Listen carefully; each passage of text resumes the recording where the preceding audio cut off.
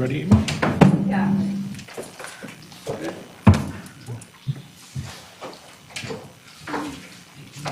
Okay, why don't we go ahead and get started? See, we're in Division 11 of the Law County District Court. We're here regarding People of the State of Colorado versus Kevin Eastman, 20 CR 461. We're outside the presence of the jury. The parties are all present, including, of course, Mr. Eastman, who is in plain clothes. And are there any issues the parties would like to discuss before we bring the jurors in? Yes, Your Honor, the people have a couple things. First of all, at the end of court on Friday, there was an issue raised by the defense for the first time that there had been a disc or an audio recording, at least, that had been discovered to them had been mislabeled. The court asked the prosecution to look into getting the correct disc. I have that present here today. I will provide it to Ms. Morris. Now it is the audio recording of the initial interview with Anna Meyer, who testified on Friday. So it wasn't provided previously? It appears it was not. There was a disc labeled Anna Meyer's interview, but it was the actual recording of a different interview. So it was a mislabeled recording. So besides the relief requested by the defense, which was to have some type of jury instruction given to the jurors at the end of the case, is there any other relief that the defense is requesting? No. Are you planning to recall Ms. Meyer in order to impeach her on anything that's on that recording? I'll certainly give you leave to do that and endorse her late. Your Honor, the problem is we haven't listened to the recording to know that yet. Okay. So if we can maybe have a longer, or let me ask Mr. Run this, how long is the interview? I don't know. I mean, I would imagine it's probably no more than an hour, so if we could just make sure we have at least a full hour of office time over the lunch hour to listen to that and to get back to the court afterwards, we would Sure. appreciate it. I don't think the prosecution needs much notice if you were to endorse her late and call her as a witness, since they have a pretty good idea of what she has said and has said on the audio as well. So I'll give you leave to call her as a witness if you wish. Thank you, sir. Any other issue, Mr. Wren? Yes, Your Honor. At this time, the people would be offering a number of CDs pursuant, as well as attestations pursuant to Rule of Evidence 902.11. These were discussed previously, and the defense stated that they did not have an objection to their admission pursuant to the attestations. And so I am offering at this time People's Exhibits 177 and 177A, 178 and 178A, 179 and 179A, 180 and 180A, 186 and 186A, 230 and 230A and B. No, that's great. Thanks. I assume they're the same as you have, right? I assume they're the same thing we have. Any objection? No. So those exhibits are admitted into evidence.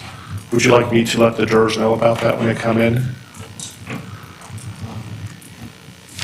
Yes, and does the court want me to describe what those items are, or does the court want to describe them? They are listed on the people's exhibit list.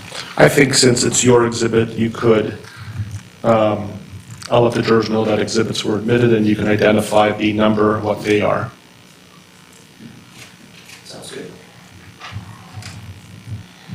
Any other issues? I believe Mr. Zale, who is the attorney for Troy Bennell, wishes to put some items on the record before he is called to the witness stand. He is our first witness today. Okay, thank you, Mr. Zale, for being here today. brief. I'm not gonna hold up anyone. And just, Judge, for the record, my name is Eric Sale. I represent Troy Bunnell, who is a witness in this case.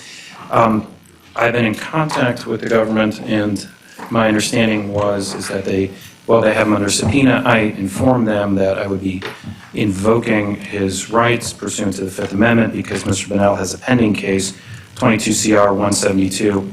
They then granted use immunity. I have explained that to him. My understanding is that it's in the court file already. It is, and In the court file. the agreement is, and then I issued a written order on June 3rd acknowledging the prosecution's application for use immunity and to compel the testimony of your client. So I'm assuming you're going to be in the gallery when he gets asked questions? Yes, Judge. Okay. Any other record anybody would like to make? I would ask that the court take judicial notice of the witness's invocation of this Fifth Amendment and the court's granting, the people's request for use of immunity and the court's granting. So I have in writing, do you want me to do that in the presence of the jury? Yes. What exactly would you like me to tell the jurors? That the court has authorized the prosecution's application for use immunity for Mr. Bunnell to testify? I would ask that we start a little prior to that in the order of things, namely that Mr. Bunnell has an attorney and a pending case related to this matter, and that his attorney, through his attorney, has invoked his right to the Fifth Amendment, and that the people subsequently moved for use immunity, and that was granted by the court. Ms. Devereaux?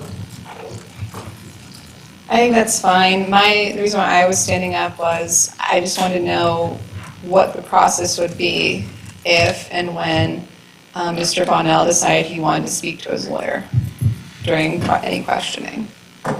Giselle, did you give your client any, let's say that there's a question that you believe is not part of this use immunity, or you believe that you needed to speak to your client contemporaneously. Is there some type of action that you would like to take or that your client would like to take? I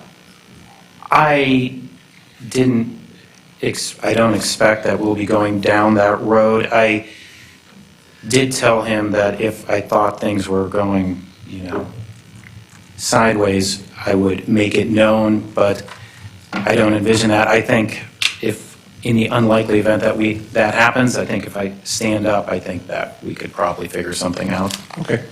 If he stands up, I'll assume that you want to have a conversation with your client, and you can perhaps step outside with him and then come back in. Does that work? Oh, that's outstanding. Thank you so much. It does, but I also want to make sure our ability to properly cross-examine Mr. Bunnell is not limited. He has been offered and granted use immunity, so I do anticipate going down the road of his pending case and, when necessary, asking certain questions regarding his bias or motive for testifying today. Yep, that's all fair game. I think I issued an order previously to discuss that, even Yes. before use immunity. Okay. Thank you. Thank you. Any other issues, Mr. Wren? Ms. Devereaux, anything else? No, sir, thank you. Okay. All right, we're going to bring the jurors in, and then we'll get started.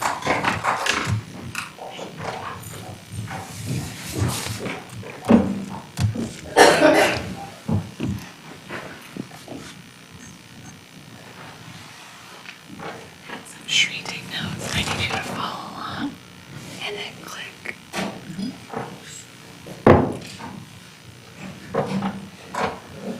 So, Sheree.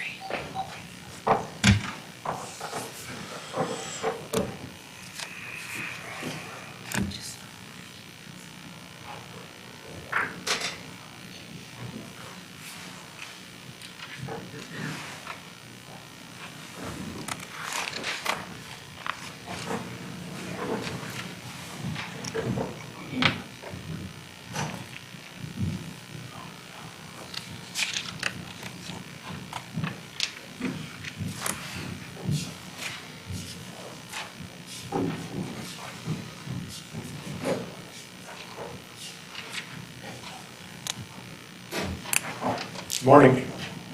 Hope you had a good weekend. You're welcome to be seated. Okay, it is now 8:40. We're in the presence of the jury. Sorry for the 10-minute delay. We had to take care of some legal issues. Prosecution may call their next witness. Your Honor, before we do that, the people would request to inform the jury of the admission of additional items of evidence that was previously discussed. Sure. And I should tell the jury for the record that the court has admitted into evidence certain exhibits. Mr. Wren is going to now name the exhibit numbers and what they are. Mr. Wren? Thank you. For the record, the people have offered and the court has received the following exhibits into evidence, starting with Exhibit 177, which is a CD containing the Verizon records of Scott Sessions and the attestation in support of that. People's Exhibit 178, which are the Verizon phone records for Heather Frank and Kevin Eastman. 179, which are the Facebook records for Troy Bunnell. 180, which are the Verizon phone records for Troy Bunnell. 186, which are the Facebook records for Kevin Eastman. And 230, which are the Verizon, a second set of Verizon records for Heather Frank and Kevin Eastman. Thank you. And I will provide those to the court reporter since they have been admitted into evidence.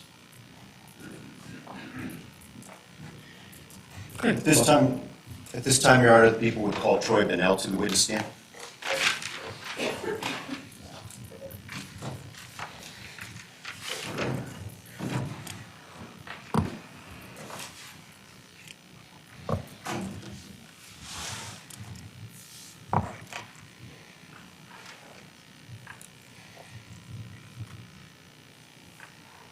Apparently, it's going to be just a minute.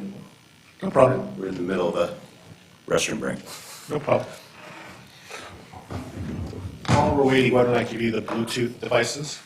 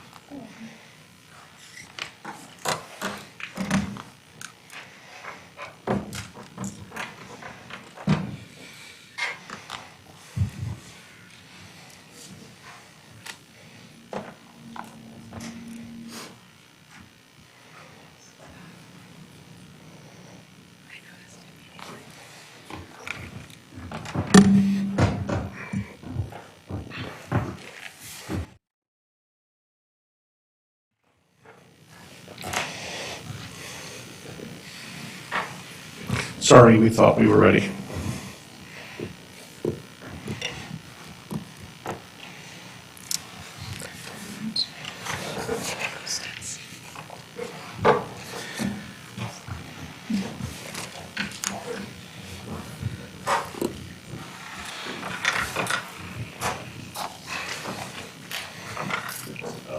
Good morning.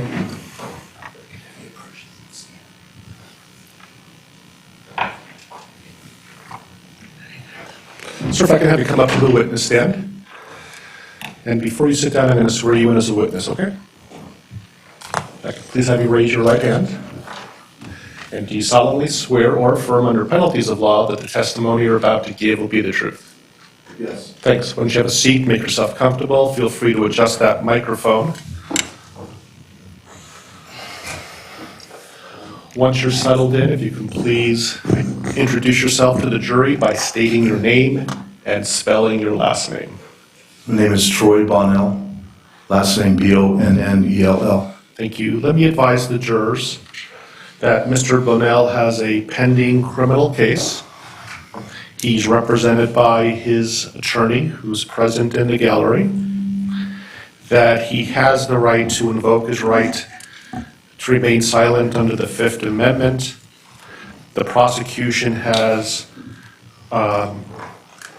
authorized or applied for use immunity of his testimony, and the court has approved that application for use immunity. You're welcome to examine. Thank you, Your Honor. Mr. Bonnell, where were you living in February of 2020? In Greeley on County Road 45. Okay, and do you recall the exact address? Yeah, 26712 County Road 45, Greeley. Can you describe that property? It's 13 acres, and it runs parallel with County Road 45. Backs up to County Road 45 and a half. What was your phone number at that time? 970-518-8324. Your Honor, if I could ask to publish what has previously been admitted as People's Exhibit 7. Sure. Mr. Bonnell, if I could just have you look to your right there on the screen. Is that an aerial photograph of your property as it appeared in February of 2020? Yeah, Okay. And where is the house or the living quarters for this property on the photograph? Can you get him the pointer? It should be.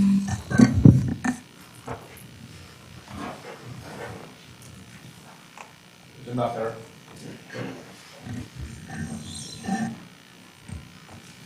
It's on the phone. I'm going to take that pointer and kind of point to the living quarters or the house on that property. so my house is right here. Okay. And where's Will County Road 45? It's running this direction. Okay, for the record. Yes. For the record, you've pointed to the road that is on the far left, upper left-hand corner of the exhibit. And as to the house, you pointed to the structure that is furthest left on that exhibit. Is that correct? Correct.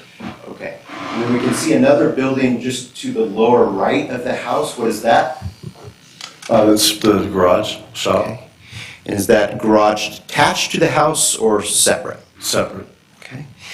And then north or above the garage on that photograph, we can see some red boxes. Is that correct? Yes. What are those? Those are shipping containers, Otherwise known as Connex boxes? connexes. Okay. Approximately what size are those? Do you know? Well, there's two different sizes. I believe at that time, I believe there was two 28-footers and then a couple 40-footers. So big enough to store a lot of things for humans to walk in and out of upright. Uh-huh. Is that a yes? Yes. Okay. And then there's another smaller white building to the right of the Connex boxes. Is that correct? Yes. What is that? This is the pump house. Pump house? Yeah, the well Okay. house. And for water on the property? Yes. Yeah. And then as we move north of or further up the diagram, beyond the Connex boxes, or the L shape that is the Connex boxes, we can see a darker structure toward the top of that diagram. Is that still on your property? You're referring to this? Yes. Do you I recognize? believe it's the pond. Okay. I mean, it's kind of hard. Well, I can't really see this, to be honest with you. You want to stand up so better look, you're welcome to. Maybe I could grab the actual. Oh, okay, there's the pond. So yes. This, I think he's okay with that. Do you recognize yeah, the darker area above Yes. the Conex box. Yes, this is it's a welder's hooch. It's a metal structure that was being used for a burn pit. And that's a three-sided metal structure, is that correct? Yes.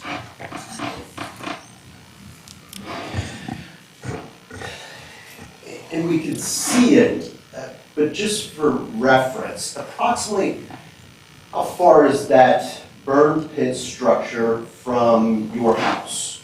You could estimate for us. So I would say at least 350 yards, maybe? Is everything that we're looking at on People's Exhibit 7, is that your property? Yes.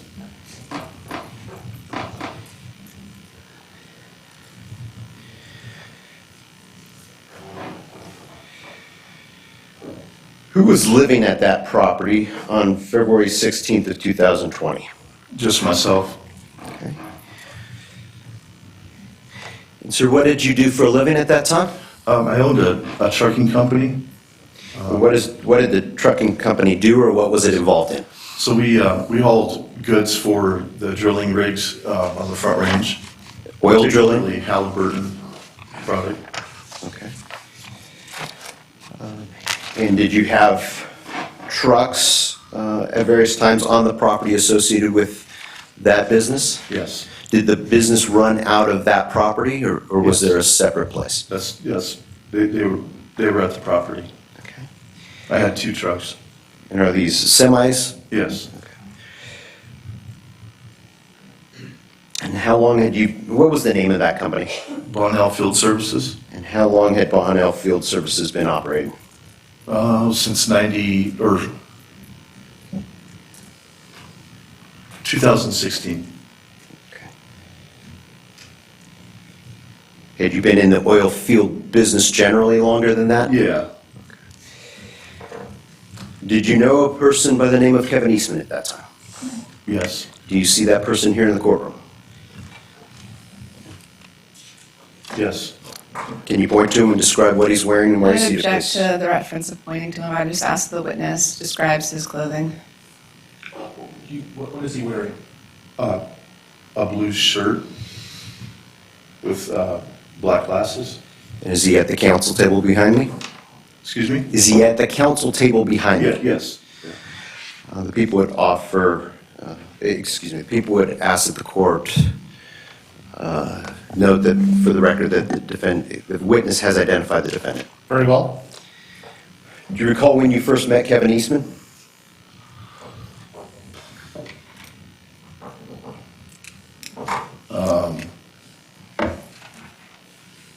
Vaguely. I mean, Do you recall It's been the years. circumstances or setting in which you met him?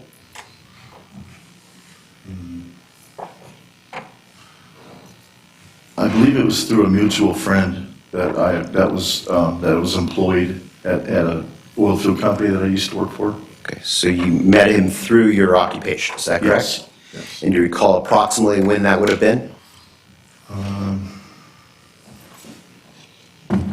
Jeez, I want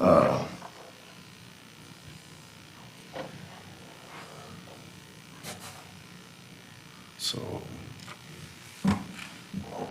2015. Okay. And do you recall what company Kevin Eastman was working for at that time? I don't. Okay. I don't. To your knowledge, did Kevin Eastman ever work for Cyclone? Yes. Okay, I and do is that remember and is that an oil field company? It's a drilling company. Okay. At some point after meeting him around 2015, did you employ Kevin Eastman? Yes. When did that begin? The first time? It was in 2016. And what did he do for you? He was a diesel mechanic. And did he work on the trucks for Bonnell Field Services? Yes, sir. Do you recall approximately how long he did that in 2016? maybe four months. And again, to do that, would he have come to the property that you previously described? Yes, Okay, so was he familiar with that property? yes.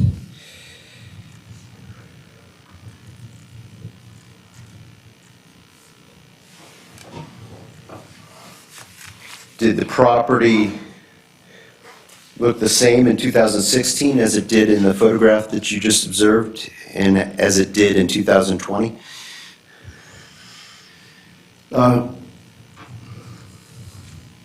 Minus maybe some landscaping, Okay. yeah. Did the defendant live with you in 2016 when you employed him? No, During the time that you employed Kevin Eastman, did you come to know a woman by the name of Heather Frank? yes. How did you get to know her? Or how did you meet her? I met her when I met Kevin. Okay. In what context did you have interactions with Heather Frank prior to 2020? It was just basically through work. Her friend at the time that worked for the company that I worked for, they were friends, and so that's how I ended up meeting Kevin. Okay. Yeah. Did Kevin and Heather Frank live together back in 2016, to your knowledge? I believe so. Did you ever have to pick up or drop off Kevin when he worked for you? On occasion, yes. And did you meet Heather at that time as well? Yes. And did you learn where she lived? Yes.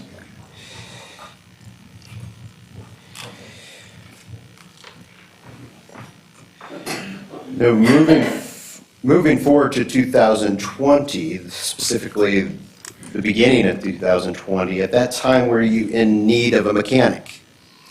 Yes. And so I'm talking about the time frame of January of 2020 into early February 2020. Did you and Kevin talk at that time about you re-employing him in that capacity? Yes. How did those conversations arise? It was through a phone call.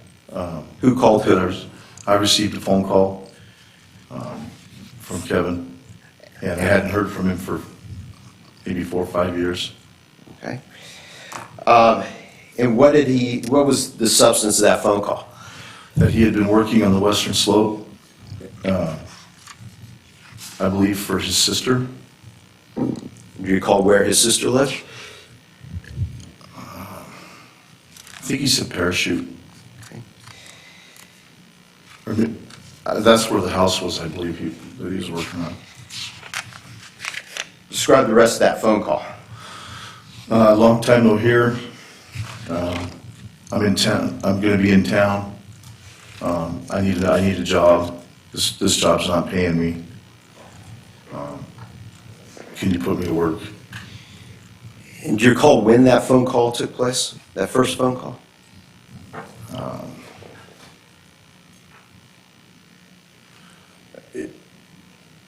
Not exactly, no. I mean, it would have been in February, I believe. And how did you respond to his request for employment? Well, at the time I needed, I had a Ford F-550 that needed diesel work. And so I offered to employ him at the ranch under the pretense that we were going to get my F-550 fixed. Okay. And was there some kind of agreement reached as to pay and living arrangements and the No like? living arrangements, just pay. We had discussed $100 per day. Basically, we matched what my previous employee was making. And who was that previous employee? Armando Gallegos. And at the point that you were talking to Kevin, in January or early February of 2020, was Armando still working for you? No.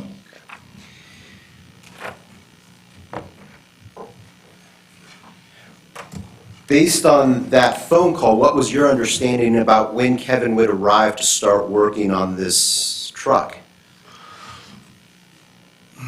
Well, it was, I'm pretty, I don't have the exact dates or in my head, really, I don't. And I understand it's remember it been was 2.5 early- years, right? Yeah, I think it was early February.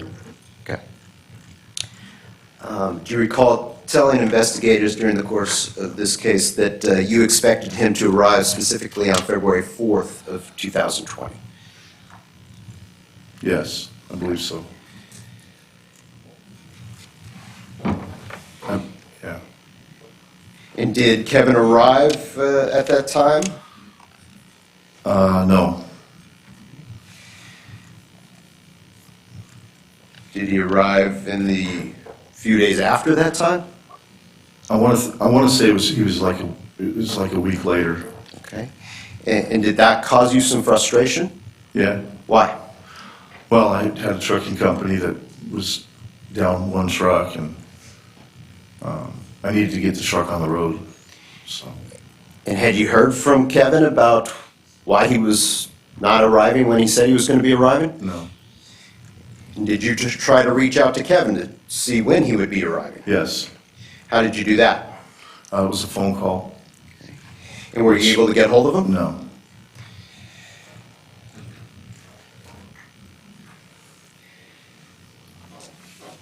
At some point, did you go looking for where you thought Kevin might be? I drove over to where the last place that I knew that he was staying, and Which was where? which was at Heather's apartment, I believe. Do you recall approximately when that was?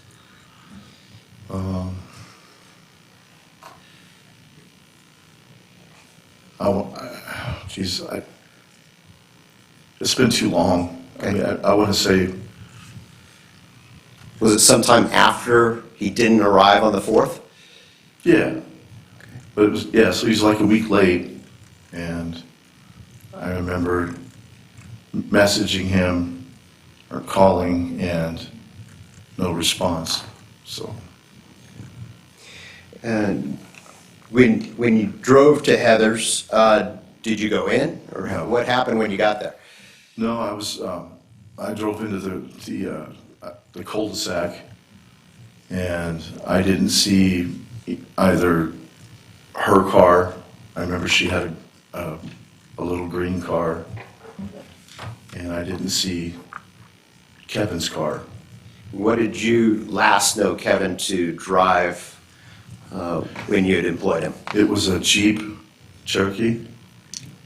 And did you know what he was driving as of February 11th of 2020? At that point? Well, I think, yeah, because I think he had called me a week later when he was supposed to be there on the 4th, and he said that he was stuck in a snowstorm in the mountains, and that he would be in Greeley the next day. And he said that he had a good transportation, and that he was using 4-wheel drive and so on. But I guess the snow was too tough for him to get over the hill. Did And you? at that point, he said he had a Subaru. Was that conversation about him getting stuck in the mountains due to snow, was that before or after you went looking for him? That was after. Okay. So sometime after you went looking for him, you received a phone call. At some point after that, did he finally show up at your house for work? No, he said that he was in town, and that he was going to be coming by that day. I don't recall the day, but I do remember him saying he was coming by, and so, to talk with me. And let's back up for just a moment. When you went to Heather's looking for him, you said you didn't see her car and you didn't see his Jeep that you had last known him to drive at that time. Is that correct? Correct. Did you contact Heather in any way or go up to the apartment? No. To your knowledge, did you have any way to contact Heather other than knowing where she lived? No.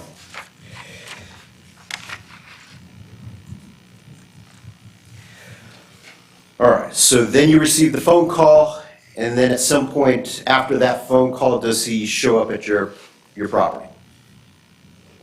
Yes.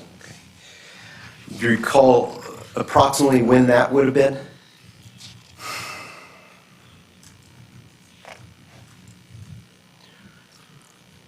It's been too long. Okay. I'd be guessing, and it was the evening. Well, let's do it this way.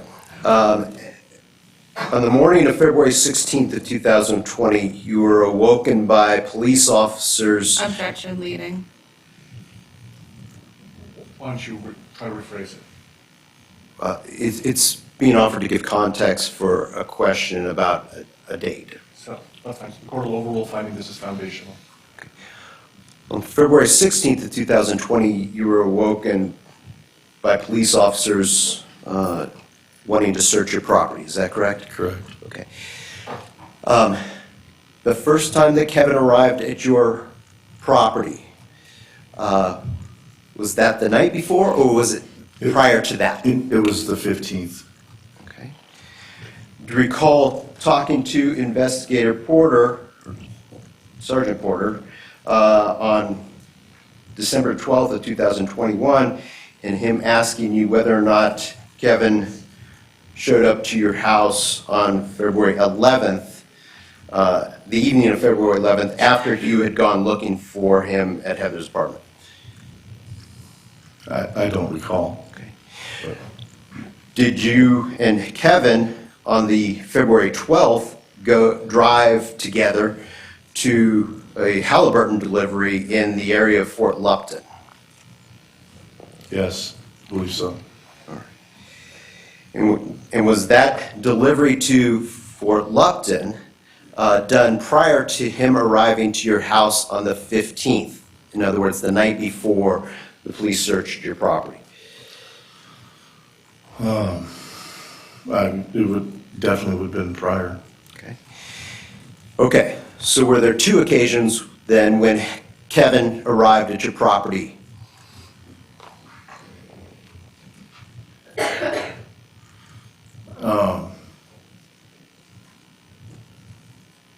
Gosh, I honestly don't remember the actual dates that he showed up. I do remember him riding along with me to a drilling rig. I don't remember the date, but Was that sometime in the week prior to him showing up the night before the police arrived? yes, And did you and Kevin, on that occasion, when the two of you drove to Halliburton in Fort Lupton for the delivery, did the two of you talk about his relationship with Heather Frank or any upcoming plans that he had with respect to her? I think he mentioned that it was something about Valentine's Day that he wanted to cook her dinner, I think.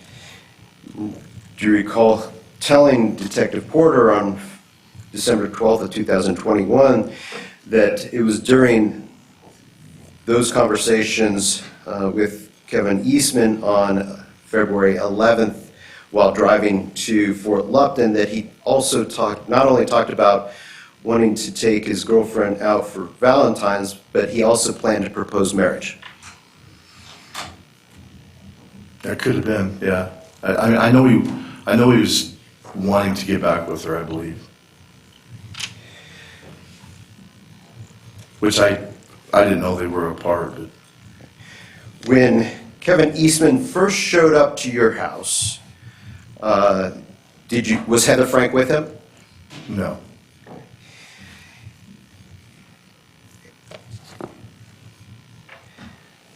When was the last time you recall seeing Heather Frank? um,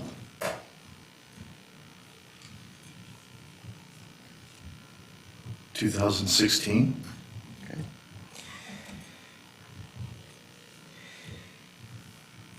Kevin Eastman first showed up at your house prior to the delivery to Fort Lupton, did he stay the night? What did he do? No, I remember, if I remember right, I'm pretty sure he said he had some things he needed to get finished up wherever. He mentioned his psychiatrist that he needed to have a visit with. Something about his meds, and that he would be ready to work, I believe, the following day. I don't like it's been quite a long time, but Understood. Did the two of you make, on that first meetup, did the two of you make further arrangements for him to return and begin working? yes, Did you send him any messages after that asking if that was going to, in fact, happen?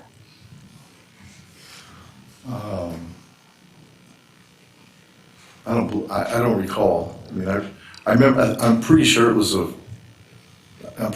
a weekend gap in between when he was supposed to start. Okay. Do you recall texting Kevin Eastman on Friday, February 14th, and saying, "Bro, please text me back. Thanks."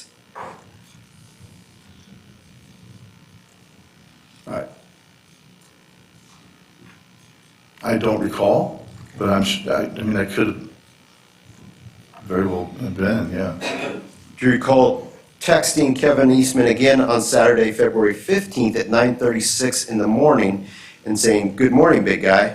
Hey, can we possibly meet up and make a game plan for first couple things needing worked on?"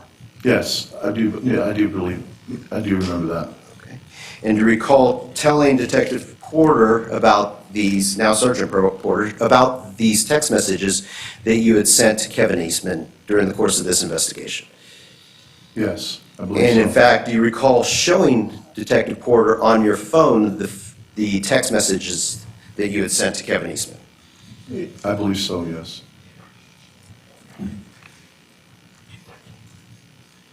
May I approach? Yes.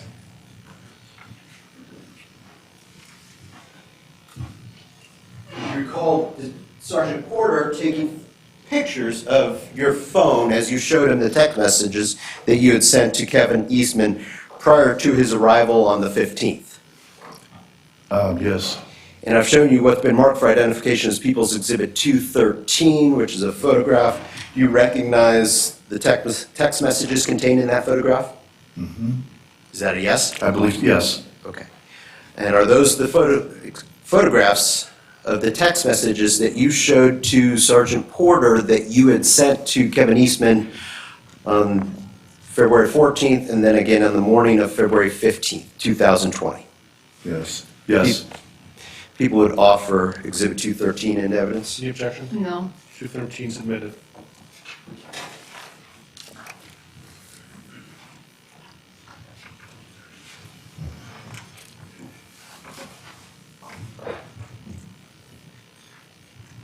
So in that text message on the morning of the 15th, you're asking to set up a game plan for work on the semi-truck. Is that right? Yeah, it was on a Ford pickup. You said a F-550, yeah. So at that point, the morning of the 15th, Kevin Eastman had not yet started work for you. Is that correct? Other than just accompanying you on a delivery. Correct.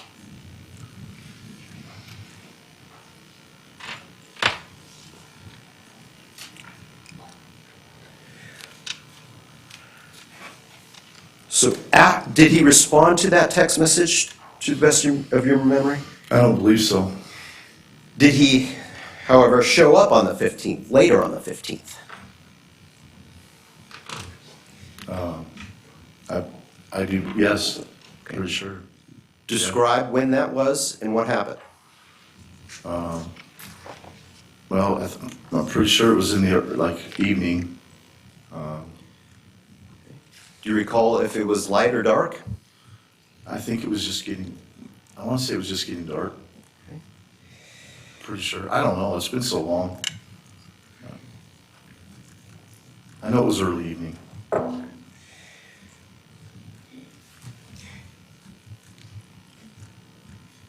You've been interviewed a number of times Yes. related to this case, correct?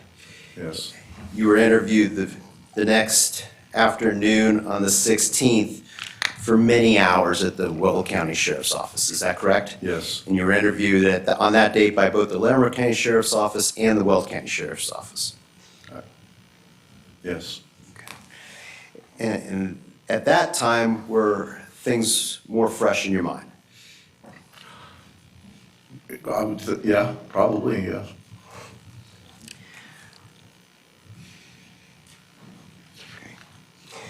Was anybody else at your house when you recall Kevin arriving on the 15th? Yes. Who was that? Our name's Jennifer Williams, Edmonds. Okay. She goes by Williams and Edmonds, is that Yes. correct?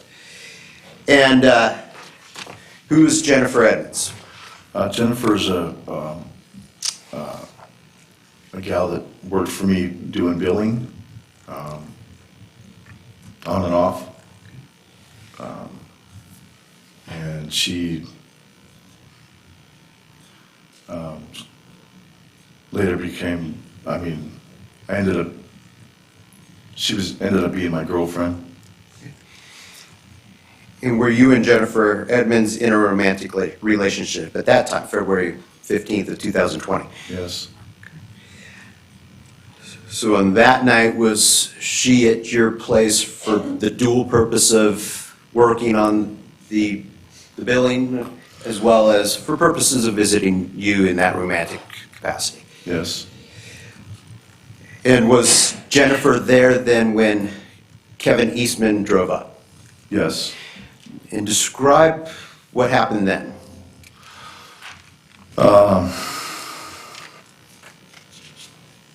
I remember seeing a car pull into the driveway. Where were from you? County Road. I was standing in the kitchen. Okay. And if you're standing in the kitchen, can you see cars entering your property? Yes. And again, do you recall seeing lights? Was it dark out? Yeah, I'm pretty sure.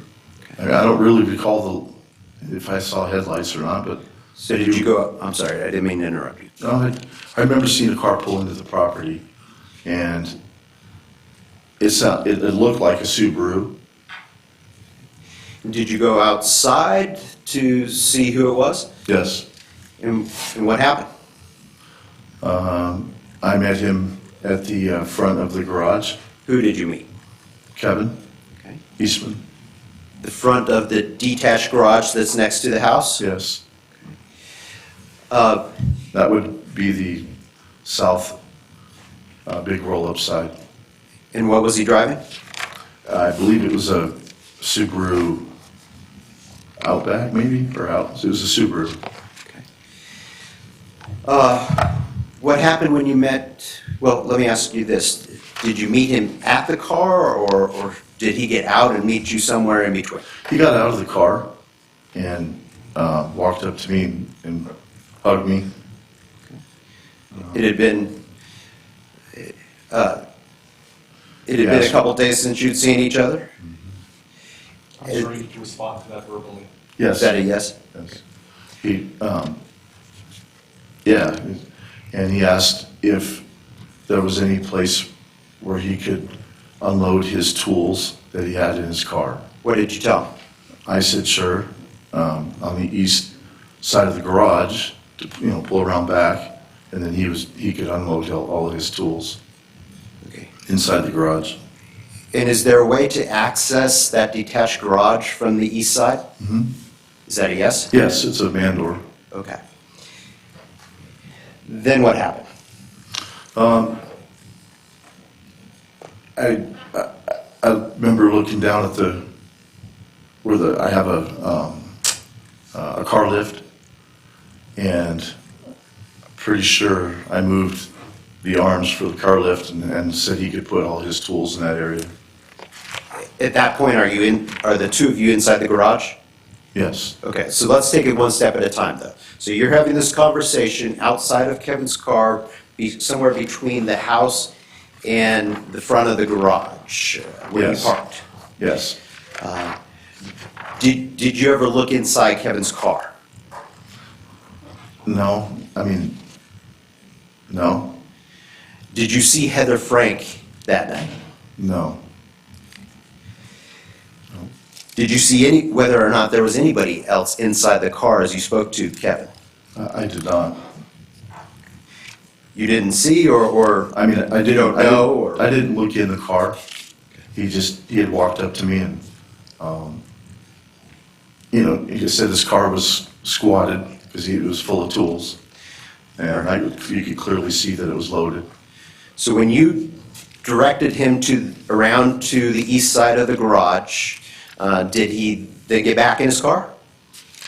No, I believe he drove around, just through the gate, and then if I remember right, I'm pretty sure he would have had to have turned around somewhere inside the parking lot, and then I'm pretty sure he was facing south, maybe. Okay, so he got back in his car, drove and parked on the east side of the garage, is that what you're Yes, saying? next to the man door. All right. And then did you go inside the garage? Well, yeah, I mean, I went back through the garage and opened up the door for him, Okay. and that's when I saw that his car was loaded. He had the hatchback, I believe, open. Did you give him directions as to where to put his stuff? Yes, Where did you tell him to put it? just directly inside the door next to the man lift. Next to the man lift? I'm sorry, the car hoist, Okay. And did you observe him then unloading his car and putting items in that location? No, I don't believe so. What did you do? I told him that when he was done, to come inside the house, and I wanted him to meet Jennifer, who was doing accounts payable. Okay. And he was going to be a new employee, and so she needed to meet him? Yeah, I mean, she didn't need to, but I just wanted him to meet the person that was going to be handling payroll. What did you do next? I went inside the house. Okay. And did Kevin Eastman remain in the garage? Yeah, as near as I remember. I mean, I'm pretty sure he said he unloaded all his tools, and there was a mountain of tools. So at some point, did he then come into the house? Yes. What happened there? I introduced him to Jennifer as Kevin Eastman, that was going to be working for us. And he was going to be working on the trucks. Told him that she was going to be doing payroll. That's about it. Your Honor, if I could request to publish a number of photos that have already been admitted through other witnesses at this time. Sure. Starting with People's Exhibit 60, please. And Mr. Brunel, I'm going to ask you again to look to your right there, and if you need to use the pointer. What are we looking at in People's Exhibit 60? Well, it's the center part of my shop. When you say shop, are you also referring to that detached garage that you were just discussing? Yes. Okay. Where would the man door be relative to this picture? It'd be on this side here. And you're pointing to the off the far right-hand side of that photograph? Yes. Where's the car hoist that you're referring to? It's just in front of the man door. Probably. On the opposite wall of 20 this feet. photograph, you can see a large black toolbox. Is that correct? Yes. And is that your toolbox? Yes.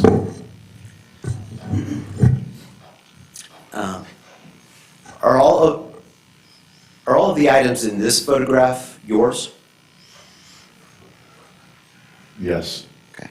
If I could ask to publish 61, please.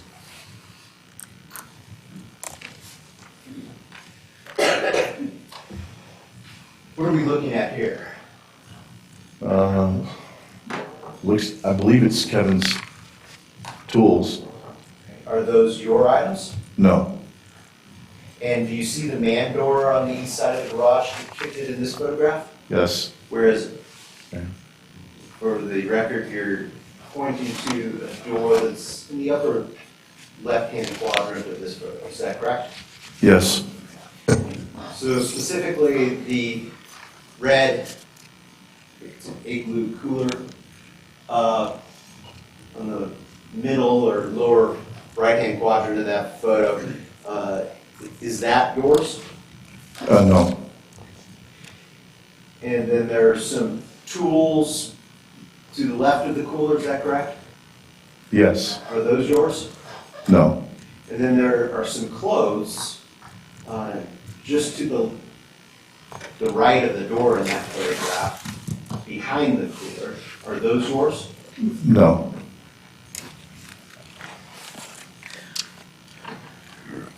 The sawhorse, is that yours? No. The tool belt that is on the sawhorse, is that yours? No. All right. We could publish 62, please. And this is a photograph of essentially the same items taken from a different angle to show a more close-up view. Are the tools depicted in this photograph, are those yours? No, they're not. And again, this is just to the right of the man door as you're looking at it from inside the garage? Yes. And you can see some overalls there, is that correct? Overall what? Yes. Okay. Yes. And can you see the cyclone emblem or insignia on those overalls? Yes. Are those overalls yours? No. If I could ask to publish 63, please. I believe the only thing in that picture that was mine was that trash can. Okay. And again, just another photograph from the opposite side, same group of tools. Is that correct? Yes.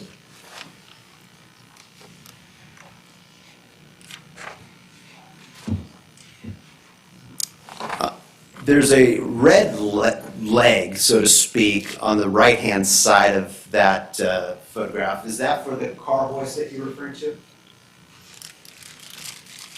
Yes, this part? Yes. Yes. Okay. 64, please.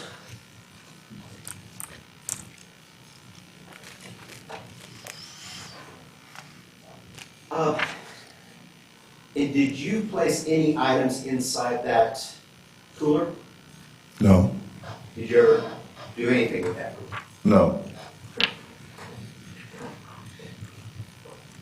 If I could ask to publish 70, please.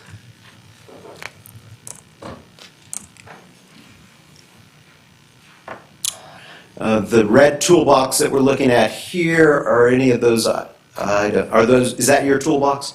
No. Are any of those items depicted in that photograph yours? No. 72, please.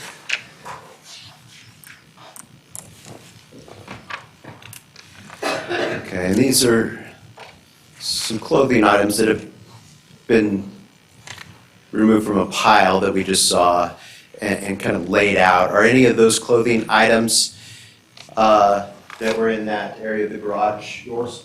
No.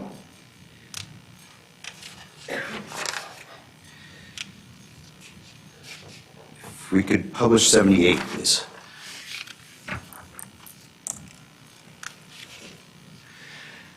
There's some paperwork that you can see in People's Exhibit 78. Is that your paperwork? You want them to stand up and take a better look if you like. Okay. The question is, do you recognize it? I don't recognize it, no. No. 79, please.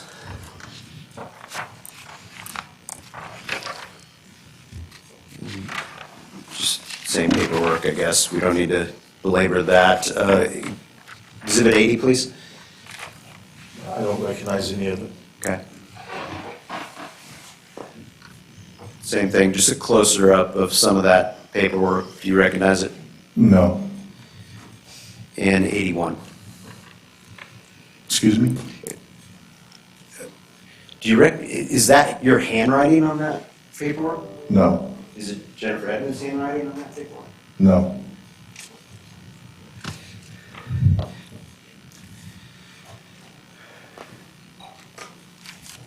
Okay, we can take that down, thank you.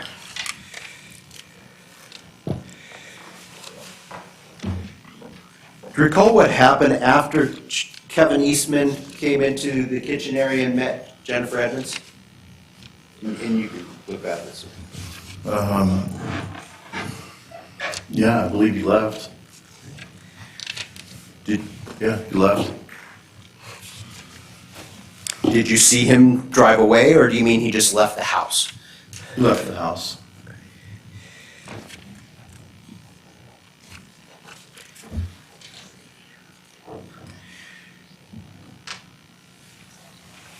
Have you seen Kevin Eastman since that?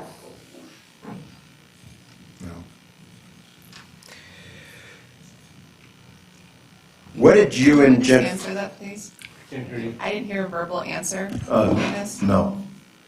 Thank you. Do you recall approximately what time in the evening it was?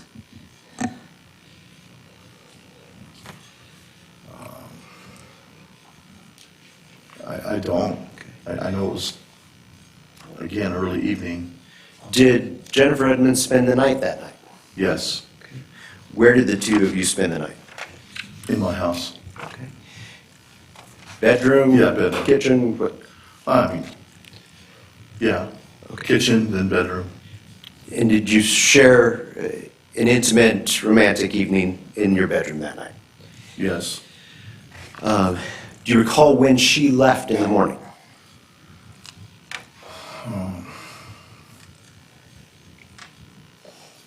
I don't recall the exact times. I'm 3:34. I don't remember. It's been a long time. So, Is that the best of, to the Yeah. best of your memory, she left at 3:30 or 4 in the morning, is that so correct? yeah, give or take. She had her own house in Milliken at that time? Yes.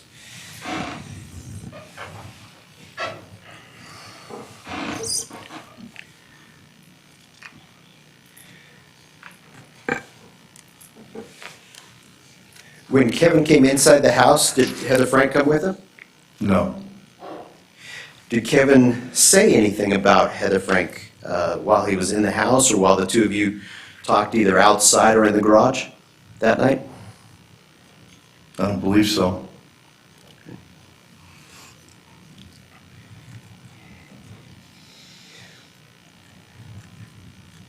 Were you with and in the presence of Jennifer Edmonds from when she got there that night to when she left in the early morning hours of the 16th? Yes.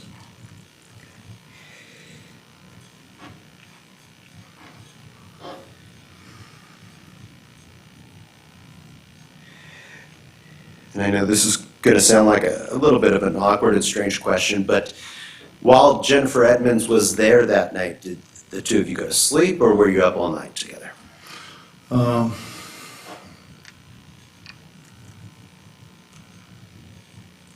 I think I fell asleep early morning. Was that after she left or I believe so. while she was there? Were the two of you awake? Yes. Okay.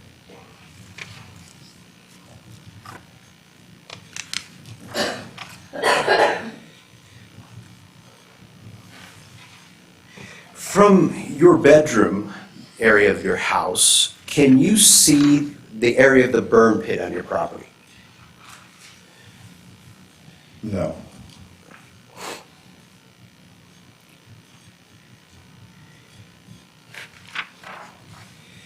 What did you do after Jennifer Edmonds left in the early morning hours of the 16th? I believe I went to sleep. Because you'd been up all night, correct? Yeah. What's the next thing that you remember happening? I remember knocks on the door, Who was it? more like pounding. Was there? It was Weld County Police. Sheriff, And did you answer the door? yes, Was there anybody else in the house at that point? no, Did you know where Kevin Eastman was at that time? no.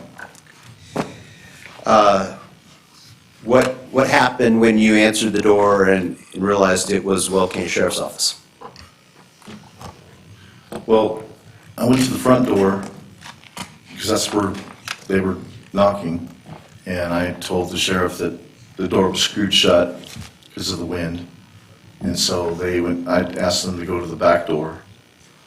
I remember when I opened the door, they, pulled me out of the house backwards. Did they handcuff you? I believe so. Okay.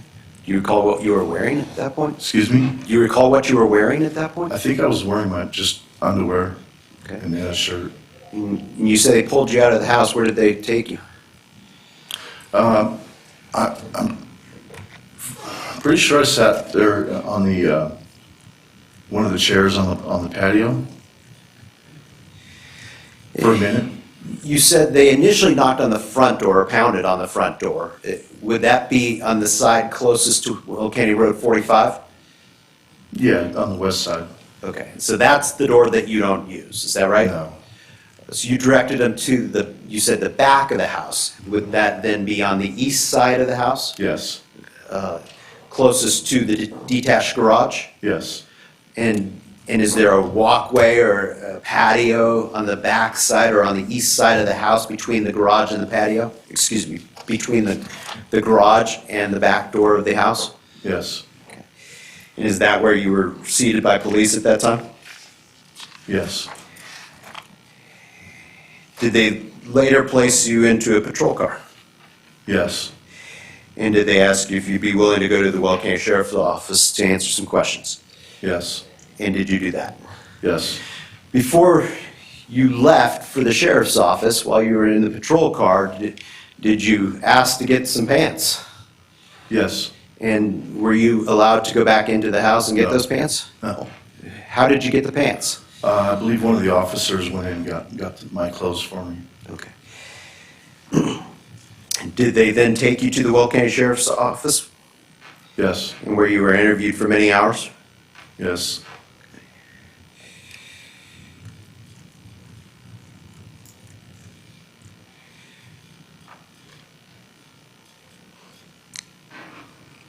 Did you know why the police were there that morning? Initially.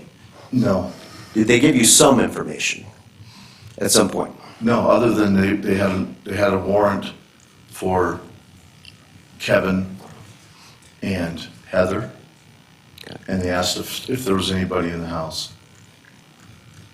They asked me if they could enter the house to search, to make sure no one was in the house, and I said yes.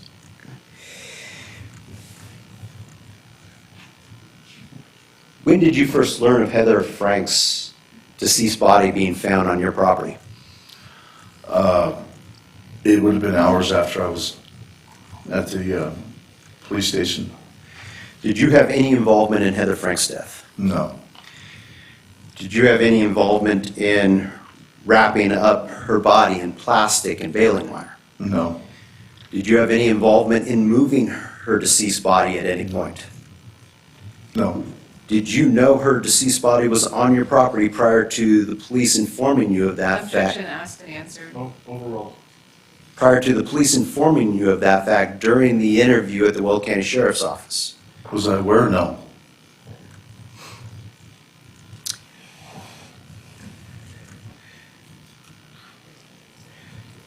During the interview at the Weld County Sheriff's Office, did the police ask if they could collect buckle swabs or sample DNA from you? Yes, And did you voluntarily provide that? yes, Did they also ask if they could test your hands and face for what they described as gunshot residue?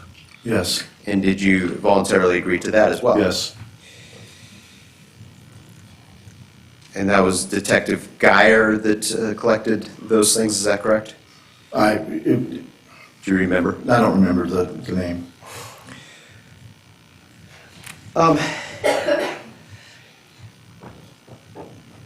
They also took my boot.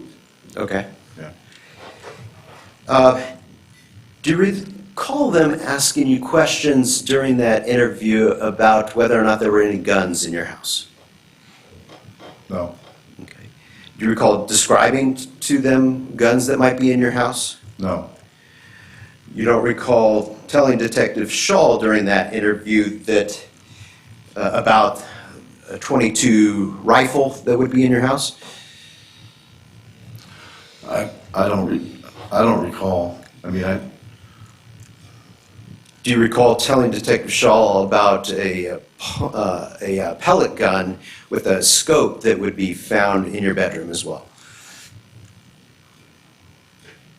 if that's what was said back then I might have said that, but it was probably because I was asked if there was any firearms in the house. Maybe, I don't know. Let me ask it this way. As you sit here now, do you remember what firearms you had in the house at that time? Yes, What were they? it was a 410 shotgun. Where was that kept? That was in my bedroom closet. What other firearms do you remember There was having a- inside your house at that time? There was a .22 rifle And where was that rifle kept? in my closet. Do you recall telling them about any other firearms, or do you recall any other firearms in your house at that time? Not in my house, no. Okay. Do you, Well, other than pellet gun, okay. Do you recall having a pellet gun at that time? I believe so. Okay. Do you recall describing any other firearms that you believe to be in the garage at that time?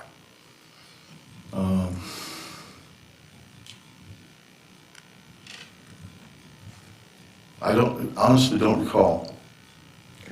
Do you recall telling Detective Shaw and later Detective Geyer on that same day that you had a .22 pistol revolver in your detached garage? I believe it's when I thought it was when I came back. It was like 3 days that I wasn't allowed back, and I remember going inside the house. I went into the garage, and then I noticed that the pistol that I had kept on top of the black tool chest was missing. Let's talk about that pistol. Did you have a gun on February 16th in the detached garage? Yes. And where was it? It was on top of my roll top. Describe what it looked like. It was a 6-shooter. I believe it was an antique. All three firearms were antiques. They were my father's. Probably 80 years old. When you say It is- all three, are you referring to the shotgun, the .22 rifle, and the antique Yes. .22 revolver in the garage? Yes.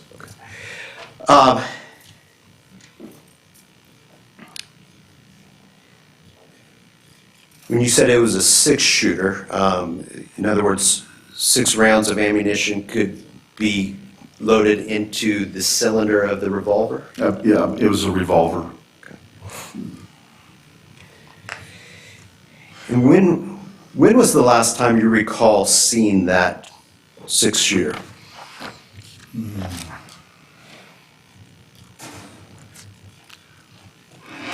It would have been probably a couple days before I had seen Kevin.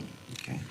And did you use it at that time? I believe so, yeah. For what purpose? Well, at the time I had chickens, and I have coyotes that was coming into the house area, and they'd yip at night.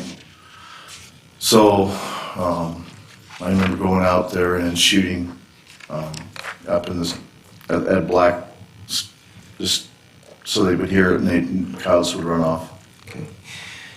And do you recall whether or not you left that 6-shooter loaded? I might have, yes. Where did you leave it the last time you remember it? On top of my tool chest. Which tool chest was that? It's the black roll top. Okay. The large tool chest, the black one. Okay. The one that you mentioned in the photograph that we looked Yes. at just moments ago? Okay.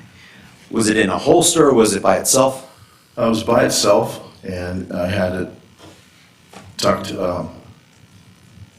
I think there was tools.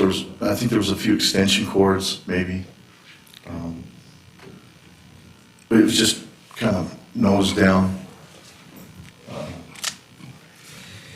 In between, I'm pretty sure it was in between an extension cord, maybe.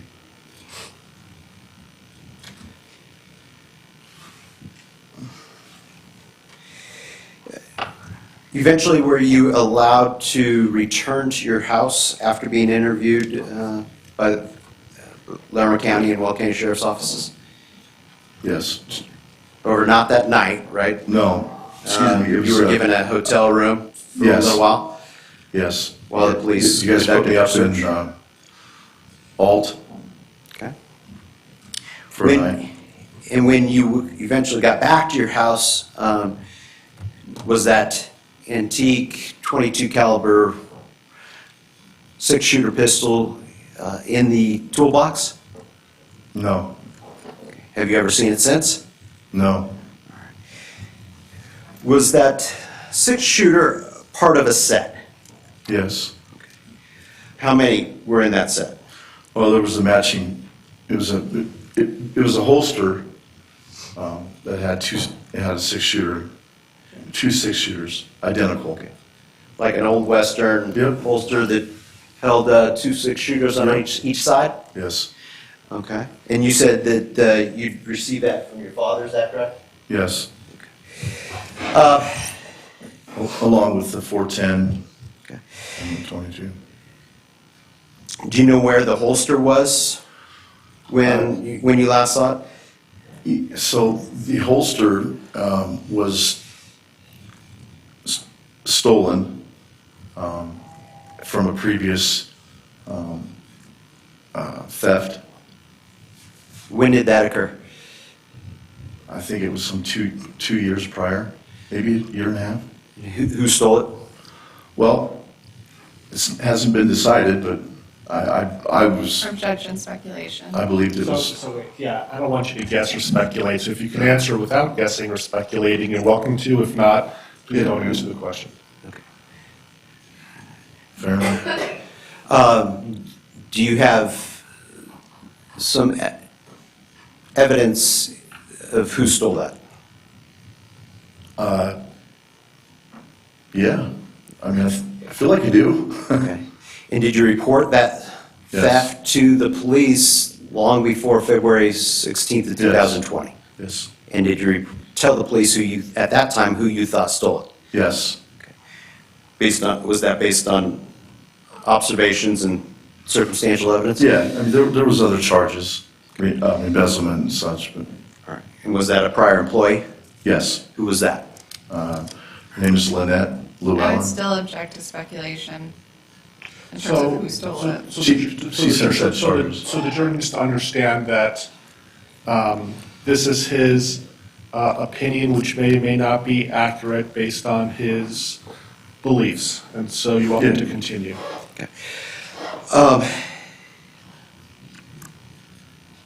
When you reported the theft of the other 22 pistol that was part of this matching set, did you provide police with a photograph of the remaining pistol so they could know what Yes. they're looking for? Yes.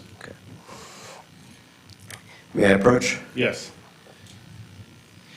Let me ask you this first. Were the two pistols that you described as a matching set, were they identical to each other in appearance? Yes. We can show counsel, I'm showing you what's been marked for identification as People's Exhibit 100. Is that a picture of the .22 pistol that you last saw in the detached garage in the toolbox? It appears that it could, yeah, it looks like the 22. Okay. To be honest with you, I'd have to refer back to the pictures that I sent originally.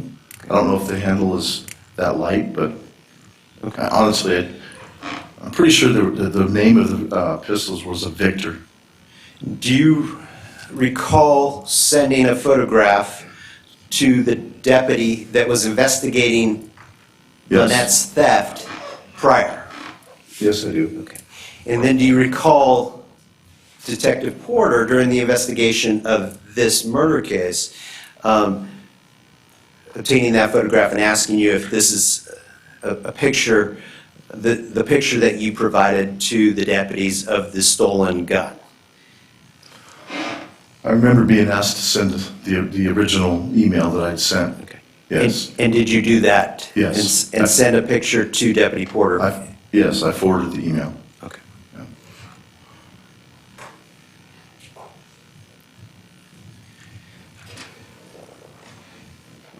For the record, retrieving People's Exhibit 100.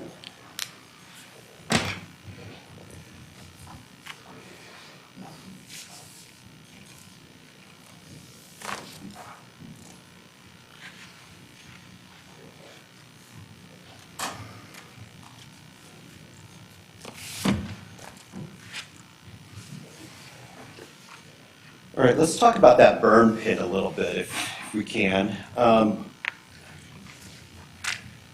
When was it built? Let's see, I bought, it would have been probably 2013, What was the purpose behind building it? to burn weeds, trees, dead trees. And were there dead trees in the area around the burn pit? Yes. Do you recall whether or not there was also a weathered tabletop, wood tabletop in that area near the dead trees? I don't recall the tabletop, no.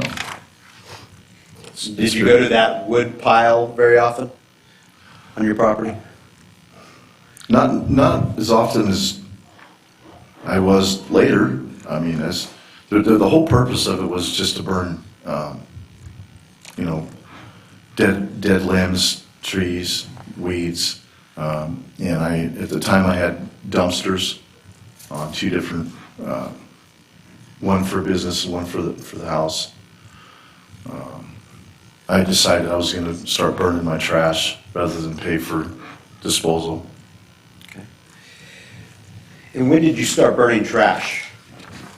It would have been sometime in 16, 2016? yes. Where did you keep the trash between burns?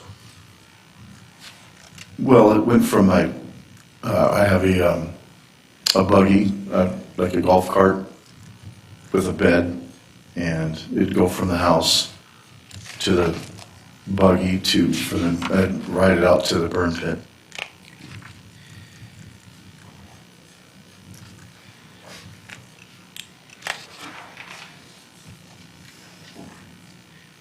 Did you allow neighbors or anyone else to burn their trash in that burn pit? I don't believe so. I think I had a renter in my storage area that had some work trash, maybe. Was that person living there in February of 2020? No, When did that person live there? they never lived there. It was a renter it was a renter in the storage area that had rented a container And I believe that they asked if they could throw some trash in the burn pit at some point. So when you say a renter, are you referring to somebody who They rented paid for storage space, area? yeah, rental space. Are you Tenant? Not, I guess it wouldn't be a tenant. Oh, So let's start all over. Why don't you ask the question? the renter that you just referred to, was that person living on the property? no,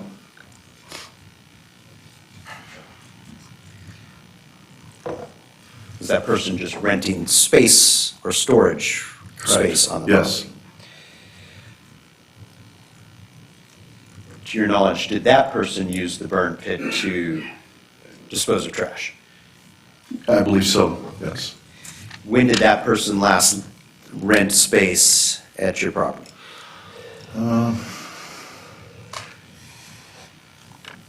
It was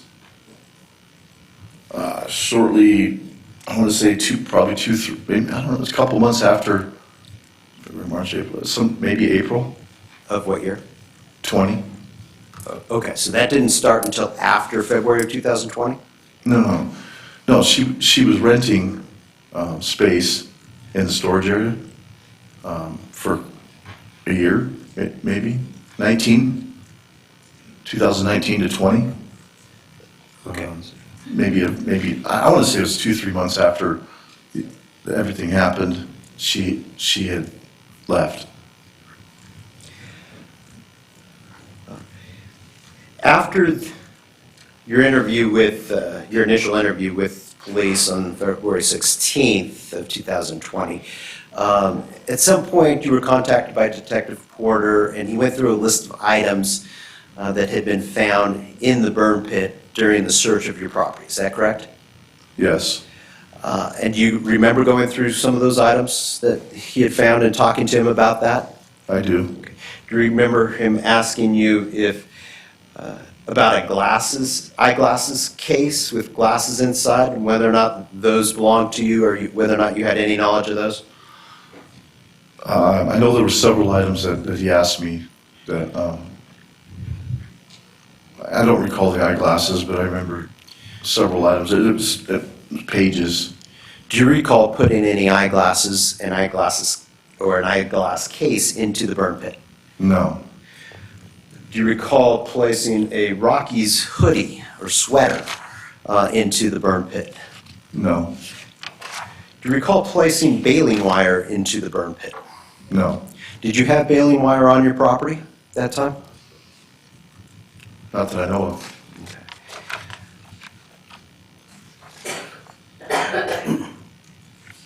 Do you recall ever placing keys or keychain into the burn pit? No, In that burn pit, there were also some jars and glass vials and syringes. Did you place those items into the burn pit at any point? they were, yes, not just that, but they were in a bag. It was in household trash. Okay, let's talk about those items. Were there a lot of vials and syringes in your home? Yes. What were those? Well, one was called Gigtrophin. It's a growth hormone. And were those growth hormones yours? Yes. What were they for? It was for skin, your organs, pretty much everything. I mean, it's probably the super vitamin. It was. I mean, you could buy it off the internet. It was a supplement, but it was called Gigtrophin, and it did say growth. I believe it said growth hormone. And are those items that you bought off the internet? Yes. And did you keep them in your refrigerator and other places in your house? I believe the empty vials were in a bag Okay. in my cabinet, and then I would have kept the ones that I used the insulin needle, along with B12. I would have kept it in the refrigerator. Okay. Were you asked about a red bed skirt that had been found in the burn pit? I don't recall. I don't recall. Do you know whether or not that is an item that you put in there? No, I There, don't meaning the burn pit? I don't remember putting any sort of bedding.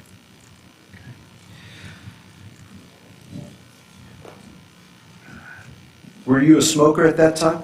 No. Was your ex-wife Cynthia a smoker? I believe so, yes. You believe so, or you know so? I mean, you I don't think she's ever married quit. to her. You She know says whether she's or not- quit, but I don't believe it.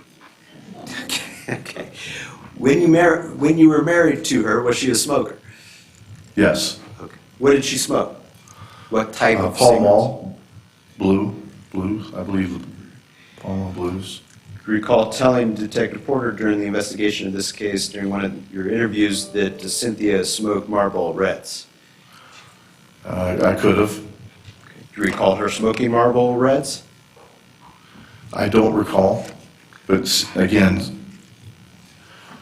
I think Cynthia's probably smoked every cigarette there is, but I don't know. Let's talk about those Connex boxes a little bit more that were on your property. What were they used for? Storage? For your business? Yes, partially, and then other parts of this container. I had a few containers that was just personal, furniture, car parts, things of that. Did you, for business purposes, store a large roll of plastic transparent visqueen? If you recall. I don't remember storing it, but I do recall. I do recall Jerry asking me about a roll of plastic. Who's Jerry? Jerry Porter, sorry. And for reference, you're referring to Sergeant Porter that's seated at council? Yes. Okay. That was at the same time when he asked me about the eyeglasses and such. Okay.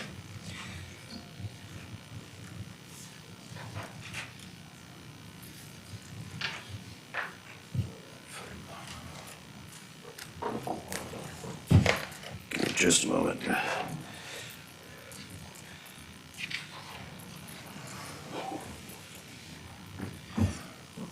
Actually.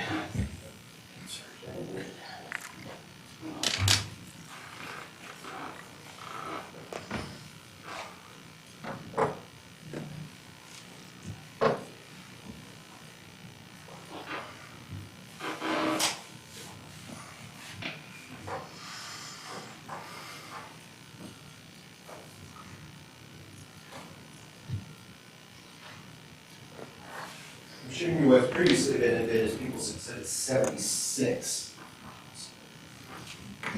Okay, thank you.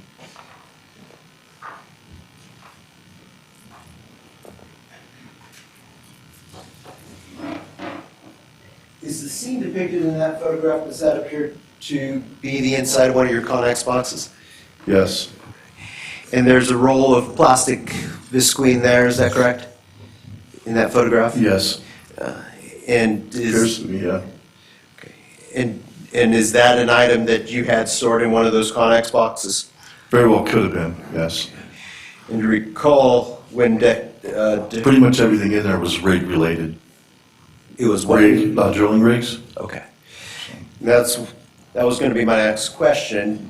Do you recall talking to Sergeant Porter about what that type of plastic was used for? I do. And what was it used for in your business? So we used, they were called slip covers, and we used them in the bad weather, the wintertime, when we transported pallets of drilling fluids, dry products. It was basically like a big pillowcase, and we'd slide them over the top of the pallets, keep the rain off of them. I forget the name of them.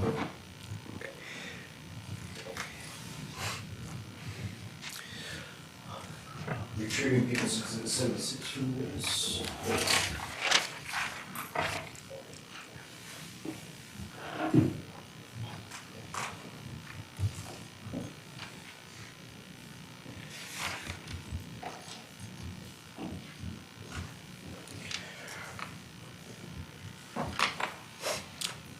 Mr. Bunnell, you talked about several guns that you had at your home in February of 2020, correct? Several, I mean, 3, Okay. yeah, 3 plus a pellet gun. yes, The .22 rifle, the .410 shotgun, and the .22 pistols. Is that correct? You were, prior to February of 2020, you had been convicted of a number of felonies, correct? prior to when? February of 2020. Yes, Specifically, there was a number of felony convictions that you received in 2010, correct? I believe there was 2, Do you recall being convicted of 2 different counts of theft in 2010? yes, And also a drug possession, no, receiving stolen property? no, no, the only, so it was 2 F4 felony theft charges that I ended up with, yes. When you say F4, that a class 4 It was felony? a class of felony, And do you recall also being convicted of aggravated motor vehicle theft in 2010? yes, And also in 2010 trespassing on farmland? yes,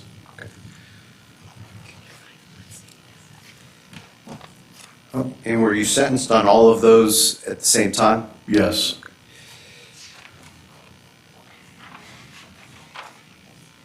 And did you serve your time? Yes, I did. And approximately when did you get out? I believe it was 2013.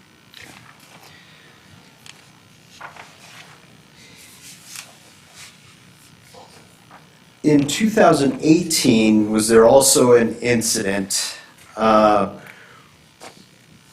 where you told police that during a heated exchange with your ex-wife Cynthia that she had hit you in the foot with one of your crutches?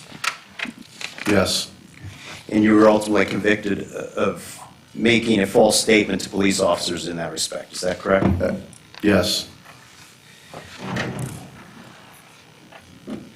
As a result of these convictions, you are not able to lawfully possess firearms as a felon, correct? I believe so. And as a result of this case and it coming to light that you were in possession of firearms, you have been charged and have a pending case related to the possession of firearms by a previous offender as well as the steroids that were in the vials, correct? Yes, Okay. And that case is still pending. correct. And you have an attorney on that case, correct? Yes, Okay. And he's present in the courtroom. yes.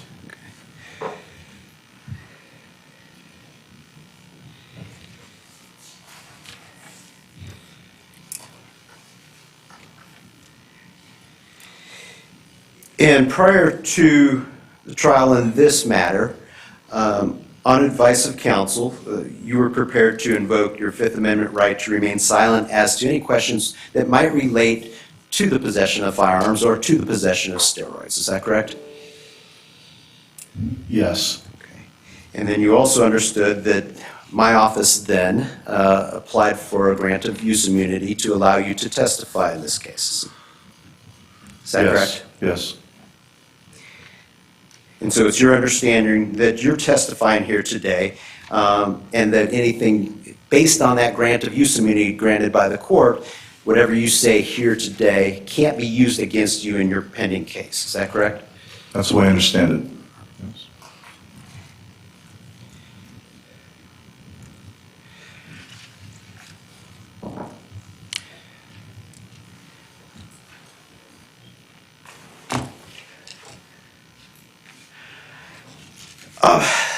Going back to when you were pulled out of your house and taken to the Weld County Sheriff's Office on February 16th of 2020. And then subsequently interviewed at the Sheriff's Office for many hours. You were confronted by Deputy Shaw from the Weld County Sheriff's Office about he had heard that you might... Objection leading. Why don't you ask a non-leading question? Okay. Do you recall being asked by Deputy Shaw any questions about some shell casings? Yes. Okay. To your knowledge, did you have any shell casings in your pockets at that time?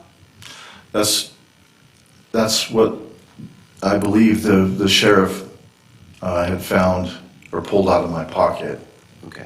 when I had the pants on. Okay. Did you see that? I mean, I didn't hold them. I do remember him, or maybe it was her. Pretty sure it was a male that pulled them out of my pocket. So I was I was in my underwear, and I was brought clothes. Objection, Pants. narrative, and non-responsive. Why don't you, I'll sustain the objection, why don't you ask him some follow-up questions, if you wish. What happened when you were brought some pants as you were in the patrol car? I put them on. Okay.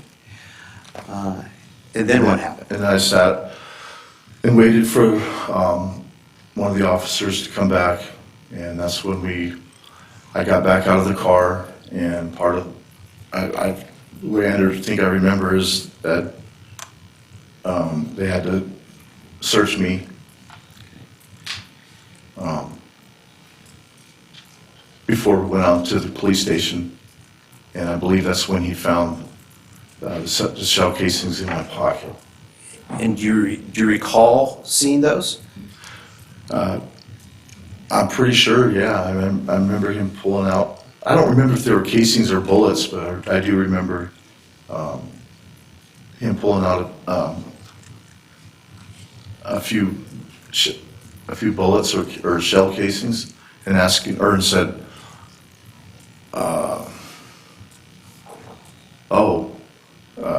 well, I don't recall exactly what he said, but And where did that happen?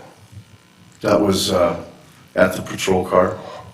Still on your property? Yes, And who was it a male or female deputy? I believe it was a male. And do you know where those bullets would have come from? Bullet or bullets or whatever? I mean, they probably, if I was guessing, it's So, I mean, wait, I don't want you to guess, I don't want you to speculate. I don't know. Okay. When was the last time you had shot at coyotes? It was a couple Objection. days before the fifth, Wait, so when 16th. there's an objection, you need to stop so I can answer the objection. What's the objection? Lack of foundation. He's never testified that he shot coyotes. He said he was shooting coyotes for chickens. When did you shoot in the dark to scare the coyotes away? When did you do that last? It was a few days before the 15th or 16th. And what gun did you use to do that? That was my .22 revolver. The pistol or the The rifle? pistol. The pistol.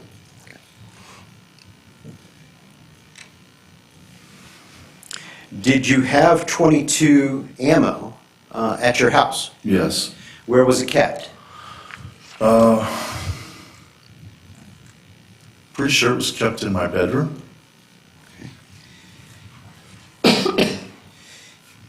If I might have- officers found a box on the top of your refrigerator in the kitchen, is that an item that you would have placed there? It could, yes, probably, could have been, yes. Okay. I thought they were in a drawer, or in my bedroom, but maybe not. Do you remember how many boxes of .22 ammo you had? So I don't. Several.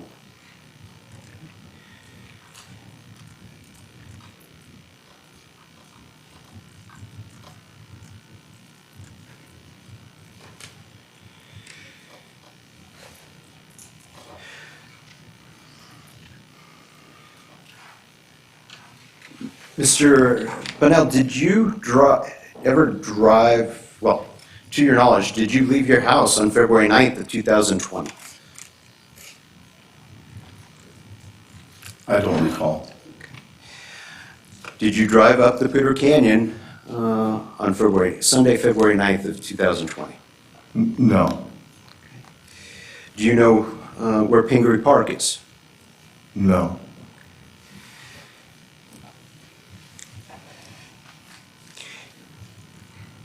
Prior to being interviewed at the police department on February 16th of 2020, had you ever heard the name of Scott Sessions? No.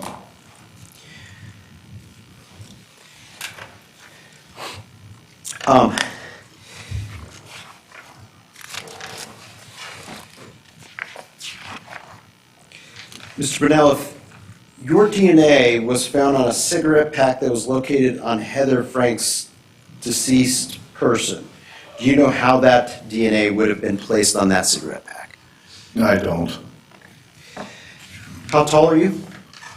6'3"? And approximately how much do you weigh? Objection relevance. Overruled. Too much. Okay. 270. Okay. Approximately what size jeans do you wear? These 30, I believe they're 38, 36 maybe? 34, 38, 34.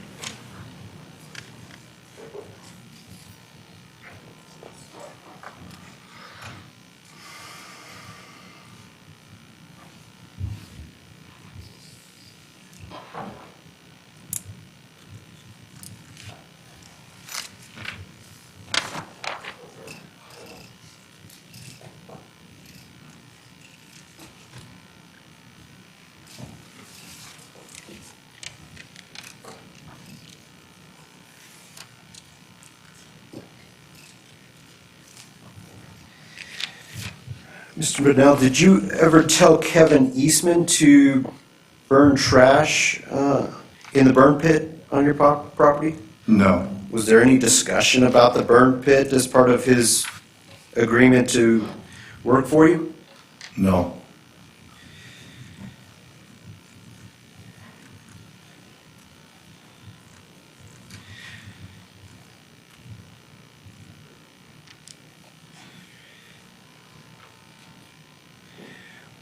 After Jennifer Edmonds left your house the morning of the 16th, do you recall whether or not the two of you had a phone call conversation? I believe so, yeah. I was called her, or she called me, or I called her on her drive home. Do you recall whether or not that happened on the morning of the 16th as well? I believe so. I mean, I can't say for sure, but it was pretty regular.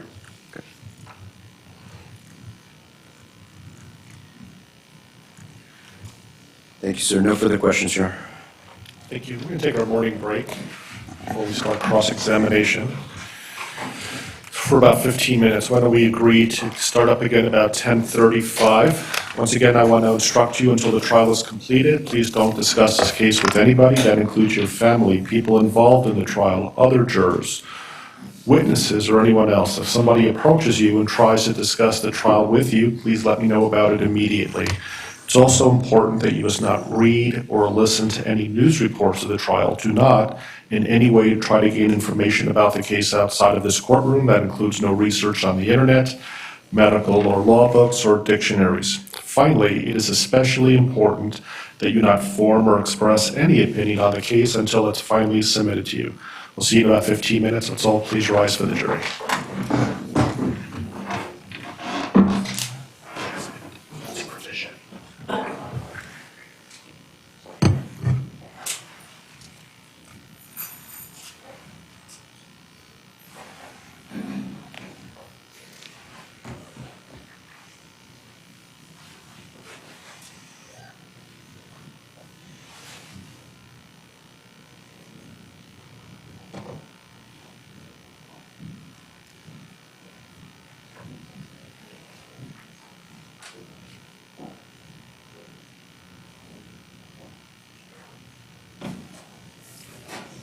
Okay, you're welcome to see. We'll be in recess for 15 minutes.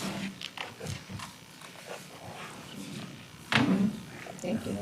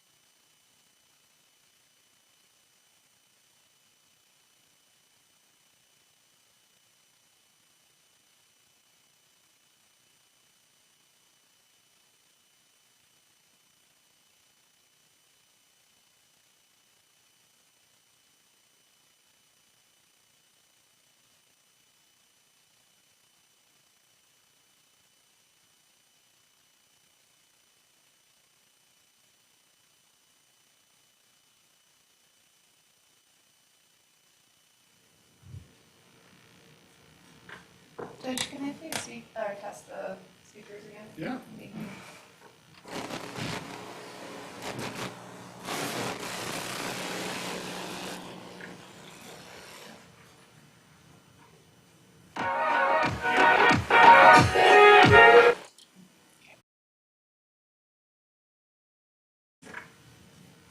Promise that's not what I'm going to be playing.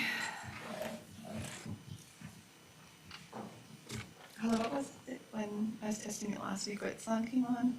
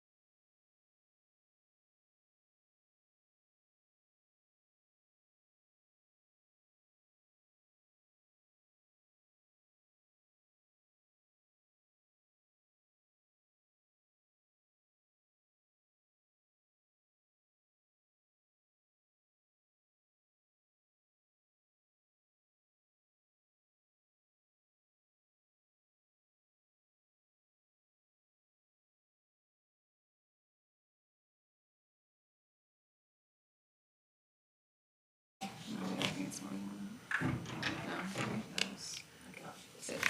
It's six. Double check me though, please.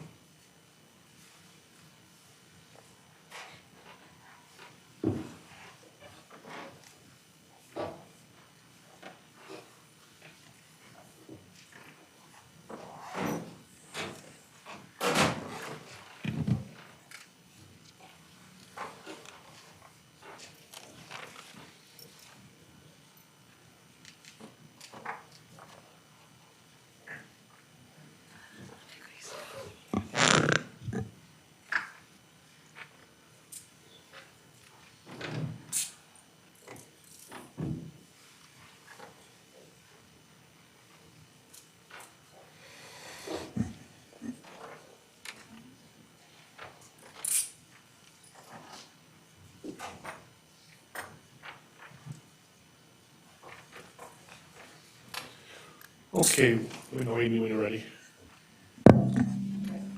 Okay, we are back on the record in People versus Kevin Eastman. We're outside the presence of the jury. Any issues before we bring the jurors in? Did we lose Ms. Devereaux?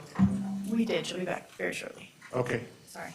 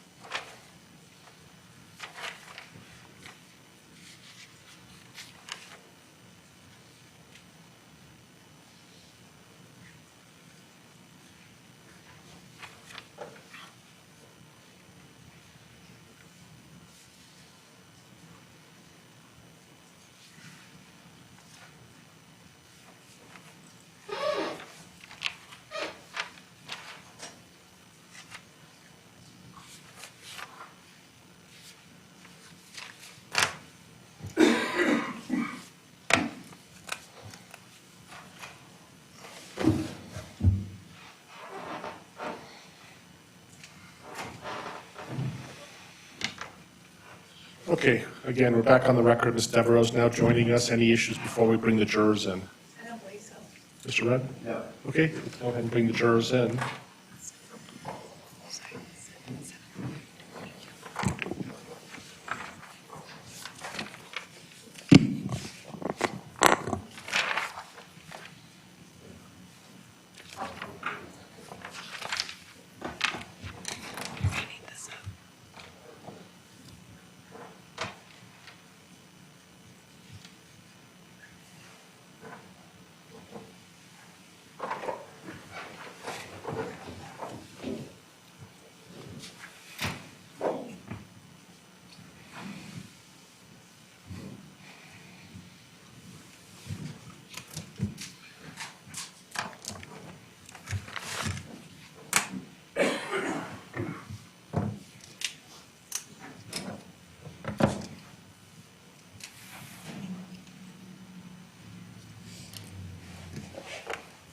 You're welcome to be seated.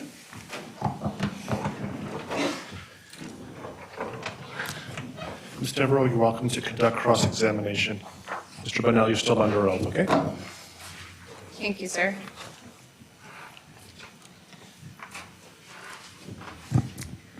Good morning, Mr. Bonnell. More.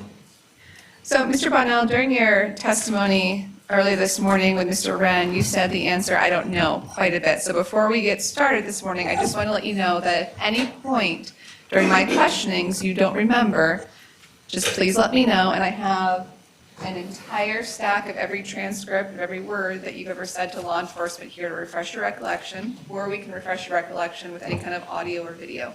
Okay? Okay. Just let me know. So you testified this morning and told this jury that you had never heard of the name Scott Sessions before February 16th, 2020. Correct. And you spoke with, as we heard about this morning, Detective Tyler Schell at the Weld County Sheriff's Office. You spoke to the first detective that you met with at the Weld County Sheriff's Office the morning of February 16th, 2020, Yes. was Tyler Schell. Sorry, yes. And Detective Schell was actually a Larimer County detective. Okay. Yes or no? I don't recall the names. Do you recall that the first detective you spoke to on February 16, 2020, introduced himself as a member of the Larimer County Sheriff's Office? Again, I don't recall the names. But you recall learning from, or that morning, the Larimer County Sheriff's Office was investigating the disappearance of Scott Sessions.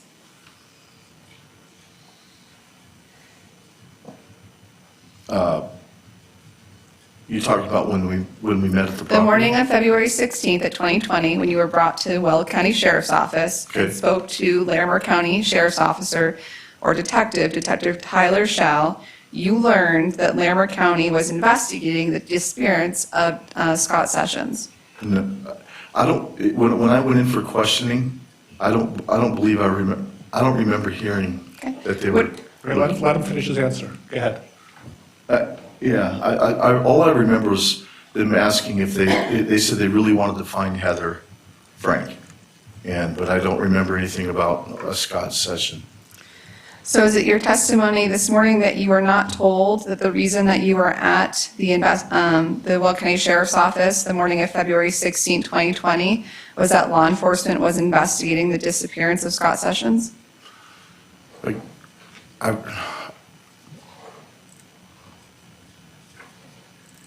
I don't remember. I don't recall that. Okay. I- Would it refresh your recollection to view a clip of that interview with Detective Shaw? Okay.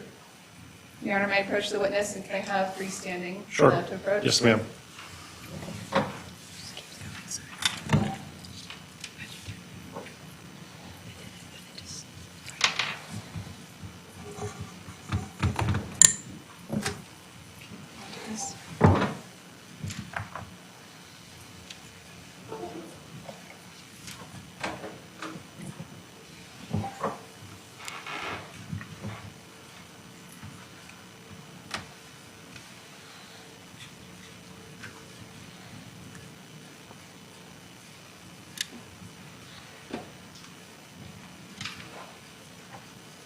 You want to use this one? I did not put this one. Okay. But also clean it for you.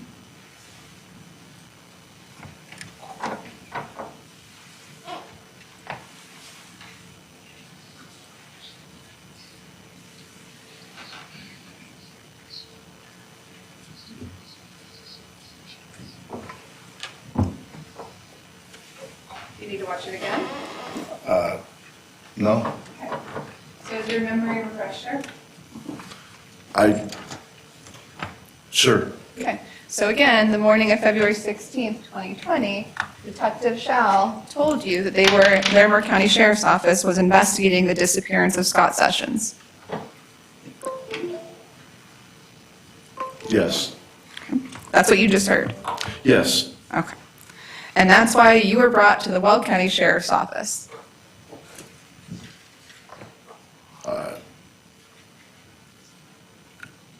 That's what you just heard, right? Yes, And Detective Shell, during that meeting, suggested to you that you may have heard about Mr. Sessions' disappearance on the news. no. I mean, I never heard of the guy. I didn't know about him. Is it your testimony today that Detective Shell did not suggest to you that you may have heard about the disappearance of Mr. Sessions on the news? No. I mean, I don't recall him saying that, Okay. but I don't recall, I know I didn't know about him. Would it refresh your recollection to, again, listen to another clip of your Okay. interview?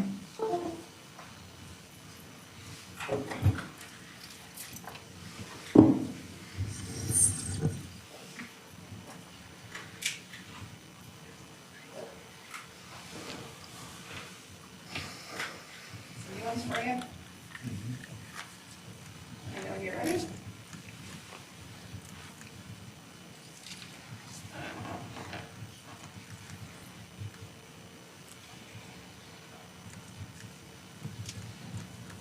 I believe I said no. I'll ask the questions. Thank you. Sir, does your memory refresh now as to whether or not Detective Shell asked you the morning of February 16th, 2020, or excuse me, suggested to you that you may have heard about the disappearance of Scott Sessions on the news? Yes, And you told Detective Shell that you had not heard about Mr. Sessions' disappearance in the news? yes, correct. And you were asked if you knew Scott Sessions? Okay. Oh, okay. Yes or I no? don't remember that, but Okay. I guess we'll watch the clip, Yes, we will. so.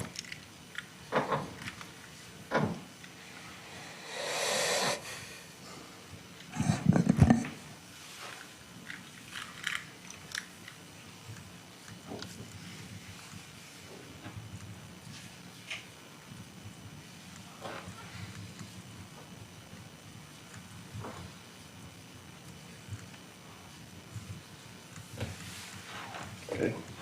Is your memory refreshed? Yep. Sir, is it possible that I just move the dish conference? Yeah, you're welcome to.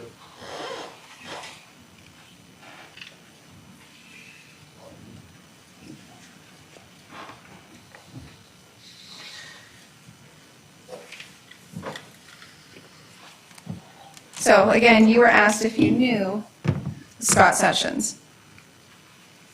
Okay, yes, That's what the clip you just heard. yes, Okay. And you indicated you did not. correct. You indicated you never heard of him. Yes, In fact, you told Detective Shaw on February 16th, 2020, quote, "Honestly, I've never heard of that guy." correct. Later that day, you spoke to a different detective. Yes or Okay. no? I, You spoke to someone who came in the room who looked different than the first detective. okay, You spoke to Detective Mark Geyer with the Weld County Sheriff's Office. okay. Yes or no? I don't recall the names. I know there were several people. And you recall that you were interviewed by two different detectives on February 16th, 2020. Yes, Okay. And when you spoke to Detective Geyer, or this other second detective, you spoke to him immediately after speaking to Detective Shaw. say it again? Yep. Yep. So after you spoke to Detective Shaw, Detective Geyer came in the room, or this second detective came in the room. Okay. When you say okay, are you? Yes, agreeing okay. there? I don't, again, I don't recall the chain of events as far as, So when she asks you a question, when you say okay, it's confusing as to Sure. whether you agree with it or not. I agree. Okay. Judge, do we need tissues? I apologize. Thank you. Yeah. Sure.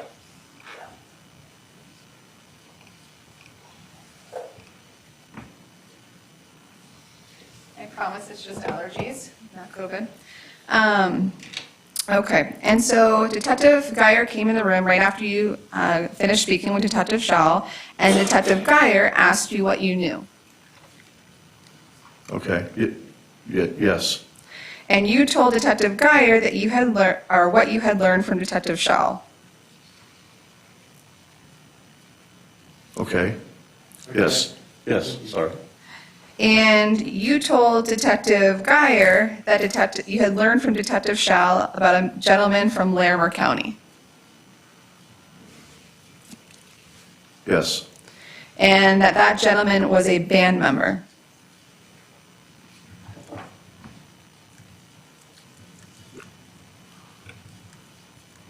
yes, And that the gentleman was in a band. I don't know who I was talking to. I really don't remember. But if that's what my statement was. Would it then refresh your yes. recollection to view yet another clip?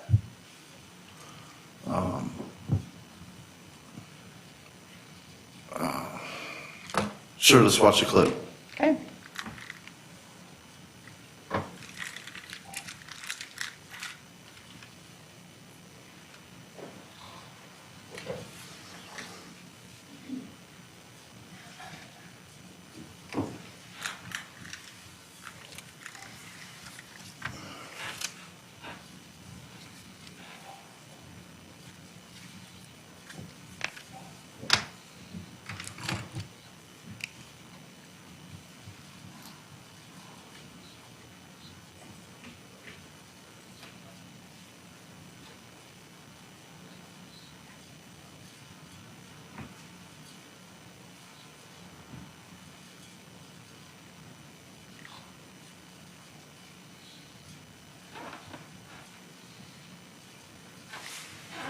Is your memory refreshed Yes, again? yes.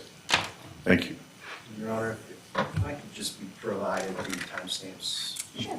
that he's being refreshed, Sure. Do you want Ms. Morris to send them over to you in email? or just write it down. Okay.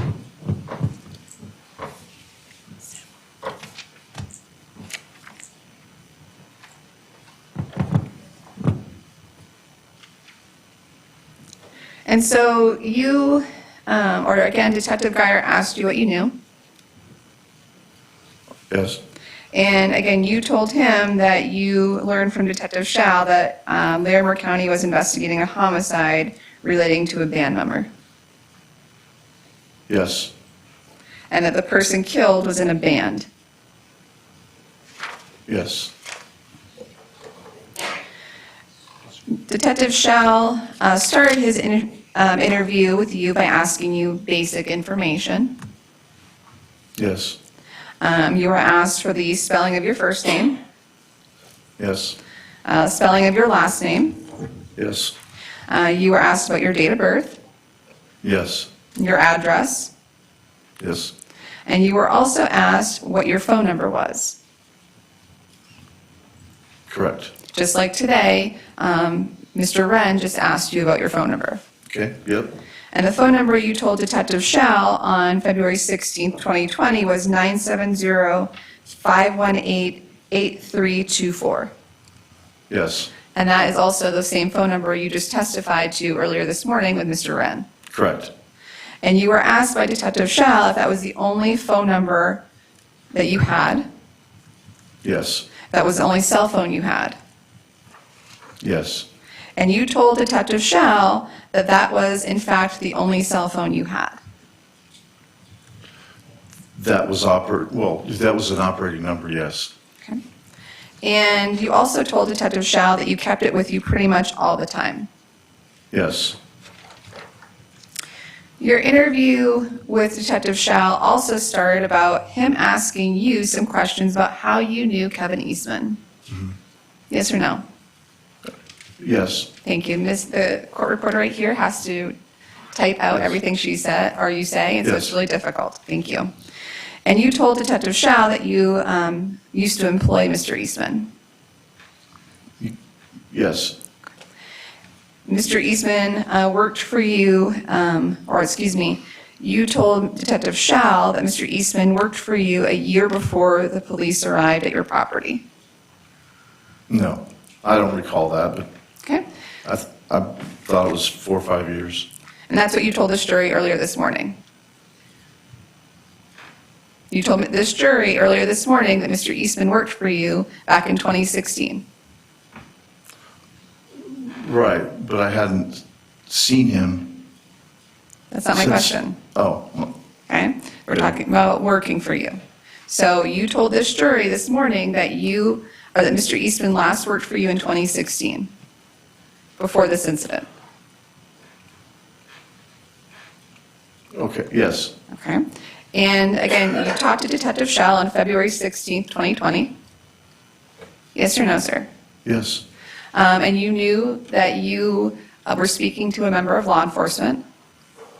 yes, And you knew, as we've talked about many times this morning, that they were investigating the disappearance and homicide of Scott Sessions. yes, So you knew the answers you had to tell Detective Shell had to be the truth. coming from law enforcement, I would assume yes, And you also had to be accurate in the information that you provided to law enforcement that day. as accurate as I could, yes, Okay? And again, you just told this jury this morning that you last employed Mr. Eastman in 2016. prior to 2020, Yes. I believe so. Okay?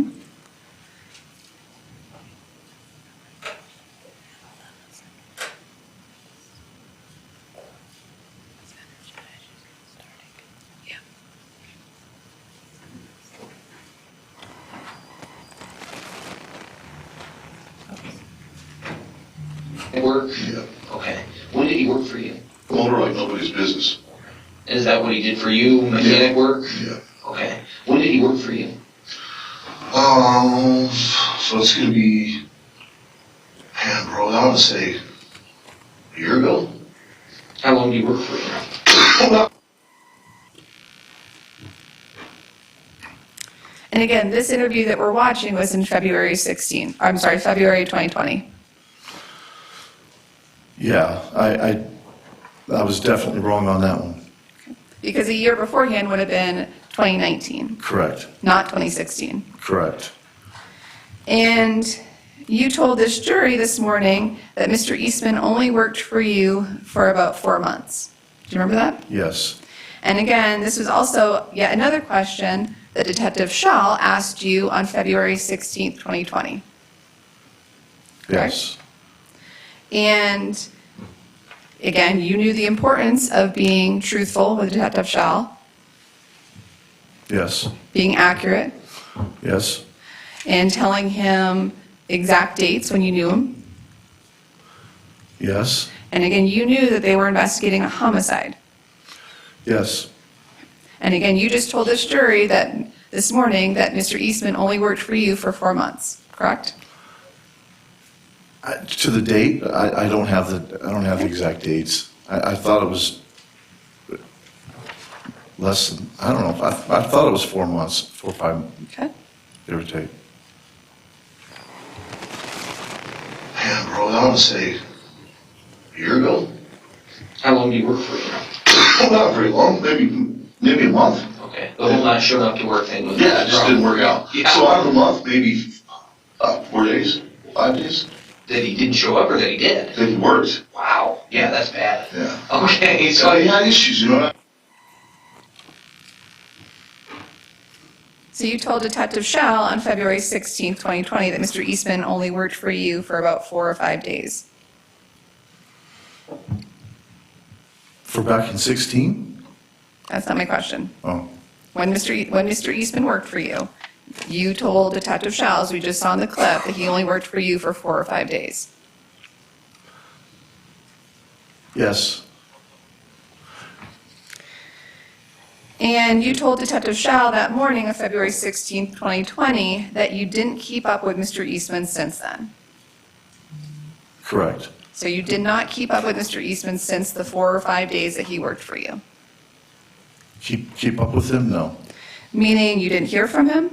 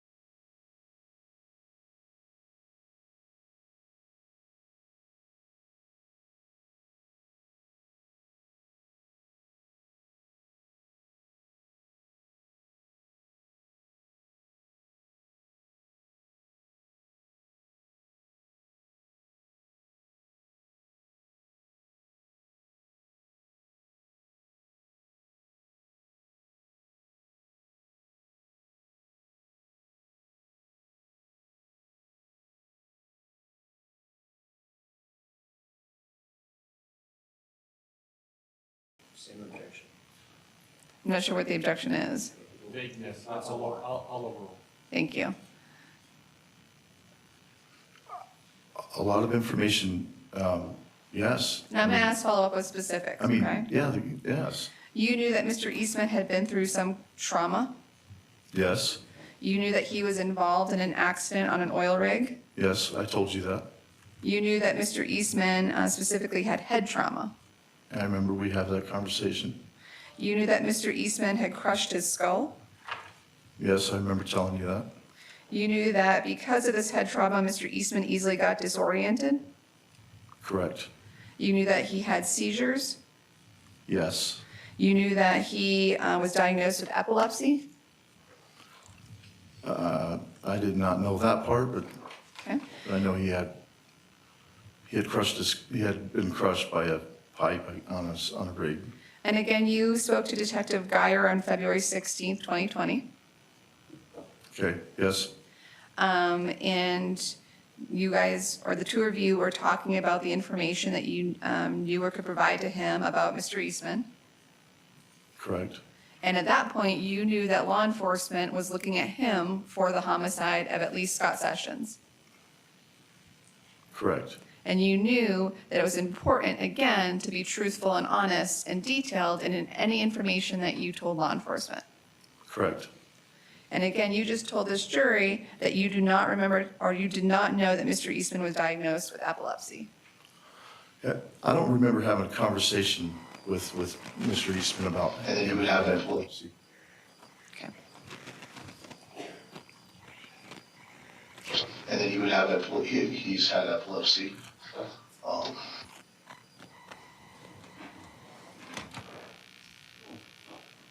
Okay, You knew that when Mr. Eastman didn't take his medication, he would, quote, fizzle out correct, and not know where he was. correct, And you also knew that Mr. Eastman had rituals. correct, For example, he would pick things up in bunches of threes. correct, An example would be picking up batteries. correct, And you knew that Mr. Eastman carried a journal with him.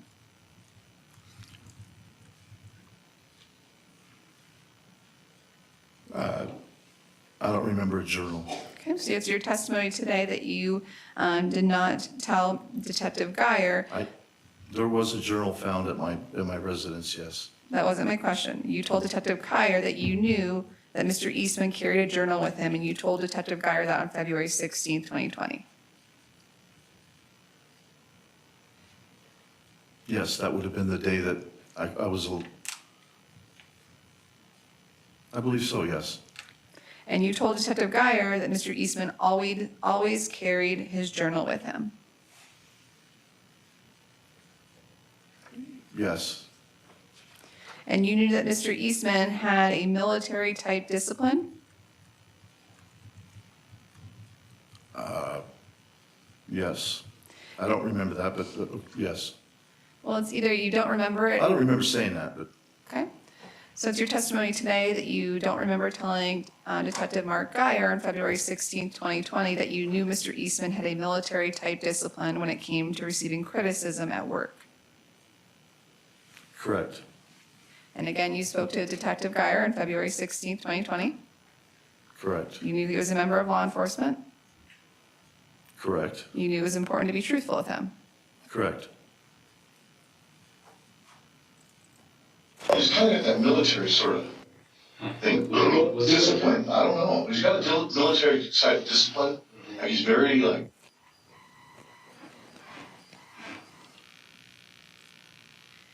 And you also told Detective Geyer that you had watched rig leaders rip into him. Rig leaders? Yes. Oil rig leader. Yes, Okay. I believe so. Is it yes or no, sir?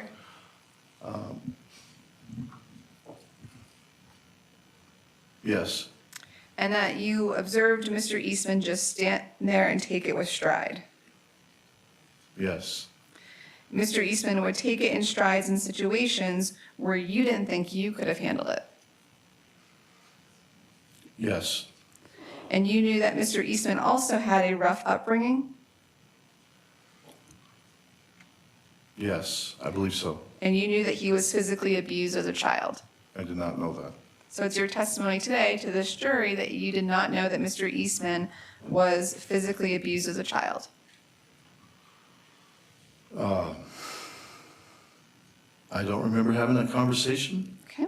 I don't, but And that conversation was February 16th, 2020, with Detective Mark Geyer, okay, member of law enforcement.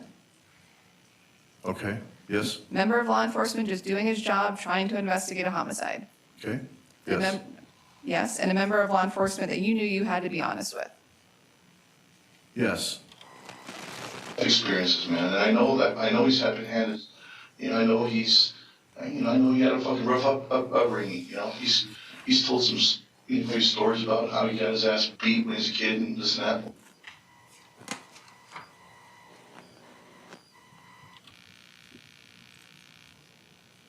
You also knew, despite, again, only having Mr. Eastman work for you for 4 or 5 days, you knew that Mr. Eastman was not quick-fused. he was not what? Quick-fused. I don't remember saying that, but yes, It's either quick you, fused. do you recall telling Detective Geyer on February 16th, 2020, that you knew that Mr. Eastman was not quick-fused? I don't recall.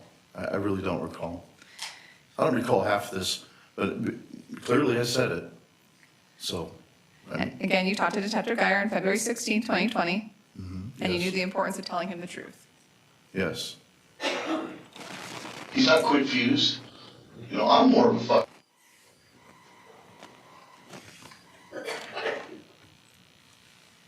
And you knew also that Mr. Eastman and Miss Frank were always on and off in their relationship. correct. You also even knew that Mr. Eastman's teeth were fake. Is what? His teeth were fake. Correct. And despite not being buddies with Mr. Eastman and him only working for you for 4 or 5 days, when Mr. Eastman arrived on your property on February 15th, the two of you hugged. Correct. And despite not being close with him, you knew that he had been cheated on by Miss Frank in the past. Correct. And you also knew that Mr. Eastman was aware of that. That's who I heard it from. Detective Schall also asked you about who initiated Mr. Eastman working for you again in February 2020. Who initiated? Yes, I believe it was Kevin. that's not my question. Detective Schall asked you about that, correct? Yes, And you told Detective Schall that Mr. Eastman contacted you. correct. And Detective Schall asked you if you spoke to Mr. Eastman at all between the time you fired him for not showing up on the job and the 2 weeks prior to this incident. I don't recall that either. Okay? So, again, you spoke to Detective Schall on February 16th, 2020, Yes, and you knew the importance of being truthful to him as well. yes, Between the year ago where he kind of disappeared and last night, did you see him or hear from him at all? Between when? So between, you said, about a year ago, you kind of fired him, and then, or 2 weeks ago, I'm sorry, 2 weeks Yeah, we ago, spoke. he calls up. Yeah, But between those 2 times, did you see him or hear from him at all? no, Okay. And he,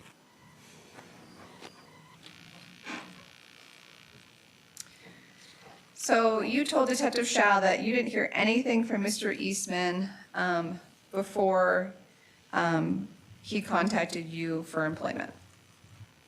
correct. And you also told Detective Schall that you didn't hear anything from Mr. Eastman I have a moment.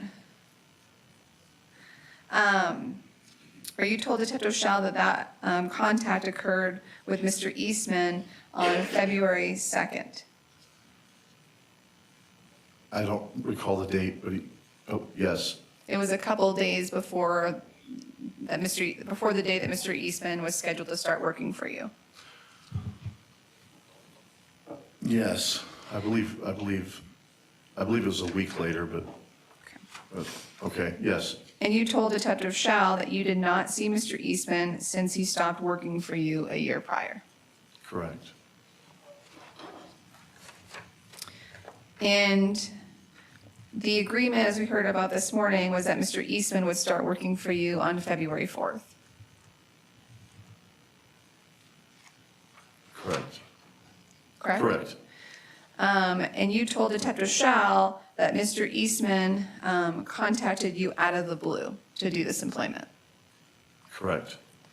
And you told Detective Shao that Mr. Eastman began calling you the beginning of January. Here, I'm going to object as to hearsay. These aren't prior inconsistent statements. They're his statements. That's still hearsay. The witness, Yes. I'll overrule the objection. So again, you told Detective Shao that Mr. Eastman began calling you for this employment beginning of January 2020. I don't recall that. I don't recall. And you spoke to Detective Shao, about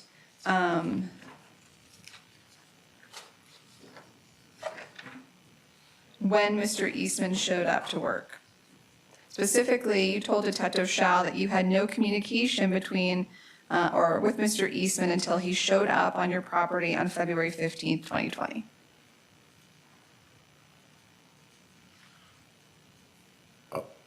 I don't remember that. I don't recall. Okay. I don't recall that. We have one moment, please.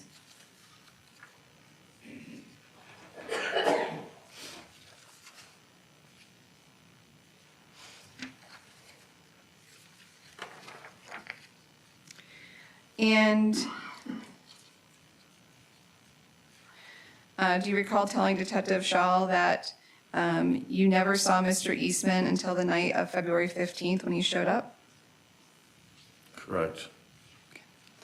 So you did not tell Mr. Shaw, or Detective Shaw, that you saw Mr. Eastman before the evening of February 15th? Say it again. You did not tell Detective Shaw that you saw Mr. Eastman before the evening of February 15th? I don't recall that. Sorry, I don't recall that. Okay. You were directly asked by Detective Shaw if you saw Mr. Eastman the week of February 8th or 9th?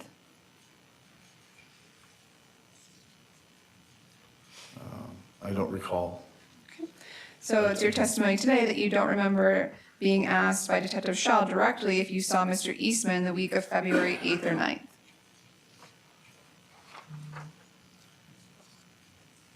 I don't recall. Okay. I mean, unless you have, Yep, and again, you knew the importance of being truthful. and I apologize, I just don't remember. That's fine, sir, but you knew the importance on February 16th of 2020 of what you were telling Detective Shaw. That's been asked and answered. Sustained.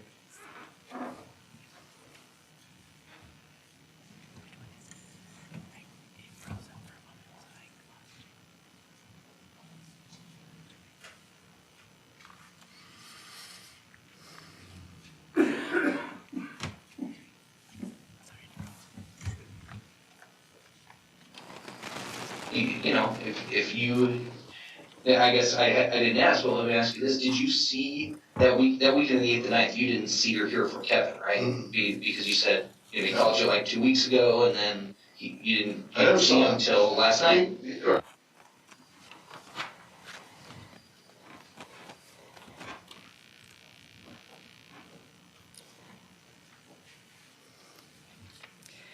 But before that interview with Detective Shaw that we just watched, and where you told him that you didn't see Mr. Eastman before the evening of February 15th, you first were encountered by law enforcement earlier that day. Correct. At your home. Correct. As you spoke about earlier on direct, deputies ordered you out of your house. Yes, You were placed into handcuffs, yes, and the deputy told you you did not have to answer any questions. I don't recall that. And the deputy was Larimer County Sheriff's Officer, or Deputy, excuse me, Sergeant Robbins. I don't recall that. And you were asked when the last time you saw Mr. Eastman was. I was asked what? When the last time you saw Mr. Eastman was. Okay, yes, And you told Deputy Robbins earlier in the morning on February 16th, 2020, that you last saw Mr. Eastman approximately a week ago.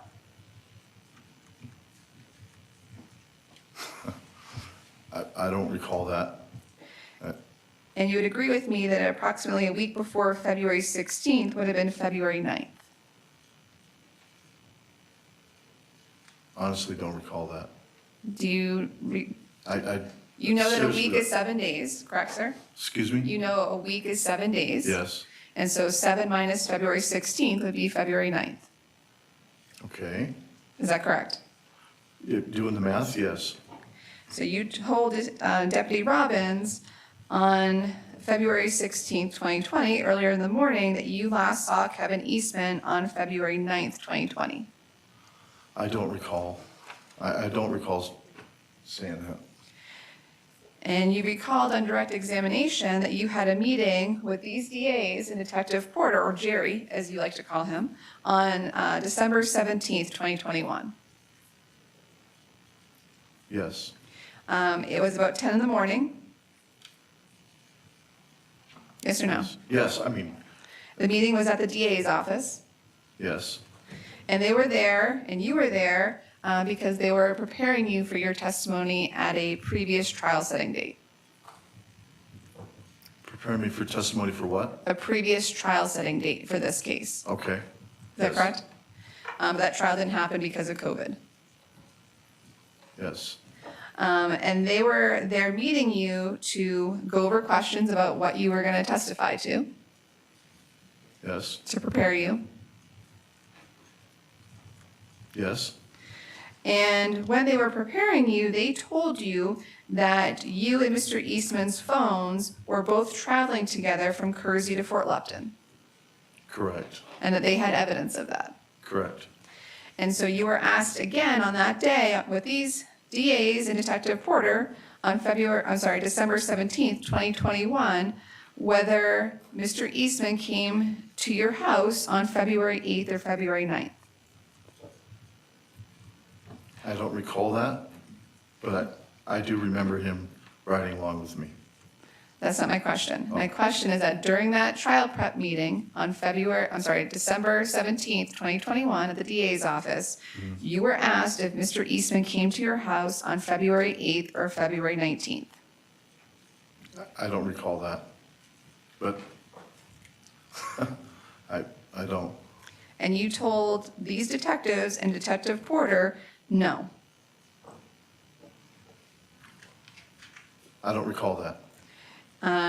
The DAs sitting here and Detective Porter asked you if you had any contact with Mr. Eastman on February 8th or February 9th, and you said no.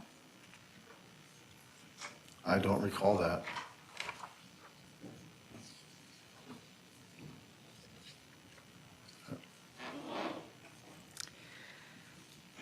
So let's go back to Mr. Eastman not showing up for work on February 4th. As we've discussed, Mr. Eastman essentially did not show up on the agreed upon date on February 4th to begin work. Correct. Okay, yes, And you told Detective Schall on February 16th, 2020 that Mr. Eastman also did not call you on February 4th. I don't believe so. And again, Detective Schall was just wanting to know when the last time you spoke to Mr. Eastman was. I believe I talked to him when he was in the mountains. That wasn't my question, My question was Detective Schall just wanted to know when the last time you saw Mr. Eastman was. I don't recall that, but, And it was fresh in your mind at the time? huh? It was fresh in your mind at the time you spoke to Detective I Shaw? mean, I believe so. Just happened the week before? Or a couple I days believe- beforehand? I believe so, yeah. And you told Detective Shaw multiple times on February 16th, 2020, that you were telling him the truth. Okay. Oh, yes, You told Detective Shaw multiple times that you were telling him the God's honest truth. yes, And again, Detective Shaw, you knew that he was working on a first-degree murder case.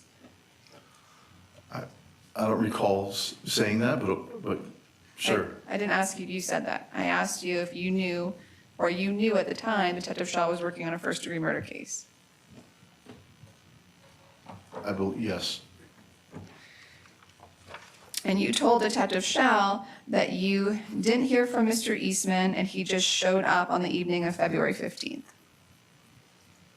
correct.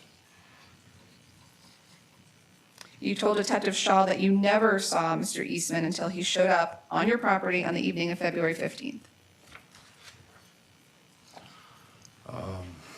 I don't recall. I don't recall that conversation, but Okay. And he didn't show up. I thought a fucking week goes, past that, and finally, finally he shows up. And, Yeah, and so last night is when he Yeah. first showed up? yeah. Okay. And finally fucking shows up, and I'm like, as I can see headlights coming in the property, and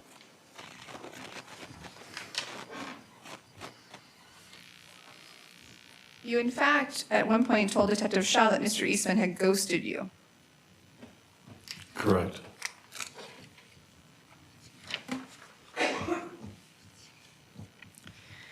But that changed, again, when you met with these DAs and Detective Porter on December 17th, 2021. I don't recall that. Okay? And leading up to that meeting, you had multiple interactions with law enforcement about this Correct. case. Correct.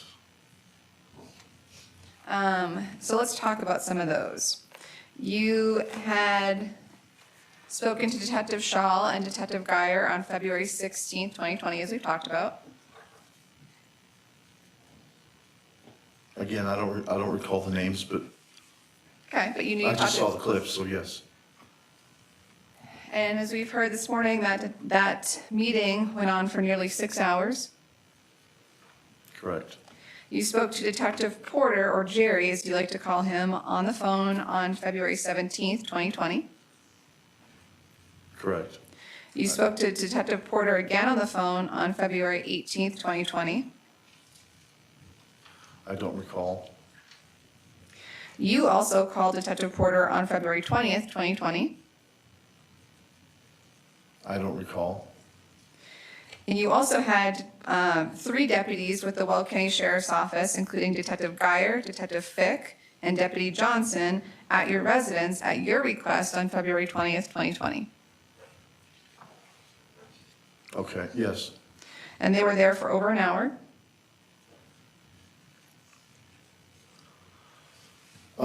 Sure, I mean, I And don't you had- recall, Sorry? but I don't recall the amount of time. You had Detective Porter at your residence not once, but twice on February 27th, 2020. I don't recall. You spoke to Detective Porter on the phone on December 10th, 2020.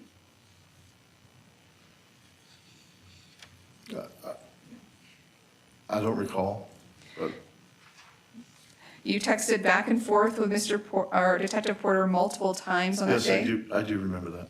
Because you texted with Jerry Yeah. a bunch of times throughout this case. I do remember that. Yeah. You spoke to Detective Porter on the phone again on December 22nd, 2020. I don't recall. And you met with both Detective Porter and Detective Geyer for an hour and a half in person in a parking lot on December 29th, 2020. No, it's maybe 15 minutes. So it's your testimony today, it was maybe 15 minutes? It wasn't an hour and a half. It was raining, snowing. Everybody's wet. I don't think it was very long. Okay. 30 minutes. I mean, if you're gonna hold me to 15 minutes, then I'll say no longer than 30 minutes. I don't think. And you even called Detective Porter right after that meeting to speak with him some more about this case. I don't recall that. And you'd agree with me, though, that Detective Jerry Porter has made himself readily available to you. Do I agree with that? Yeah, sure. Okay? You knew how to speak to Detective Porter whenever you wanted to. Well, I spoke to him more than I cared to, That's fair. so. But again, my question But I don't think it was, was, I didn't have him on speed dial, but my question was, you knew how to speak to Detective Porter whenever you wanted to. sure. Yes, And when you met with these DAs and Detective Porter on February 27th, 2021, for your witness prep meeting, you were asked if Mr. Eastman appeared at your house the evening of February 15th. yes, If Mr. Eastman showed up before the evening of February 15th, 2020. yes. And you told these DAs and Detective Porter that you did not remember Mr. Eastman being at your house before February 15th, 2020. I don't recall. And just like you were adamant when you told Detective Shaw on February 16, 2020, that you did not remember Mr. Eastman being at your house before the evening of February 15th, 2020. I don't recall that. Just like you also told Detective Geyer on February 16th, 2020, that you did not see Mr. Eastman being at your house before February 15th, 2020. I don't recall that either. And at that point, during your witness prep meeting with these DAs and Detective Porter on December 27th, 2021, they gave you a heads up that evidence existed that wasn't true. I don't recall that. These DAs and Detective Porter gave you the heads up before you were expected to testify that there was evidence that showed Mr. Eastman was in fact at your residence prior to February 15th, 2020. Again, I don't recall having that conversation. And it was after they told you this that you remembered talking to Mr. Eastman before February 15th, 2020. I don't recall. And it was after these DAs and Detective Porter, or Jerry, gave you the heads up that you remembered seeing Mr. Eastman before February 15th, 2020. I don't recall. And when you met with the DAs, when you met with Detective Porter and Detective Geyer a year prior, so on December 29th, 2020, you learned that your DNA, was found on Ms. Frank. I was told it was found on a pack of cigarettes. That your DNA was found in a pack of cigarettes on her deceased body. I did not hear that. And you were asked at that point to explain why that was. Yeah, I don't recall hearing that. I recall being asked about a pack of cigarettes how would my DNA be on a pack of cigarettes? That was located on Ms. Frank. I did not hear the part where she had a pack of cigarettes on a deceased body. Okay, can I have one moment, please?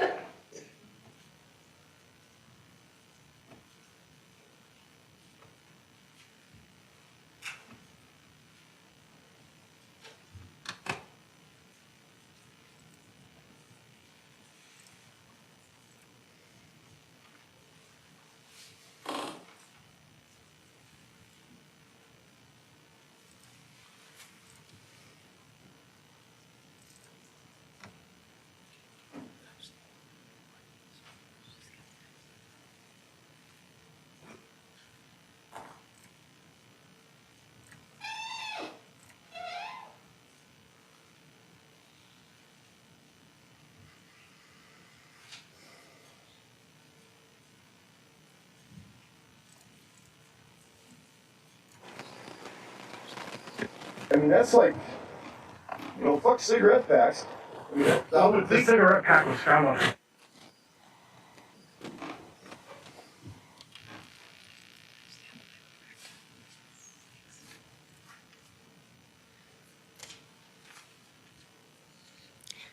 So again, you learned on December 29th, 2020, that the cigarette packages were found, or cigarette pack with your DNA on it was found on Miss Rank. Yeah, So we just saw, right? Yeah, I just watched it, yes. Okay. In the And snow. you were asked to explain this over and over again during that meeting with Detective Geyer and Detective Porter on December 29th, 2020. I was asked to do what? Explain how that could be, how your haven't. DNA could be on Miss Yeah, Frank's and DNA. I had no explanation, Right. other than, No, I'm asking the questions, okay? You could never provide Detective Porter or Detective Geyer on that date an explanation. no, And they told you that this was a problem. okay, yes, They told you it was likely a problem that needed to be fixed because someone could use it to paint you as a suspect. I don't recall that conversation. Okay?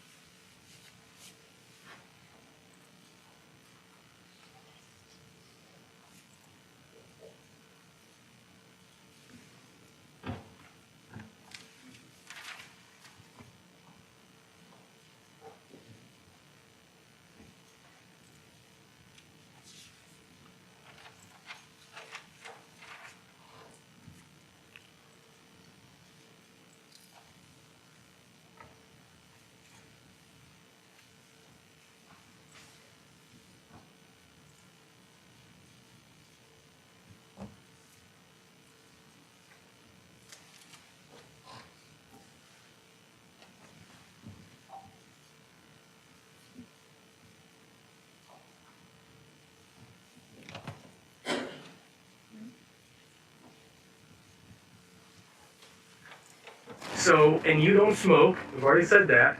So now we're trying to figure out how is your DNA, one, on Heather, two, on the cigarettes. How is that? We don't know, and we can't say anything other. Okay. And we don't want someone painting you as a suspect if you're not. I And that's am not not what we're gonna doing.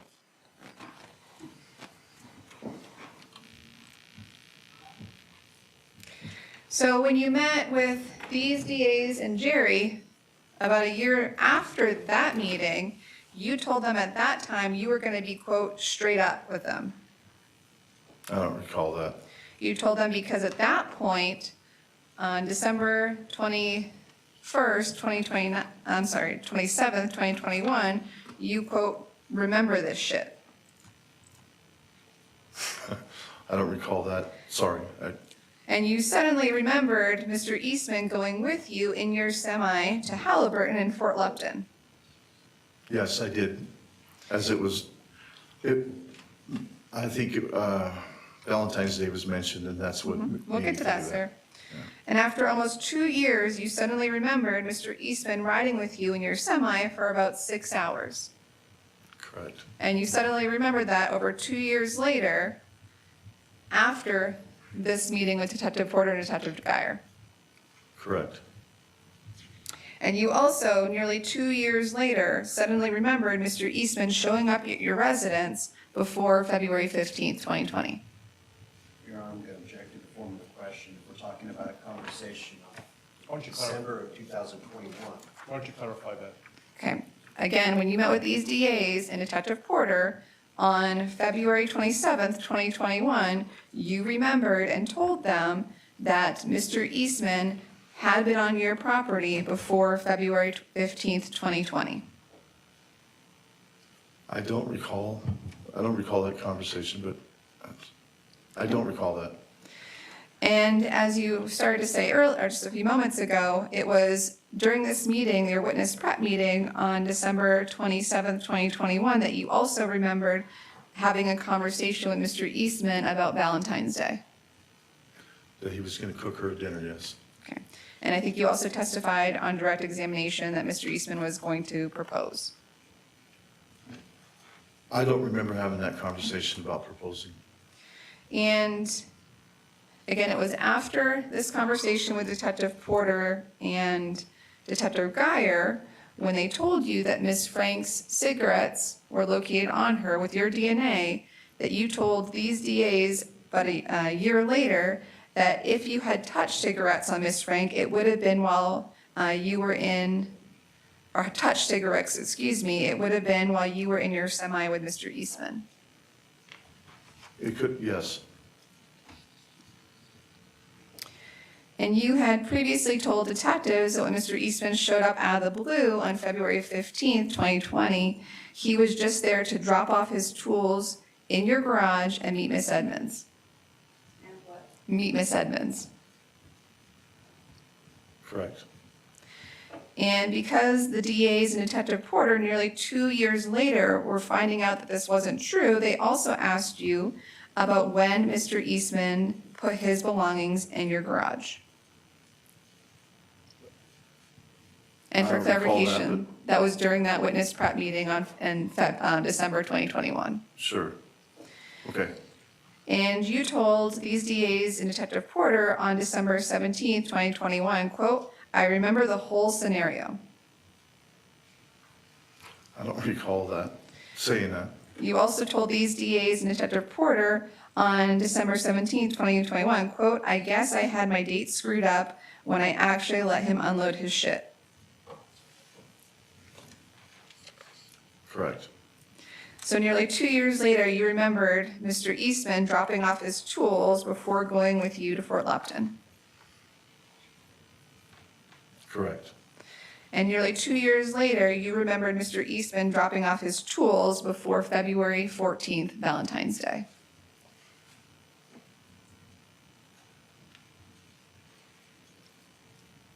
I don't recall that. I don't. And when you met with these DAs and Detective Porter, again, nearly 2 years later, you also discussed when Mr. Eastman would have met Miss Edmonds. Do you recall that? Yes. And on February 16th, 2020, you told Detective Schau that after Mr. Eastman unloaded his tools the night before, he came inside and met Miss Edmonds. Correct. And that was because, again, Miss Edmonds was working for you. You what? Say it again. Miss Edmonds was working for you at the time. Yes, part-time. And you wanted to do a, quote, meet and greet kind of thing. Yeah, that wasn't her purpose, sole purpose of being at the. Correct. And you said on February 16th, 2020, again to Detective Schau, that Mr. Eastman met Miss Edmonds on February 15th, 2020. That evening, yes. And nearly 2 years later, when you met with these DAs and Detective Porter, you remained consistent that Mr. Eastman met Miss Edmonds after he unloaded his tools. Yes.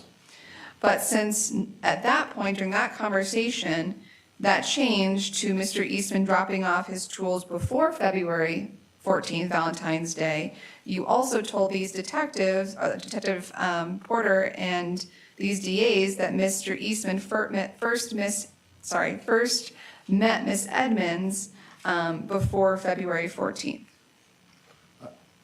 I don't recall. I don't recall having that conversation.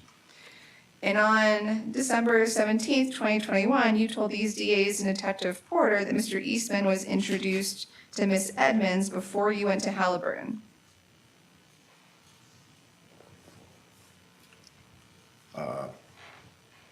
Sure. Yes. And I that believe you so. and you also told them that you went to Halliburton before Valentine's Day. Yes. And during that same witness prep meeting with these DAs and Detective Porter on December 17th, 2021, they also told you that they had phone records that placed you at Miss Frank's residence. I don't recall that. These DAs and Detective Porter gave you the heads up that there was evidence in this case that placed you in the area of Miss Frank's residence, specifically on February 11th, 2021. I believe that's the day that I went over Raising there of the question and looking for argument. Kevin. Wait, why don't you re-ask or rephrase the question? Yes, sir, thank you. On December 17th, 2021, you learned from these DAs and Detective Porter that there was evidence in this case that placed you in the area of Miss Frank's residence on February 11th, 2020. I don't recall that. And again, as we've reviewed, you've had multiple occasions to speak to Jerry Porter about this case. Correct. You've had his phone number. Yes. You've texted with him. A couple times, yes. You've had phone conversations with him. I believe, yes. Met with him in person. Yes. Had his email address. Yes. And before December 17th, 2021, at no point did you tell Detective Porter that you were in the area of Miss Frank's residence on February 11th, 2020. I don't recall that. I do remember driving over there, though.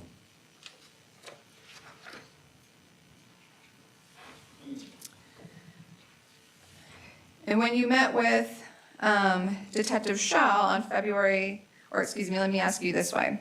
Earlier this morning with Mr. Wren, you testified that you did not remember seeing headlights coming onto your residence when Mr. Eastman arrived. I can't remember if I saw headlights or not. That's not my question. This morning, you told these ladies and gentlemen of this jury, under oath, that you did not remember seeing headlights come on your property when Mr. Eastman arrived. Yes. And that you also told this jury that you did not know who it was when they arrived. Well, I mean, I was told that, he told me that he had a Subaru. That's not my question, sir. My question was, you told this jury, earlier this morning that you did not know who it was when Mr. Eastman arrived on your property. Okay, sure. And when you met with Detective Shaw on February 16th, 2021, you told him that you knew it was Mr. Eastman when he arrived on your property on February 15th, 2020. I don't recall that. But Okay.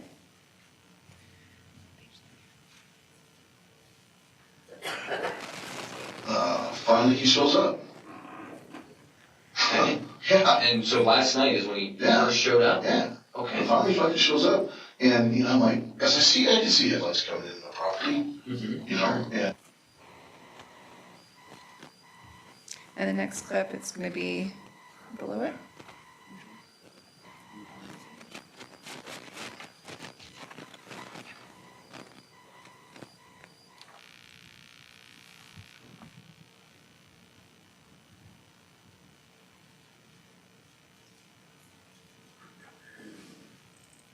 I don't have any blinds on it, so I can see anybody coming into my property. Even if I'm sitting in the living room, I can see the reflection off the, it pings off the glasses, the glass and whatnot.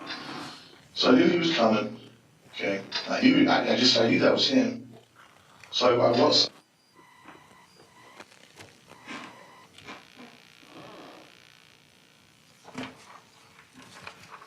So now let's discuss how you knew Mr. Eastman was on your property the evening of February 15th, 2020. You saw the headlights coming on to the property, Yes. and despite being inside your house, you saw the lights coming onto your property. Yes. And you told Detective Shaw that was because you can see lights coming into the property. From the kitchen window, yes. And later in your interview on February 16th, 2020, Detective Geyer further inquired about this. I don't recall. You told Detective Geyer that you saw Mr. Eastman's headlights when he unexpectedly arrived on your property on February 15th, 2020. I don't recall. Okay.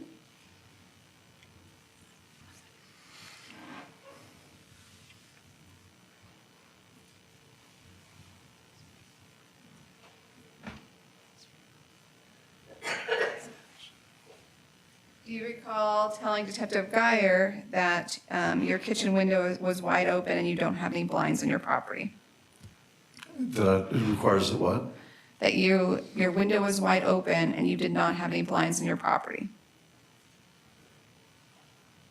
I don't recall that either. He was by my window, my kitchen window's wide open, I don't have any blinds on it. So I can see anybody coming into my property, even. The blinds, yes. And you could also see anybody coming into your property even if you were sitting in the living room?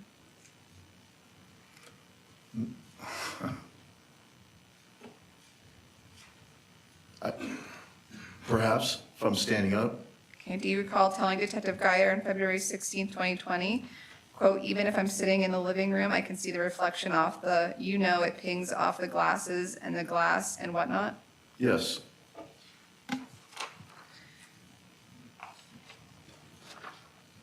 And during the beginning of your interview with Detective Shaw, you were asked how long Mr. Eastman was at your place the night before, meaning on February 15th, 2020.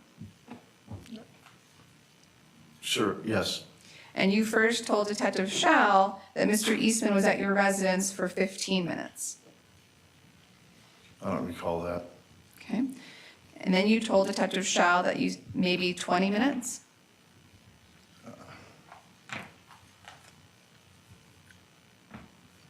Sure.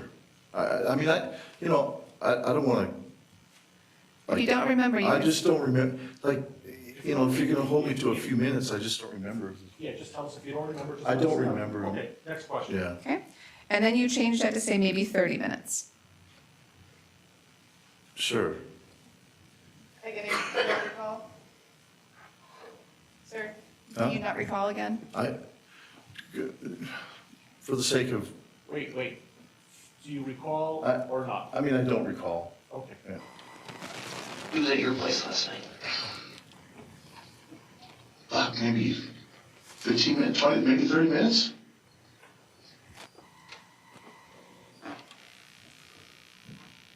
And you also described on direct examination this morning, Just 1 second. Sir, I So you asked would- the you asked me questions. Sir, how I long- asked the questions. Yeah, let her ask the Oh, question. sure.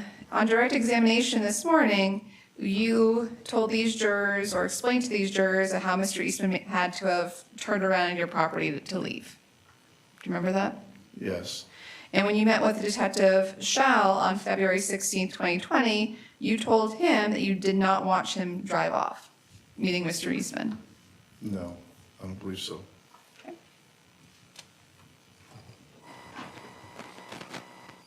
Objection vague as to whether or not you're talking From the time.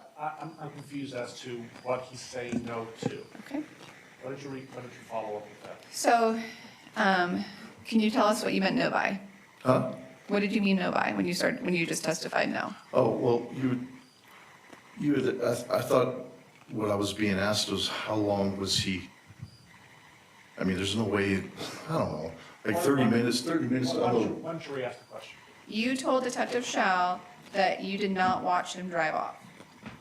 Correct. vague as to whether that's from the property or turn around. From the prior to property. Dropping off his belongings or his So, yeah, tools. why don't you be a little more specific with the question? You told Detective Schall on February 16th, 2020, that you did not watch him drive off when he left your property that evening on February 15th, 2020. No, I did not. You did not say that, or you did No, not? I don't remember, I know I didn't see him drive off my property. Okay.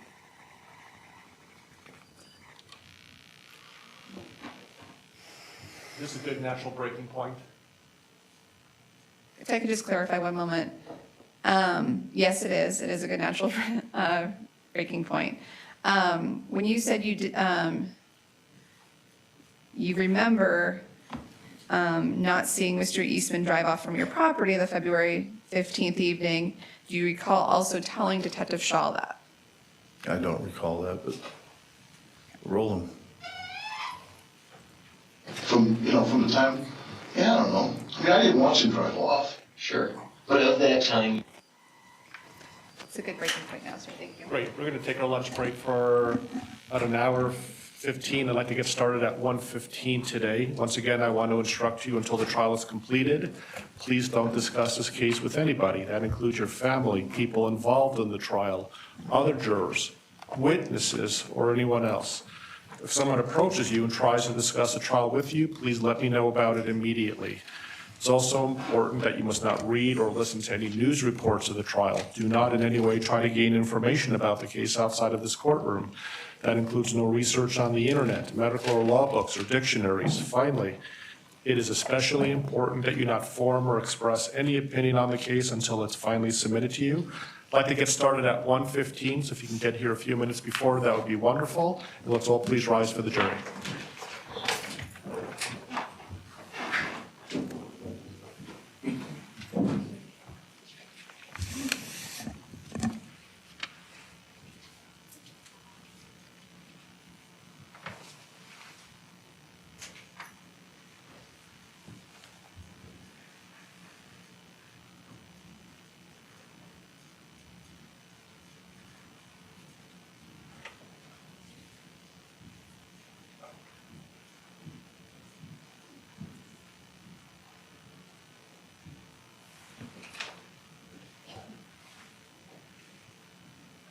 Okay, welcome to be seated.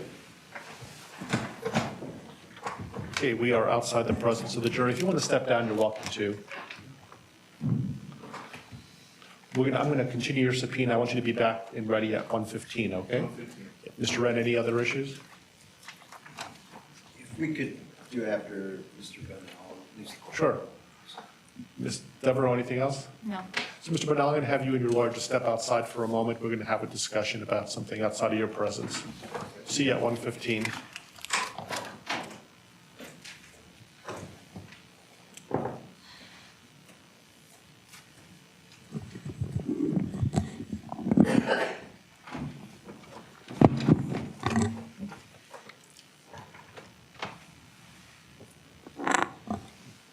Okay, Mr. Bonnell's outside the courtroom. Mr. Rudd, anything you wanted to say? Your Honor, the people are going to be asking to simply play the entirety of the videotaped interview of Detective Shaw and Detective Geyer on February 16, 2020, based on the totality of the cross-examination up to this point. Charge of recent fabrication, also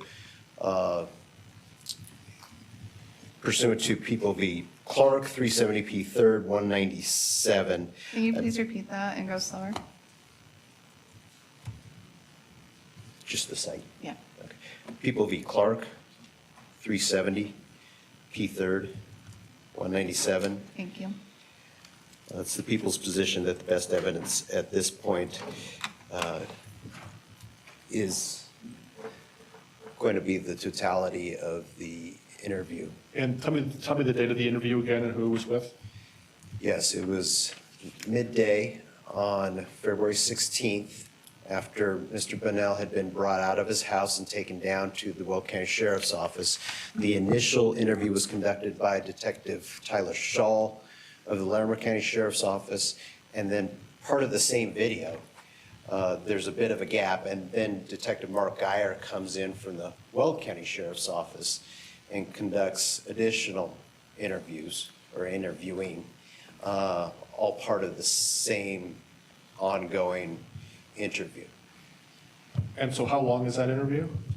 It's, well, It's nearly 6 hours long, sir. that includes gaps in time that I believe we can fast forward where nobody's in the interview room, in the same way that we cut out gaps in Mr. Eastman's interview. Okay. But even with those gaps, it is long. I'm guessing probably still north of 3 hours, 3.5 hours. So there are things in that interview that have nothing to do with the impeachment by Ms. Devereaux this morning? Yes. Well, but it's a prior consistent statement in light of the impeachment offered through cross-examination. So I'll be glad to reread Clark, but I'll be glad to do that. I'm not going to rule now, but Ms. Devereaux, anything you would like to say? I mean, I want to have an opportunity to read Clark as well, but my frustrations is it's been no secret to anyone sitting at that table that this would be a heavily impeached witness, very heavily. There's been multiple interviews. I mean, I have an entire binder of transcripts of every single time this witness has been talked to. And so I think it's ambush at this point to midway through my cross-examination to all of a sudden now request the entire interview be played to this jury, when we haven't had an opportunity to discuss redactions, information that's very prejudicial and otherwise would not be admissible. What information is that? I mean, sorry, there's 205 pages of transcript. I'd have to go line by line or through the 6 hours. It's just completely not feasible for me to do this when the reality is the government now just wants to limit my cross-examination in doing so, playing this entire interview. Okay. And that would, and let me just finish, please. That would also significantly impact my ability to highlight to this jury the lack of credibility of this witness and the bias and motive that this witness has to testify the way he's testifying. Thank you. Mr. Wren? I'm not asking to play the video now. She can impeach him however she wants. She can conduct cross-examination however she wants. I'm putting the court and counsel on notice that I am going to be asking to play the video, in my case in chief, as a prior consistent statement. So you're saying the entire 3 hours or 6 hours is a prior consistent statement, even for issues that were not raised during her cross-examination? Yes. And so under Eppins, I believe, you're not allowed to bring in prior consistent statements until they are challenged. And so if there are things in there that are not being challenged, how do you get to bring in a prior consistent statement? Because the totality, and I'll give the court authority for this as well, but she is challenging the totality of the statement. And when that is done in cross-examination, there are certain circumstances where the totality of the statement should come in as a prior consistent statement. Do you have any other case law you want me to consider? You agree with my citation of people v. Eppins, EPP, ENS? Yes. Yes, I believe that addresses prior consistent statements, but there's also additional cases that I can provide. What cases are those? And I would have to identify those over the lunch hour. I believe Okay. one is Tyler. And there's a third one that I would have to provide to the court. Do you have a citation? And I would have to look that up. Do you Your have Honor, the I have some more cases. Okay, do you have the citation of Tyler? Not with me right now. Tyler is 745 P. 2nd, 257. It's a Colorado Court of Appeals case from 1987. Okay. What other cases would And you the like? third case that I'm familiar with, again, I don't have the site right here in front of me, but I could look it up in the annotations as well, I believe, and that's Elie, E-L-I-E, if I remember correctly. Any other cases, Ms. Devereaux? Actually, yes. So I don't believe the cases cited by Mr. Wren are standing for the proposition that he believes they are. Instead, those cases support the proposition that, as the court indicated, that the entire statement is not admitted or cannot be admitted to rehabilitate testimony or only portion is relevant. And People v. Delgaitis, which is found at 606 P. 2nd, 840. It's a Colorado Supreme Court case from 1979.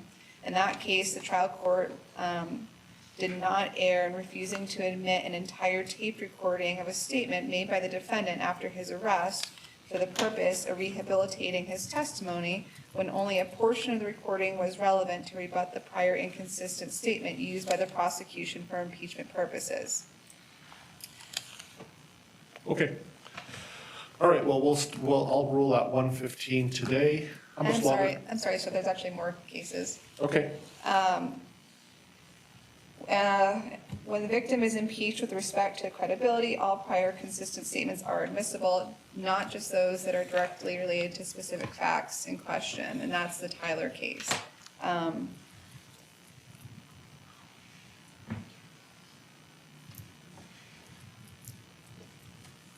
grab one moment.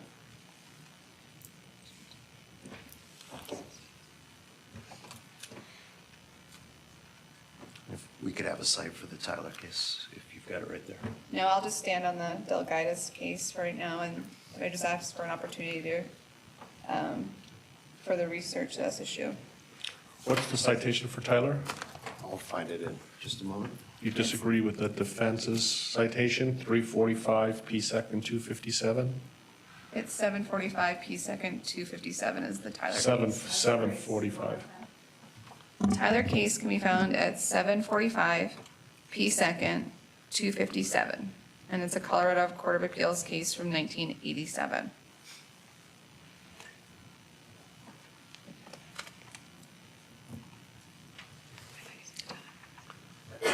Okay. You want to perhaps email me during the lunch hour? I just don't want to be starting to read cases for the first time at 1:15. When you come back, I'll read the cases that you cited during the lunch hour, and we'll see you back at 1:15, okay? Thank you.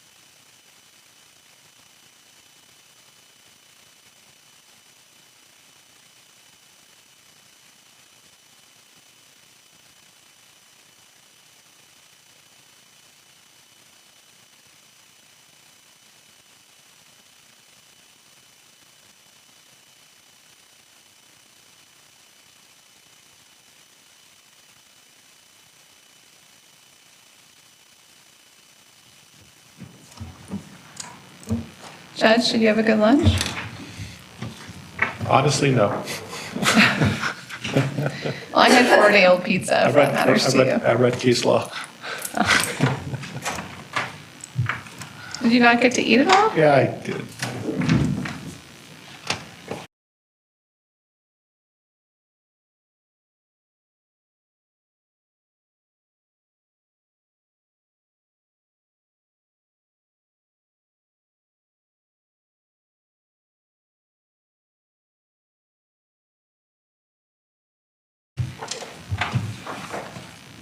What happened?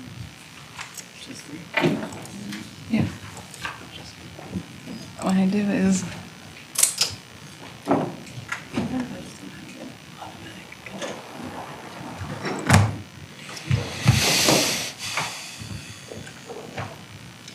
I just hit Google. It helps you find the select. There it goes. Oh, this morning. This morning.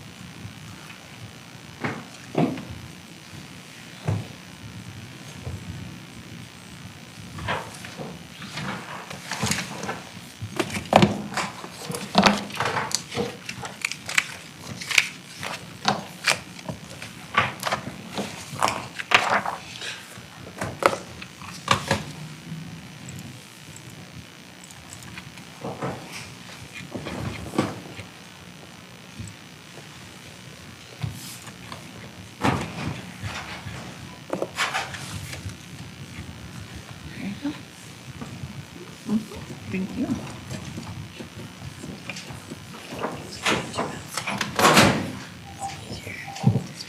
Are you writing faster? It's like kind of dexterous. Huh. Just not sure how for it.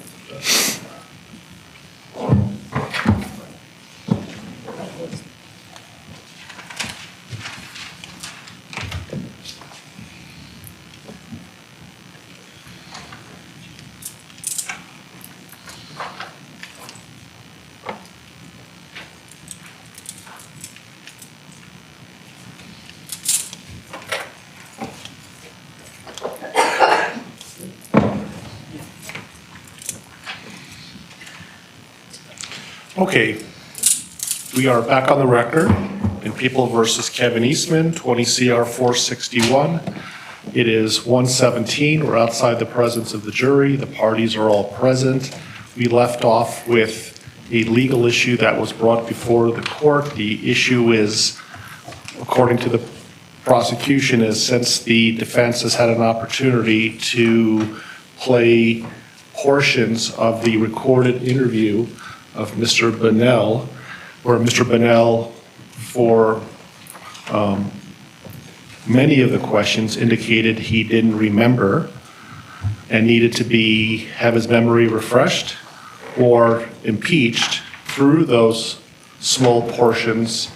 The issue is whether the prosecution should be allowed under the rule of completeness and to show prior consistent statements to allow the prosecution to play the entire recorded interview. The defense is indicating that they should not be allowed to do that for various reasons, and the prosecution believes they should. And the prosecution cited some cases over the lunch hour, which I read, including People v. Tyler, People v. Halstead, People v. Eppins, which I cited this morning, and People v. Clark. I don't want to rehash the legal arguments. Is there anything anybody wants to add to anything that they've said rather than repeat what they've said? No, sir.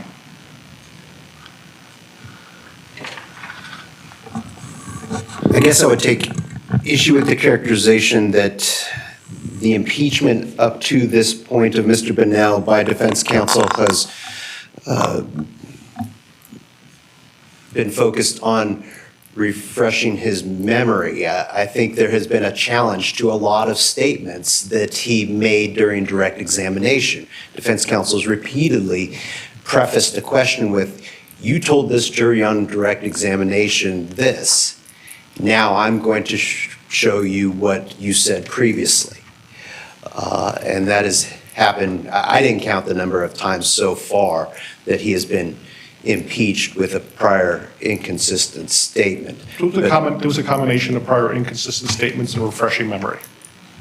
Right, and there's also a charge of recent fabrication in light of the allegation that during a witness prep meeting, he was provided with new information that then changed his statements as well. Okay, thank you. So the court has considered the cases that were provided to the court. So by no means am I going to be precluding the prosecution from, if they can meet the foundational requirements of prior consistent statements under People v. Eppins, for them to do that. People v. Tyler, 745 P. 2nd 257, Colorado Court of Appeals, 1987, stands for the proposition that, and People versus DELGUIDICE, 606 P. 2nd 840, Colorado Supreme Court, 1979, that the rule of completeness does not extend to permit the admission of irrelevant portions of a document to explain the portion already in evidence.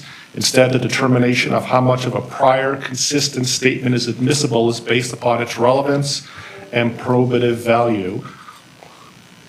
Tyler goes on to say, if the impeachment or charge of fabrication goes only to specific facts, then only consistent statements regarding those specific facts are relevant and admissible. If, however, the impeachment was general and not limited to specific facts, then consistent statements are relevant and probative. Based on the cross-examination of Ms. Devereaux in this case, the court's going to find that the impeachment of Mr. Bunnell was to specific facts, not to his general fabrication or lack of memory in this case. So the court is, while the court is certainly going to allow the prosecution to bring up portions of relevant, consistent statements that were raised during cross-examination, the court is not going to allow the prosecution to play a 6-hour DVD of his entire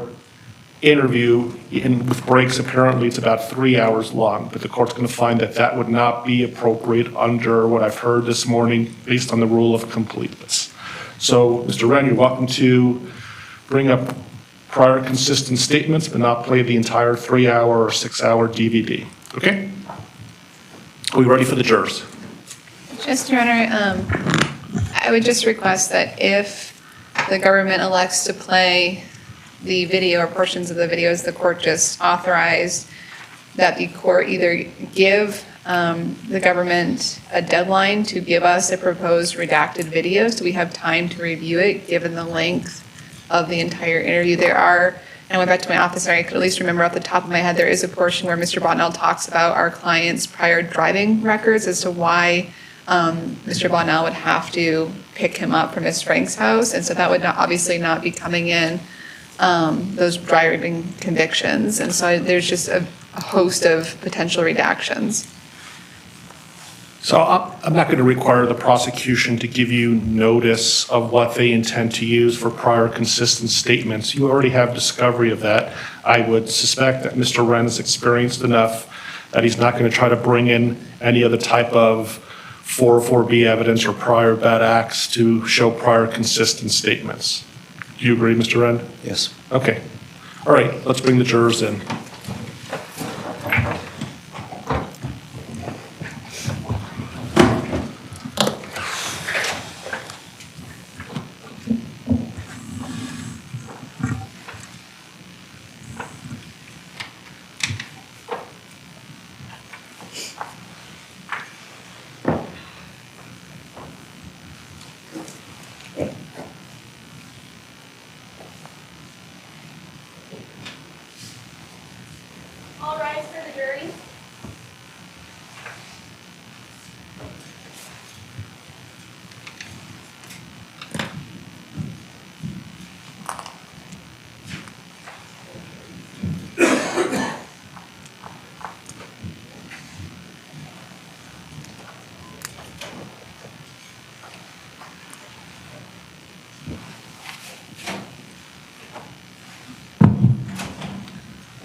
Hope you had a good lunch hour. Welcome to be seated.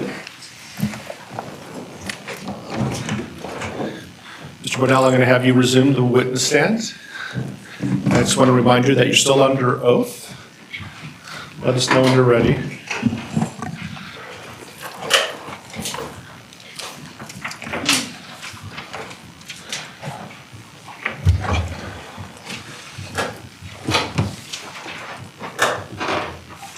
You want me to continue your examination, Ms. Devereaux? Thank you, sir.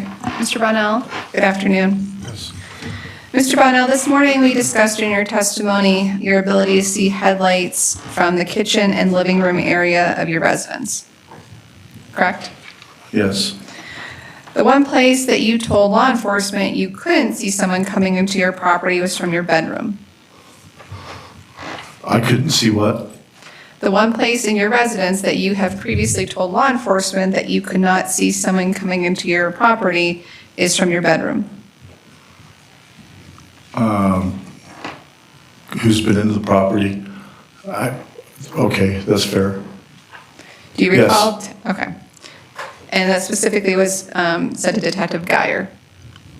Is what? Yeah, okay. Okay. And you told Detective Geyer that your bedroom does not face the direction of your driveway. No. So do you agree with that statement? Yeah, I mean, yes. Okay. Okay, you're not denying that you told Detective Geyer that? No. Okay. And you also told Detective Geyer that you went to bed around 3 a.m. the evening of February 15th into February 16th.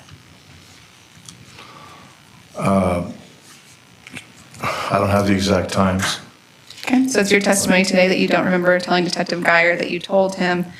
I don't remember the exact time, but sounds, maybe. I mean, I think I said, I don't know, 3:34, somewhere around there. But What time did you guys go to bed? I told the last guy, Tyler or whatever, I want to say it was around 3 a.m. And you also told Detective Geyer that you were in your bedroom before that time. yes, Specifically, you told Detective Geyer that you went into your bedroom around 11 p.m. I don't recall the exact time, but okay, yes, Do you recall telling Detective Geyer on February 16th, 2020, that you were in your bedroom starting around 11 p.m.? yes, You also told Detective Geyer that you and Miss Edmonds spent some time in your bedroom before falling asleep at 3 a.m. again, I don't know that it was exactly 3 a.m. And again, you were in your bedroom past 11 p.m., so you wouldn't be able to see a vehicle coming onto your property past 11 p.m. More than likely, no.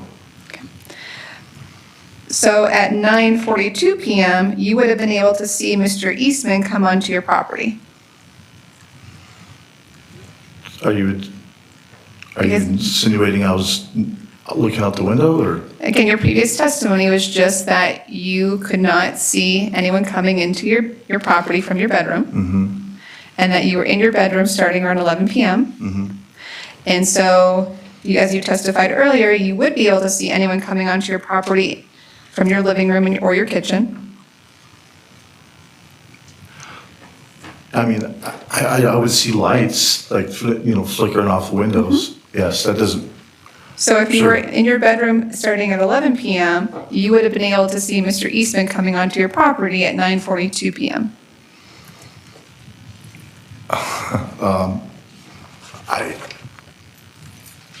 I don't recall having an event of seeing him at 9:46 p.m. Do you recall telling Detective Geyer on February 16th, 2020, that you left the living room at 9:42 so that you would have seen You're telling Detective Geyer that you would have seen Mr. Eastman coming onto the property at 9:42 p.m. I don't recall 9:42, but I mean, you can see lights If you're standing in the living room, there's windows all around the front of the house. So cars that you drive by the house, you can see headlights, Sir, my question is, reflectance.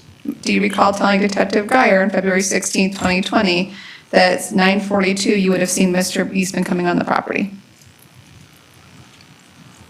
Sure, yes. Do you recall telling him that, or are you just I agreeing don't, with me to but agree? I don't recall that. Roll them. So 9:42, you should have seen him come on the property, is that right? Yeah. Yeah.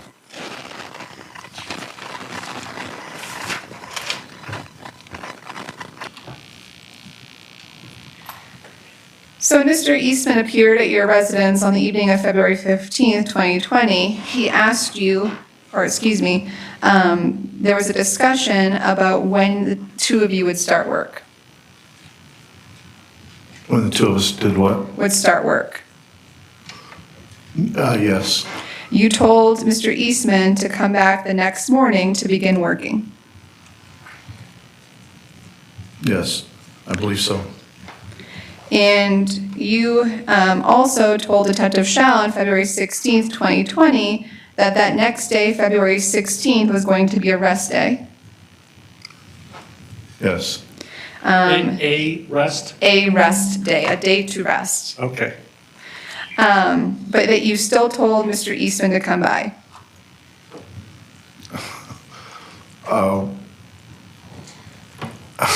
what a bad boss.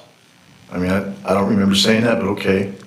Okay. Do you recall telling Detective Shaw on February 16th, 2020, that you told Mr. Eastman to come by the next day? Okay, Do you recall sure. that? I don't recall that, but Okay.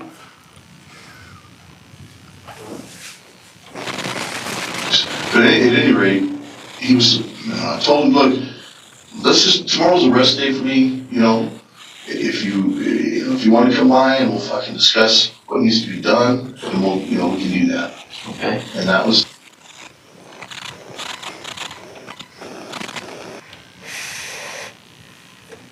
So you told Mr. Eastman to come to your property on February 16th and discuss what needed to be done. yes, You did not have a set time for him to show up on February 16th. no, Instead, you told Mr. Eastman to come over mid-morning or so. yes, sure, yes. Are you? I don't remember, but I mean, we can watch the tape. I just don't remember. It's been too long. It's like, come over fucking mid-morning, man, or something. I said, I want to sleep, bro. Sure. So,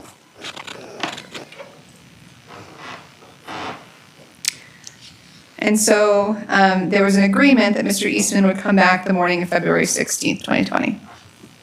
Yes, And during your interview with at the Weld County Sheriff's Office on February 16th, 2020, you were directly asked whether you had heard or seen Mr. Eastman the morning of February 16th. yes, At the beginning of your interview with Detective Schall, you were asked when the last time you saw Mr. Eastman was. Objection asked and answered. It's been asked and answered. I'll sustain the objection. Consistent with your direction that you gave Mr. Eastman, you told Detective Schall that morning that you saw Mr. Eastman, quote, this morning. Objection asked recall and that, but- answered. So it's been asked and answered already. Let's move on. It hasn't, Judge. Okay. It's impeachment because he previously told this jury that he did not see Mr. Eastman the morning of February 16th. When did you see Mr. Eastman last? it would have been the 15th. Okay, next question. Again, you told Detective Schall on February 16th, 2020, that you saw him that morning. Objection asked and answered. And it's Previously impeachment. cross-examination. It's not, it's impeachment. I And I know did it is not impeachment. previously, may I finish? It has not been asked and answered. I have not gone through this line of questioning with him yet. So I'll overrule the objection. You can ask the question. Again, Do you recall telling Detective Shell on February 16th, 2020, that you saw Mr. Eastman that morning? I don't recall. Okay. I don't. When's the last time you saw him?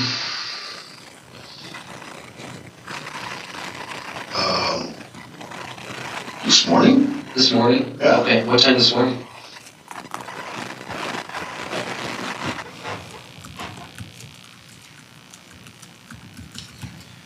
Your Honor, I'd ask that the remainder of that statement be allowed to be played. You can certainly try to elicit it during your redirect examination.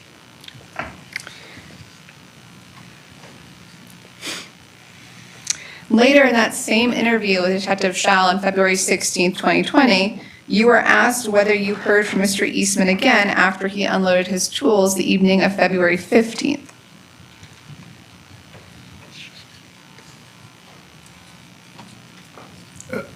I'm sorry, say it again. Yep.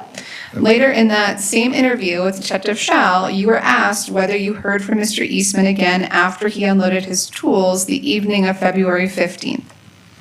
If I had heard from him or seen him? Both, either. I don't believe so. You don't? I don't remember hearing from him. Okay. And because you told Detective Shell that you did not hear or see Mr. Eastman again after he left your property the evening of February 15th. That's correct. Yeah. So let's now talk about the next morning, February 16th again. You told Detective Shell the morning of February 16th that you had turned your phone off.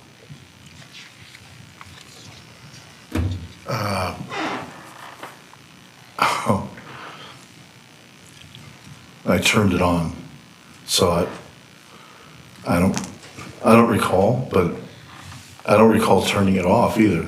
Okay.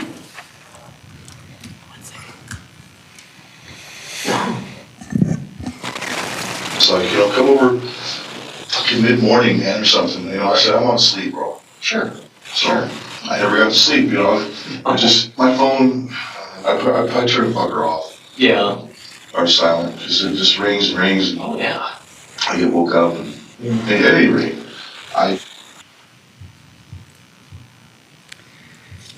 So you turned your phone off or put it on silent because all you wanted to do that morning was sleep. Yes, I was dispatching. Excuse me? Oh, I've been dispatching. Okay. And so all you wanted to do was sleep because you had been up that evening I'm- before Miss Edmonds left. Yes, And you told Detective Shell that the morning of February 16th, you were, quote, sound asleep before law enforcement arrived.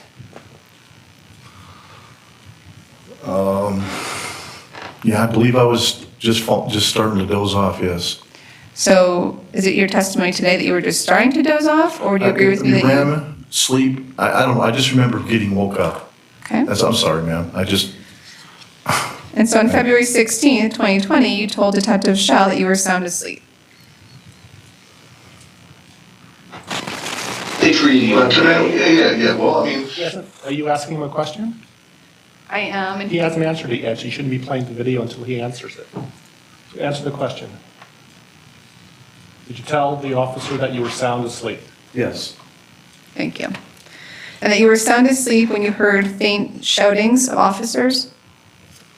Yes, And later that same day, when you spoke to Detective Geyer, you also told him that you were asleep. yes, And you told Detective Geyer you, quote, woke up out of a dead sleep. yes. But instead of being asleep that morning, you were actually awake.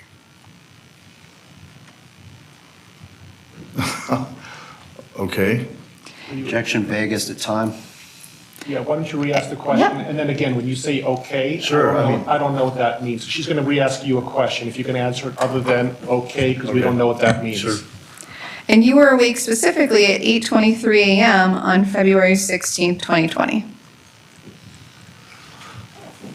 Yeah, I was awake. And we know you were awake because you called Mr. Eastman's phone at 8:23 a.m. that morning. I don't recall that. I don't recall calling anybody. Okay.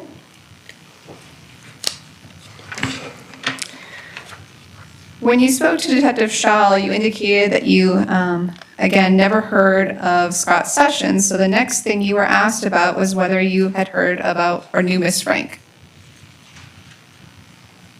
And when was I asked? On February 16th, 2020, with Detective Shaw.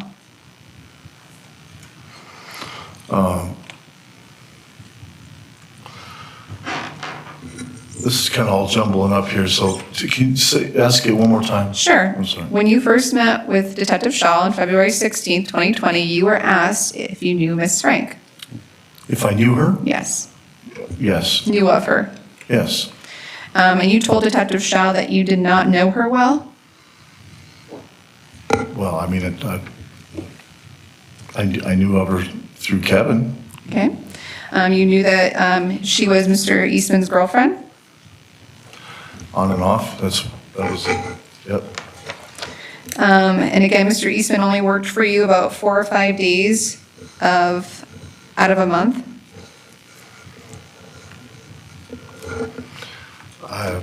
And what year was that? I don't know. As far as Well, that's the next question. And again, you also told Detective Shaw that you had no interaction with Miss Frank without Mr. Eastman being present. I don't recall that many years ago, but I'm pretty sure that's probably the only time I ever seen her. Okay. Was when I was either dropping him off or picking him up. And so because of this limited interaction and limited acquaintance with Miss Frank, you didn't really know each other very well. I mean, are you telling me? You didn't know Miss Frank well. I did not know her like Kevin would, but Okay. I knew who she was. And despite not knowing Miss Frank well or having very limited interactions with her, just dropping Mr. Eastman off, you knew Miss Frank did not like you.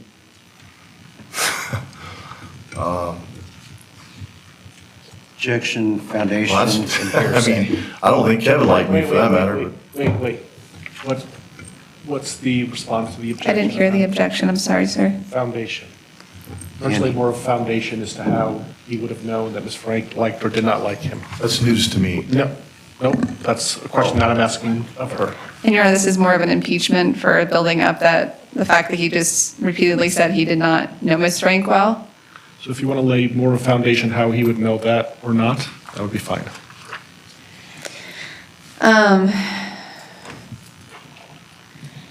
You had multiple conversations with Mr. Eastman about Miss Frank.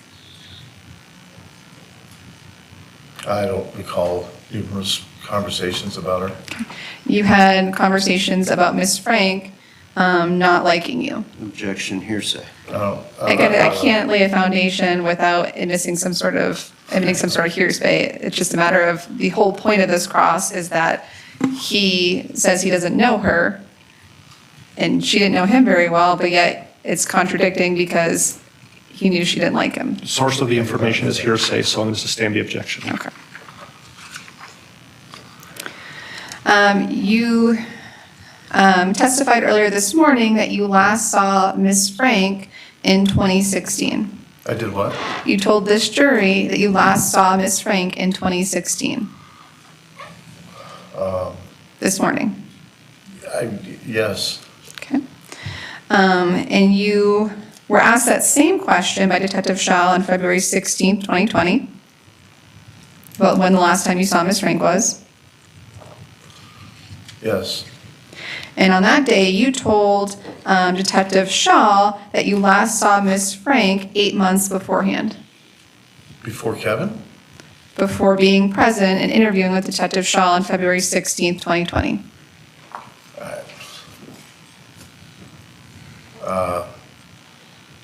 think so. I mean, I doubt that.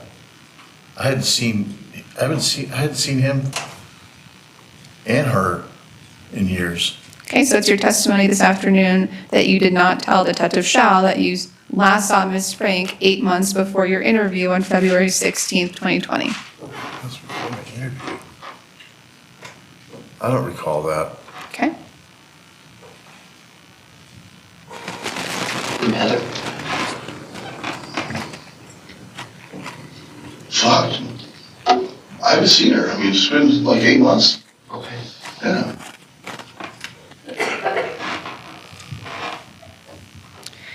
Later that day, you spoke to Detective Geyer and you were asked the same exact question. Do you recall that? No. Detective Geyer, when Detective Geyer asked you when the last time you saw Miss Frank was, you said a year ago. After 6 hours of sitting in a room, I mean, I don't know. Is it your testimony today that you do not recall telling Detective Geyer that the last time you saw Heather Frank was a year ago, a year before February 16th, 2020?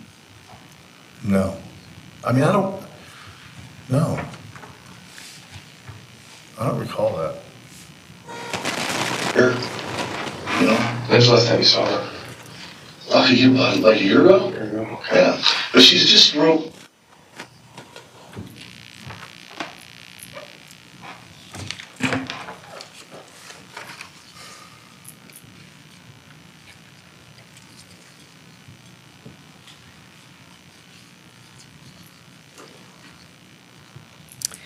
And this morning you just testified this afternoon too, that you knew that Mr. Eastman and Miss Frank were in an on-again, off-again relationship, correct? That's the way I understood it. Okay. And throughout the numerous times that you have met with law enforcement, you were asked a similar question. Numerous times, I don't recall numerous Okay. times, but On February 20th, 2020, you met with, again, Detective Fick, Detective Geyer, and Deputy Johnson at your residence. okay, yes, They came to your residence at your request.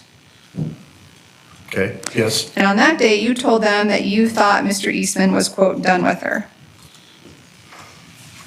well, yeah, from what I gathered from when he wasn't working for me anymore. But when you met with these DAs and Detective Porter on December 17th, 2021, to prepare for your testimony, you told them that Mr. Eastman was coming back from Parachute to ask Ms. Frank to marry him.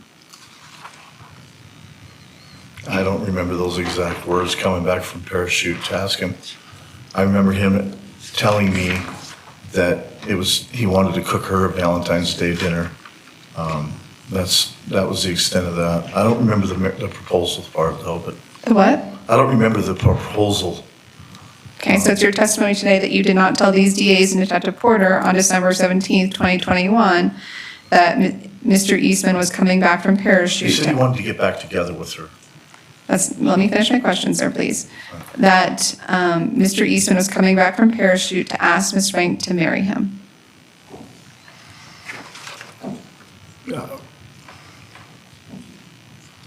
If I said that, then,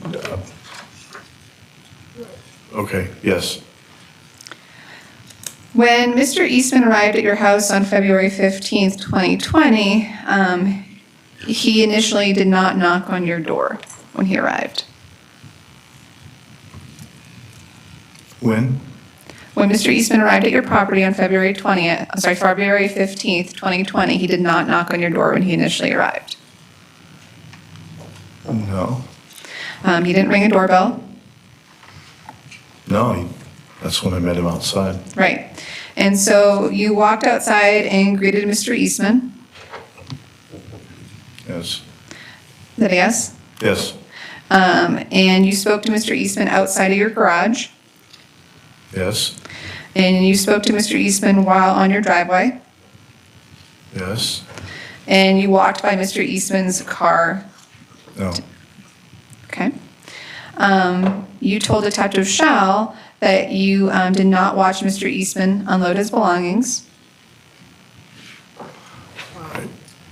No, I don't believe I watched him unload. Okay. But that you did clear a spot in the garage for Mr. Eastman to put his tools. Yes. And that you stood outside with him by your garage. No. Do you recall telling Detective Schall on February 16th, 2020, that Mr. Eastman backed his car up to the garage and you stood there? I remember I told him to go to the east side and to unload his tools. And I walked out to the east side of the shop, went back inside the shop and opened up the east side door. By that time, he was already parked and had his hatch up. And you told Detective Schall that you spoke with Mr. Eastman for 10 minutes.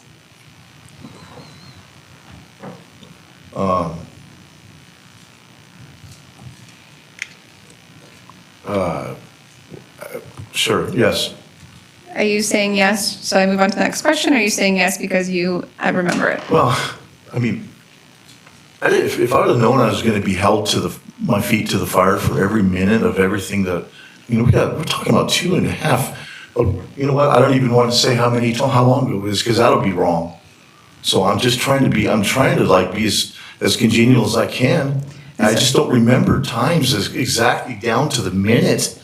I'm sorry, I just don't. That's fair. And you can show me all the footage in the world, but I honestly, I don't even know. I look at that and that's me. But ma'am, I don't remember that far back. Okay, so And I apologize. So I don't remember standing outside with him for 10 minutes. Okay. I don't. That's fine. So if you don't remember your testimony today is that you don't recall standing by Mr. Eastman by his vehicle outside of your garage for 10 minutes. I don't recall standing by his vehicle For 10 minutes. for any minutes. Well, how long do you think your conversation was out here by your garage? Maybe 10 minutes. Man, I have to give you something, right? Your Honor, I'm going to object as to vague whether or not that's the first conversation in front of his garage or the conversation by the east side of the garage. And Mr. Wren can certainly get up on direct examination and clarify that. I'd like to know now, so where that conversation was? Yes, he was wanting to unload his tools. That was really the gist of it. The car was sitting on its axle. Okay. And so, Thank you. that was the gist of the whole. It was almost dark out at the time. Okay, yes. And you told Detective Schall that despite it being almost dark, you could still see. Yeah, I have a yard light.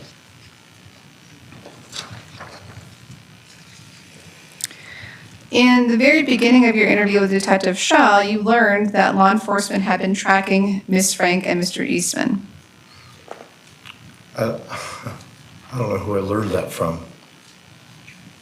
You learned that beginning of or on February 16th, 2020. Yes, I remember hearing that when I went down to the station.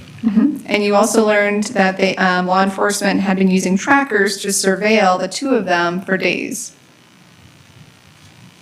I don't recall the 2 for days and all that, but I recall them saying that they had seen him or surveillance or saw or had him on camera or surveillance leaving her apartment with her in his car. So sorry, go ahead. Yeah, that's what I remember hearing. But from that, you knew that law enforcement knew that Mr. Eastman and Ms. Frank were both on your property on February 15th, 2020. I never saw Heather. That wasn't my question. My question was, you knew from law enforcement that they had evidence that Mr. Eastman and Ms. Frank were both on your property on February 15th, 2020. Yes, they did say that they saw, witnessed or had surveillance of those two leaving her place and driving to my residence. They did tell me that, yes. You learned that they left Ms. Frank's house in Greeley at 5:15 p.m. I did? Would it refresh your recollection to review a clip of that portion of the interview? For the same day? Would it refresh your recollection to review a portion of your interview where you learned that Mr. Eastman and Ms. Frank left Ms. Frank's house in Greeley at 5:15 on February 15th, 2020? I did not know any time that they left their house. So the question is whether listening to your statement would help you refresh your memory to answer that question.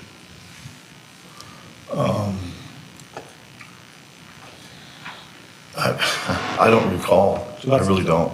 I mean, Yeah, I just the don't. question is whether if Ms. Devereaux shows you a clip of your statement, whether that will help you refresh your memory. Sure.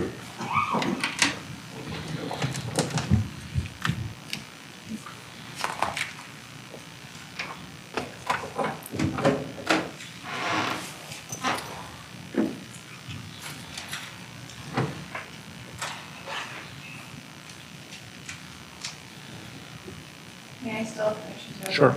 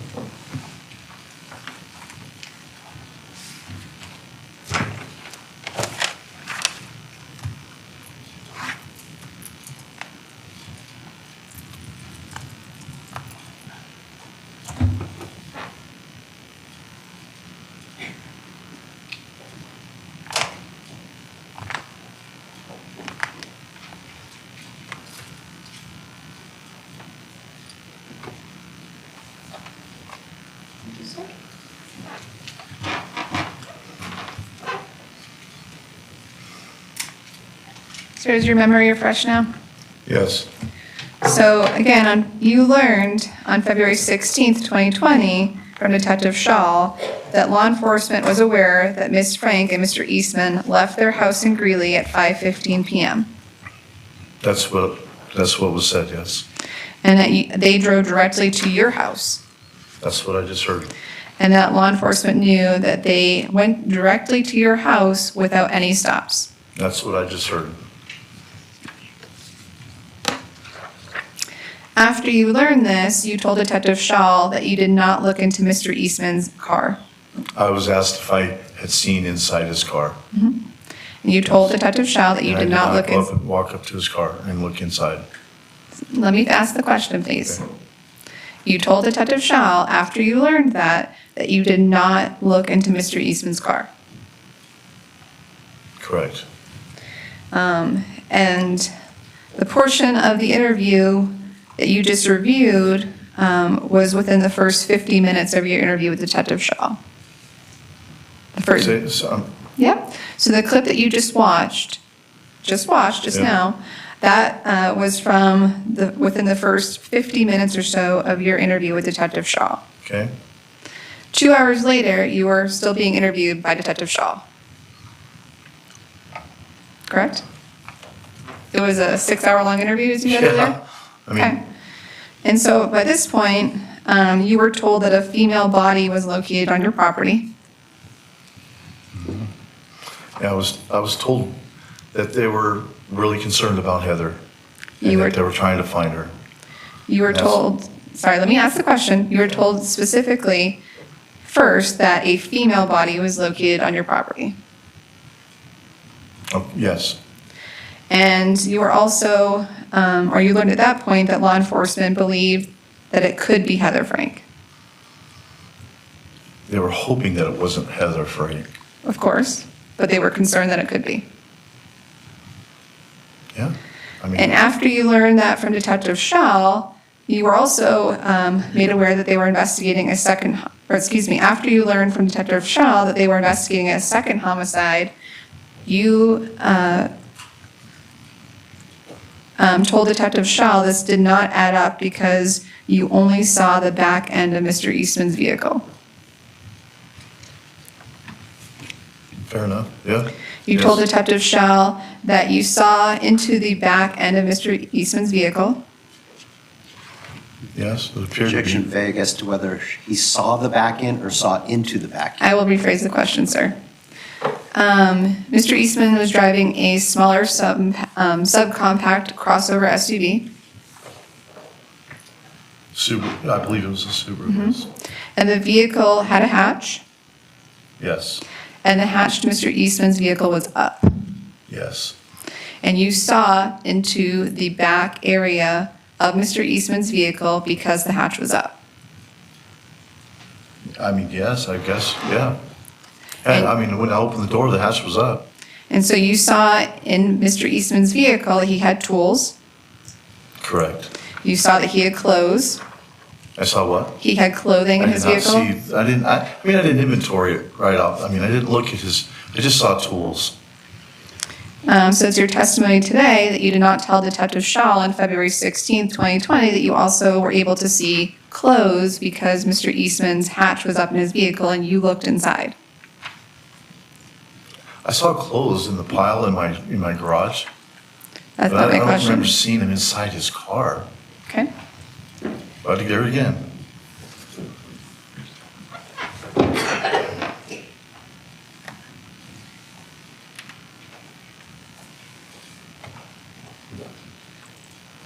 Okay, and there's crap in the It's back? fucking, like, yeah, pile of tools, Okay. tools and clothes.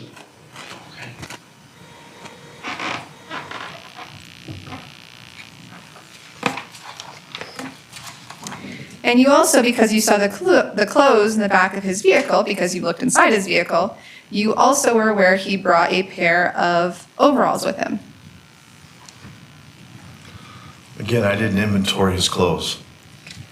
But you told Detective Shaw on February 16th, 2020, that you even knew those overalls had the word cyclone on them.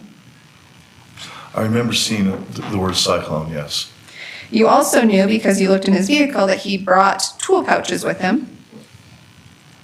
Not because I looked at his, okay, so, I mean, I remember seeing in a pile, in fact, his lunchbox said cyclone also. So, yes. And you also knew that he brought a skill saw with him.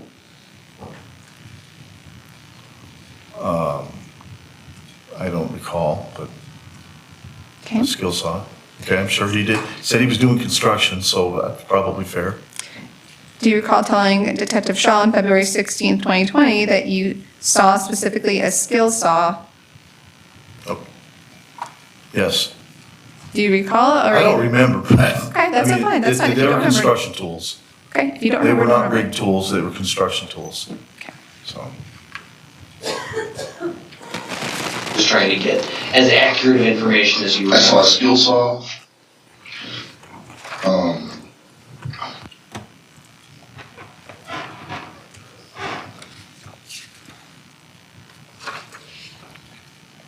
And although you saw those items that we just discussed, you told Detective Shaw that you did not see Miss Frank when she came onto your property on February 15th, 2020. no, I didn't. And you told Detective Shaw that although you didn't see her, she very well could have been in the car.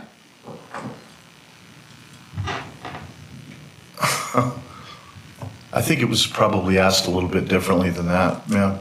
Okay. I think it was probably, I mean, for me to just like format that like that, and I'm not trying to solve anybody else's mystery. Somebody asked me if there was a chance that she was in the car, would you have been able to see her? And I said I did not see anybody else in the vehicle. So it's your testimony today that you did not tell Detective Shaw on February 16th, 2020, that Miss Frank very well could have been in the car. I'm going to object this to speculation. I'll overrule the objection. You can answer the question. I mean, I don't. I mean, I guess you're gonna play the whole entire thing for me. Sir, just answer my question, I just yes or don't no, remember please. saying it, man. That's but fine. It's fine. Heather? So she could have been in the car? She could have been, yeah. Could have been.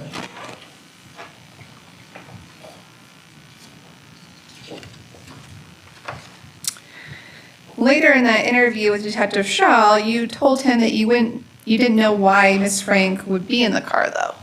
I don't know what. Why Miss Frank would have been in the car on February 15th with Mr. Eastman. I don't know why she would have. And the reason why you didn't know why she would be there was because Mr. Eastman was showing up to work.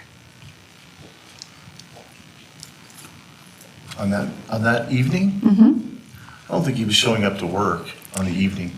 Do you recall telling Detective Shaw on February 16th, 2020, I don't know why she would be there because he was showing up to work? Well, he's showing up to unload his tools and discuss whatever with me. And I mean, that was the gist of the whole deal. So I don't know why she would have been with him. Huh? That was just.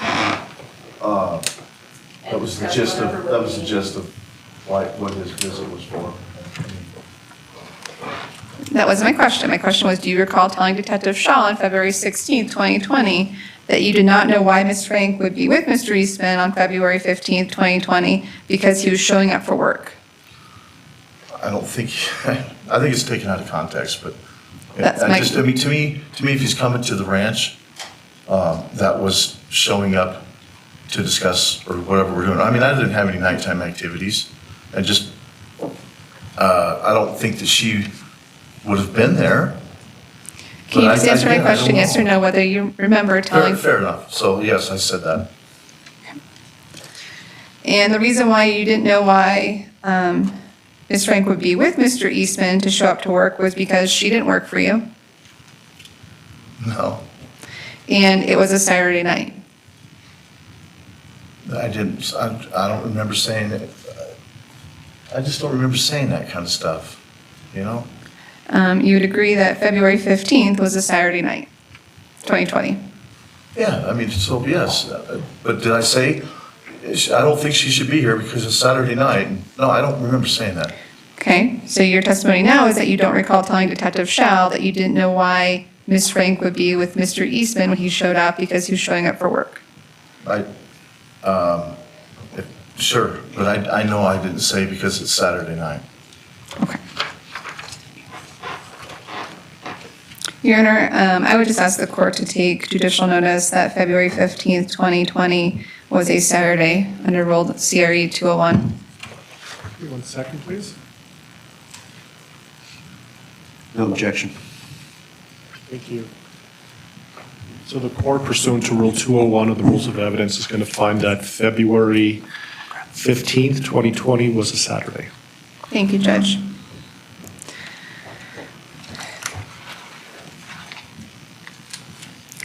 And again, as we've talked about many times, you were at the Weld County Sheriff's Office talking about a homicide for many. One time. Let me finish, sir. You were at the Weld County Sheriff's Office talking about a homicide, potentially two, on February 16th, 2020 for many hours. That is correct. Two different detectives. Sure, yes.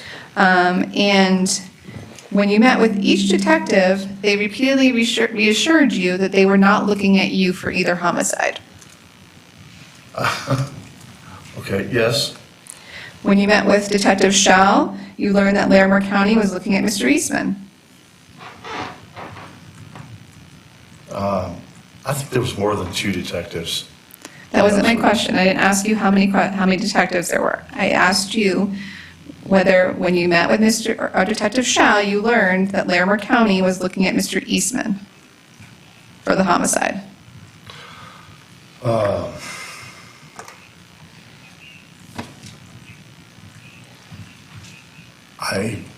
Sure, yes.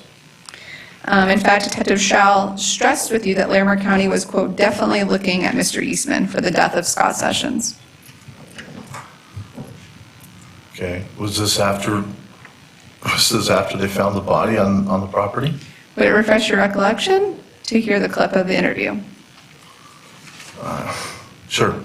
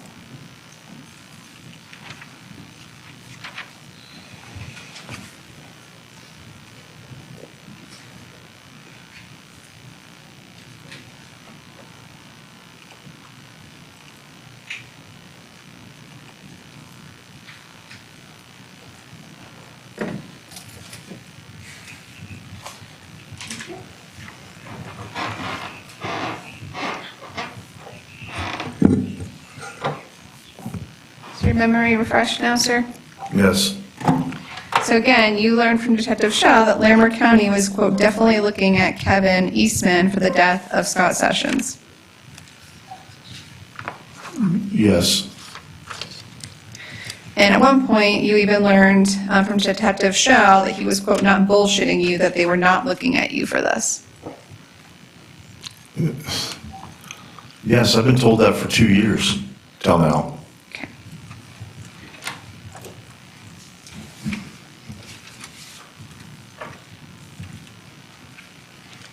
This morning, Mr. Wren asked you about whether or not you were a convicted felon. Do you remember that this morning? Correct, yes.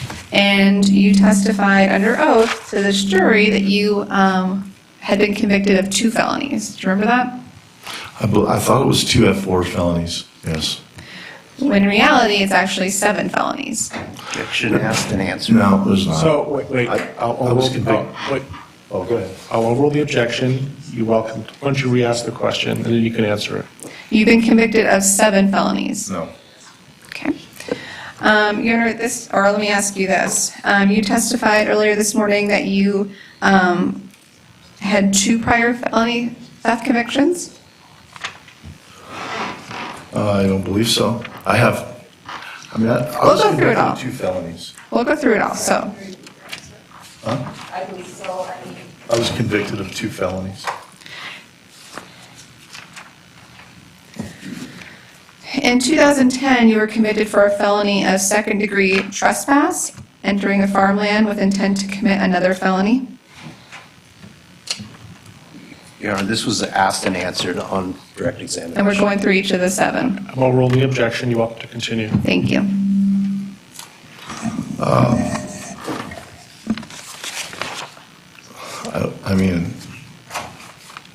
I don't recall getting convicted of whatever it was. I thought I was convicted of 2 F4 felonies, and I served 2 years in prison. I paid $80,000 in restitution. And That's not the question. So the question is, do you believe that you have a conviction for second-degree trespass to farmland with the intent to commit a felony as stated by Ms. Devereaux? Yes or no? Yes. Next question. Yes. In that case, you stole 40 farmhouse-style hanging lamps. Yes. Yes or no? Yes. And you stole those lamps from a house that was under construction. Yes. And after you stole them, you called a supply store named Uncle Benny's Building Supply and sold them for profit. Yes. And then 2009, you had a felony conviction for theft between $1,000 and $20,000. Mm-hmm. Can you answer yes or no? Yes. And in that case, you broke into a construction company's trailer Yes. and you stole several hand tools valuing over $15,000. Yes. And in 2009, you had another felony, so a third felony now, for possession of a controlled substance. I was never convicted of controlled substance. Okay? Your Honor, I'm going to be admitting at this time what's been marked as Defense Exhibit ZZ, and this is a certified copy of conviction for Mr. Troy Milo Bonnell for a Class 6 felony of possession of a Schedule II controlled substance, and I'm asking the court to take judicial notice of this under Criminal Rules of Evidence 201, and it's from Weld County Case 2009 CR 1572, and I'm showing Mr. Wren. Is that a certified copy? Yes. Why do you need me to take judicial notice if you have it coming in through that certified copy? You can do it that way too. Any objection to the admission? No. ZZ is admitted.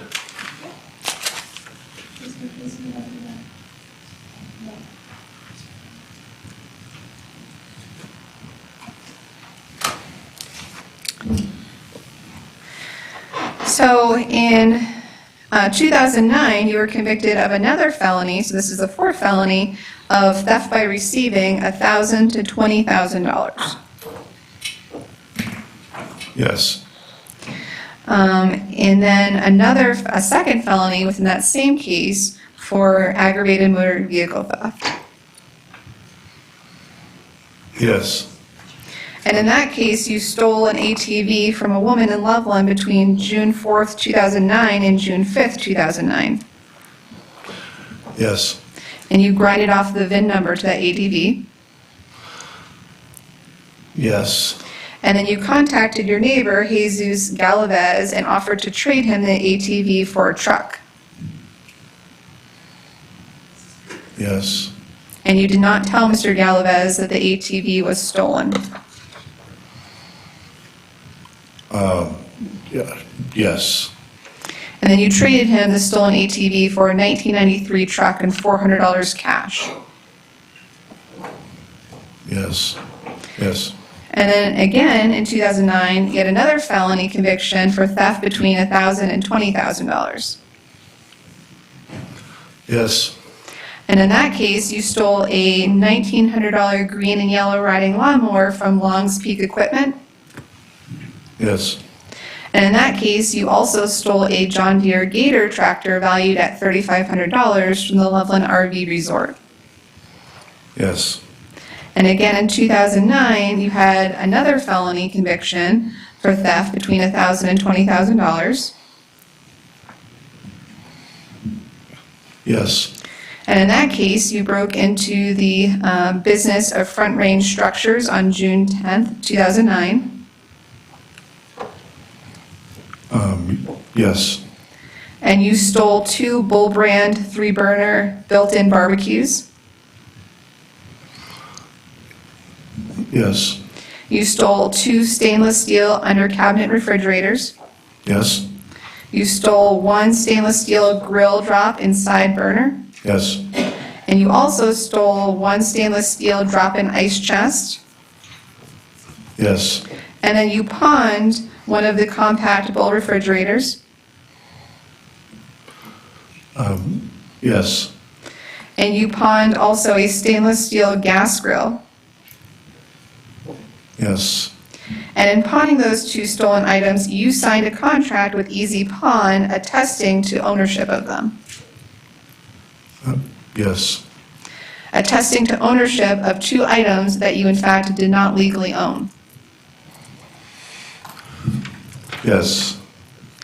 And you actually lied and indicated that you had owned those 2 items for 2 years.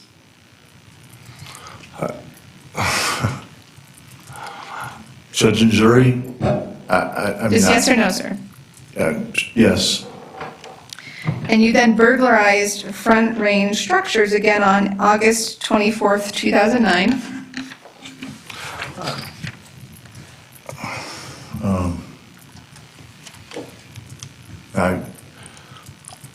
Yes. And that time you stole an outdoor island with a ceramic top. Yes. And you stole stainless steel cabinets. Yes. And you stole a stainless steel Bull Brand burner. Yes. That's a heck of a lot more than 7 felonies.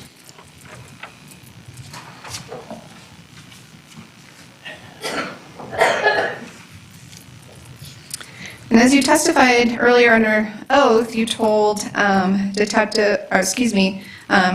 testified that you've been to prison before, right? Yes. And you met with, again, Detective Geyer and Detective Shaw on February 16th, 2020. Yes. And during both the meetings with the 2 detectives, you told them you owned multiple guns.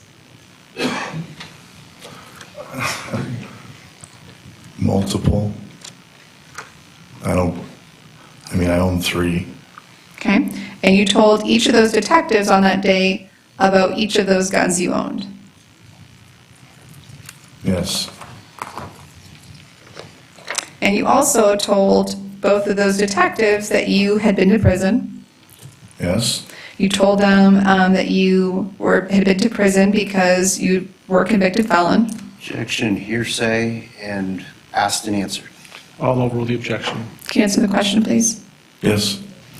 And yet, at that time, on February 16th, 2020, neither of those detectives arrested you for possession of a weapon by a previous offender.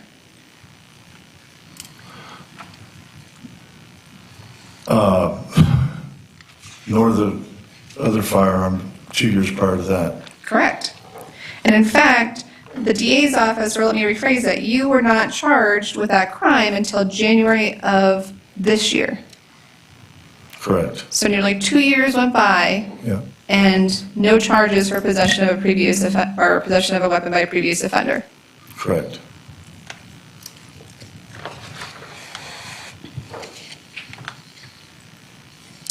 And the exact date that you were charged was February 3rd, 2020.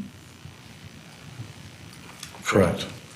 And you are currently facing 3 counts of possession of a weapon by a previous offender. Correct. So that means that you are being accused of knowingly possessing, using, or carrying upon your person a firearm subsequent to being convicted for a felony crime. I mean, I wasn't possessing it to aid in a felony crime. That's not my question. Okay? My question is, let me ask you this. You're aware that each of those 3 counts carries a possible prison sentence of 1 to 3 years. Yes. You are also being charged with a 4th count, again, 2 years later, of possession of a Schedule 3, 4, or 5 controlled substance. An unknown substance that I came straight out and said, yes, they were steroids. Yeah, we'll get to that, sir. And for that count, you are facing alone, just on that count alone, 6 to 18 months in jail. Sorry, 6 to 18 months. Yes. And you are currently facing those charges. I'm currently, yes. And you're currently being charged by the same DA's office, Yes. the same DA's office that offered you immunity to testify today. Yes. And you're aware that this DA's office is in control of any plea bargain to be extended to you, Yes. or whether charges are dismissed before your next court date in September in front of Judge Kopko. I mean, there hasn't been any discussion as far as anything. But you're aware that this DA's office is the one who gets to decide that. Yes. And going back to your conversation with Detective Shaw, you fully owned up to him that you had been to prison. Yes. And you told Detective Shaw that you made some bad choices in your life. Fair, you'd say, yes. And you told Detective Shaw that the reason why you went to prison was because you, quote, beat the shit out of a guy. Yeah. You remember telling him that? Yeah, it was a construction job. Okay. And you also brought that up with Detective Geyer. Yes or no? Yes. And you told Detective Geyer that you went to prison because you, quote, beat the living shit out of a man who ripped you off. Objection, relevance, and hearsay.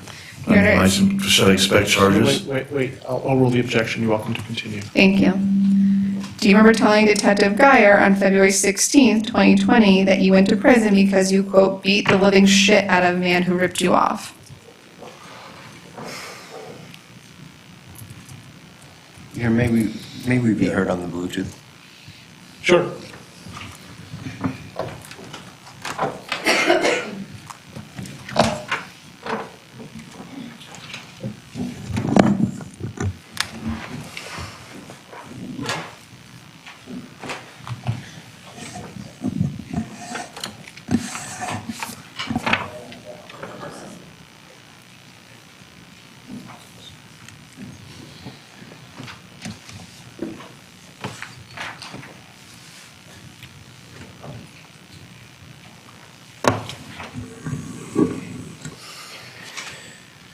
Can everybody hear me? We need the blue noise. We're working on the white noise.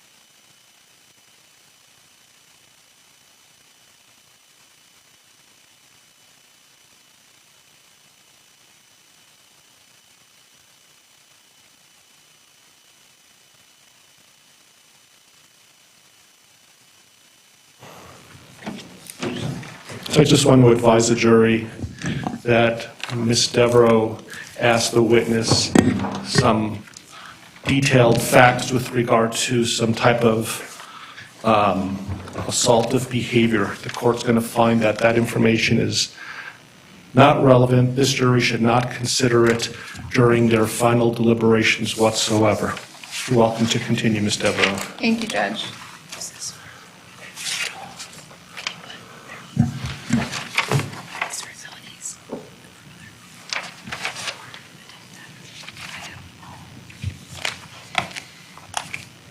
So to start, the bottom line is you told Detective Shaw and Detective Geyer that you went to prison for assault, correct? Amongst other things, yes. Okay. Excuse me? Your answer is Yes. Your Honor, at this time, I'm going to move to admit certified copies of convictions. I don't know how the court would like me to do this, but I will start with Defense Exhibit YY. And that's out of Larimer County, 2009 CR 1467. And this one's for the felony convictions. I'm going to object to this being done in the presence of the jury. I would ask to go on Bluetooth if we're going to do this. Sure, and just for the record, YY 1 and 2 has already been admitted into evidence. So this would be YY3. Yeah, you can mark it however you want. I'm just Okay. saying YY 1 and 2 is admitted into Okay. evidence.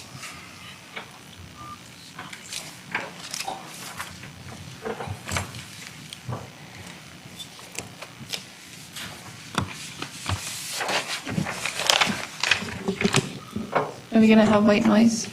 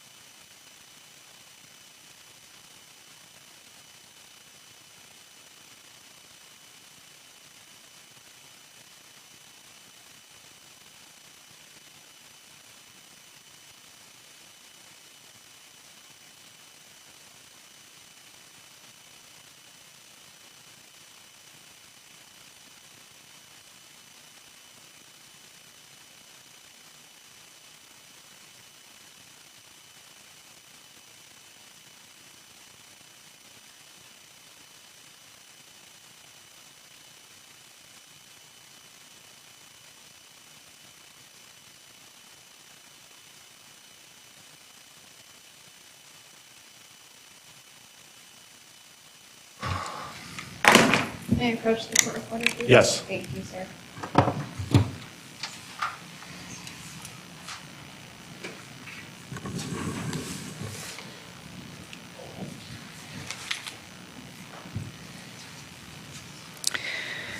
All right, so Mr. Bonnell, we just left off by saying, or talking about how you told Detective Shaw and Detective Geyer that you were convicted of assault, and that's why you went to prison, correct? I don't recall. But you did not go to prison for felony No, conviction I don't- related to assault. I don't believe so. No, it was, I honestly don't, I don't think there was that many. So the answer is convictions. you did not go to prison for a felony assault conviction, correct? No, sir. Next question. Thank you. When you were contacted by law enforcement the morning of February 16th, 2020, you were surprised by them. You weren't expecting them. Correct, You weren't expecting law enforcement to be knocking on your door. correct. And again, you were asleep the morning of February 16th. Yes. And they immediately brought you outside and searched you. I don't believe they searched me. I mean, I was in my underwear, but Okay.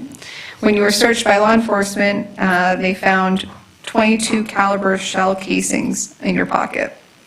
yes, after I was given my pants, a pair of pants from inside, that's when they discovered them. And those 22 caliber shell casings that were found in your pocket on February 16th, 2020 were not from a rifle. I don't believe so, no. They were from a pistol. I mean, I don't remember I don't remember where they came from. I don't know. Do you I recall? don't think so. Do you recall telling Detective Shaw on February 16th, 2020 that the 22 caliber shell casings found in your pocket were from a pistol?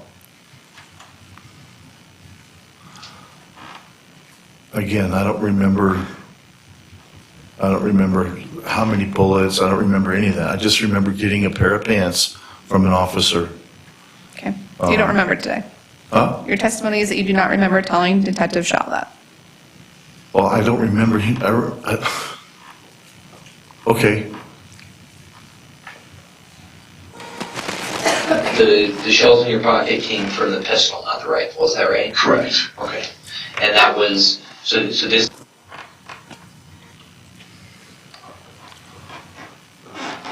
And you had the 22 caliber shell casings from the pistol in your pant pockets the morning of February 16th, 2020, because you had been shooting. Objection vague is the time. I will re-ask the question. You told Detective Shaw that you had been target practicing, or target shooting on, Objection vague is the time. he's not even letting me finish my question. Why don't you go ahead and finish your question? Thank you. You told Detective Shaw on February 16th, 2020, that the last time you shot your pistol was the weekend before, that could have been, yes. and that you shot your .22 pistol on your property the weekend before. I believe so. And first you told Detective Shaw that in your free time, you had made a backstop on your property. I did have a 50-yard target backstop. You told Detective Shaw that this backstop was made because, or you made it because you wanted him to know that you had been target shooting safely. I don't remember having that conversation, that I wanted to prove to him I was doing something safely. I don't remember that. Okay, so it's your testimony today that you don't remember telling Detective Shaw on February 16th, 2020, that you made the backstop because you didn't want to be, or to interfere with anybody, and you wanted to be safe. Yes, You do recall telling I him that? do recall that, I believe. Okay. And then about an hour and 20 minutes into your interview with Detective Shaw, you drew him essentially a picture of the back area of your ranch where this backdrop Yes. was. And again, the backdrop that you had made to go target shooting. Yeah, it was Okay. a hutch. And because, again, even though you told this jury this morning that you were shooting coyotes to save your chickens, you told Detective Schall on February 16th, 2020, that you were actually shooting at your backstop in target shooting. Not at night, no. No, I mean, look, I had shot my pistol a couple days before the night of before the 16th. I didn't shoot any coyotes. I've never shot a coyote. I just shot, and all I would do was shoot in the air and scare them off. Again, that so wasn't I my didn't- question. My question was specifically, you told this jury this morning that the explanation behind the bullets in your pocket was that you had been shooting coyotes to save your chickens. Do you remember that this I morning? said, I don't know if that's the bullets. I really don't know, ma'am. Like, I don't know. Like, I was given a pair of pants that had bullets in them. I did not go in and Sir, my shoot. question was, do you remember telling this jury under oath this morning that you were shooting to save your chickens from coyotes?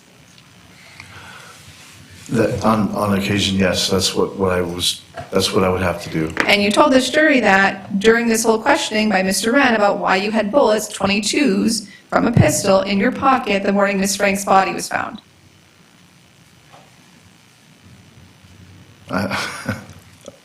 Wow. I mean, if I said that, then yes. I don't recall having bullets I don't even remember having bullets until they pulled them out of my pants. And I don't even know where the pants came. Honestly, the pants were old, the pants were dirty. Okay, So I think they came from the You're being laundry room. responsive. I'm going to ask you some questions, okay? I'm going to ask you to only answer my questions. Sure. So after you told Detective Schall that you had the bullets because you were target shooting on your backstop, with your backstop, later in the conversation you told him that you actually never got to shoot at your backstop. I don't recall that either. But Okay?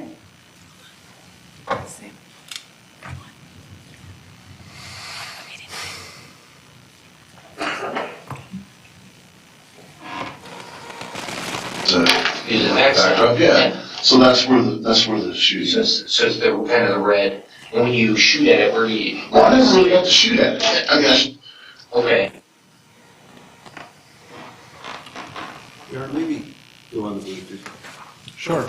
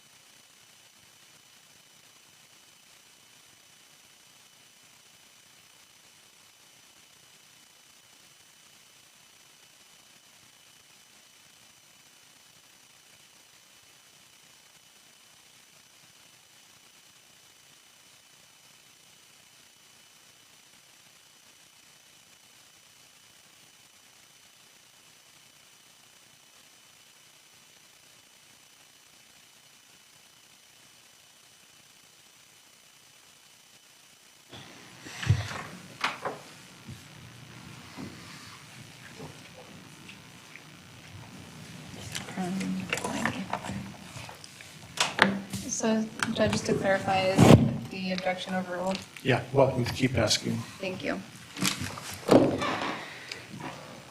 Okay, so again, you told this jury this morning that the reason why you had the bullets in your pockets the morning Miss Frank was found dead was because that you had been shooting at coyotes to save your chickens, right?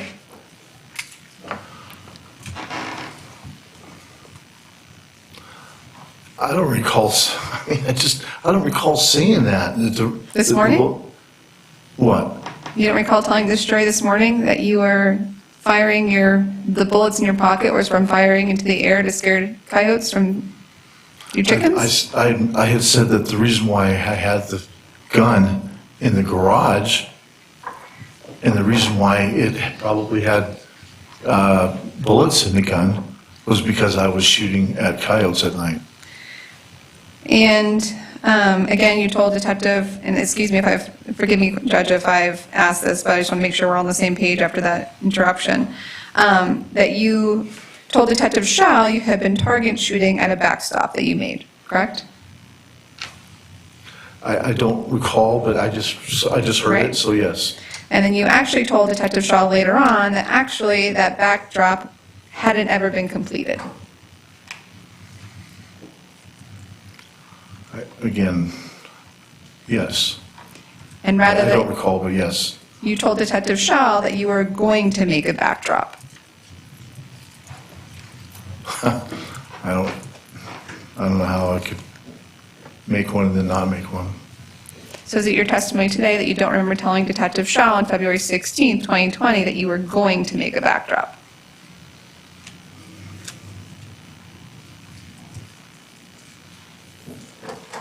I don't recall. I don't know. I'm sorry, I don't recall. This used to be over here. When I used to have hogs and stuff. All I did was move it over here. Moved it over there. Yeah, I was gonna make a backstop. Okay, so you were,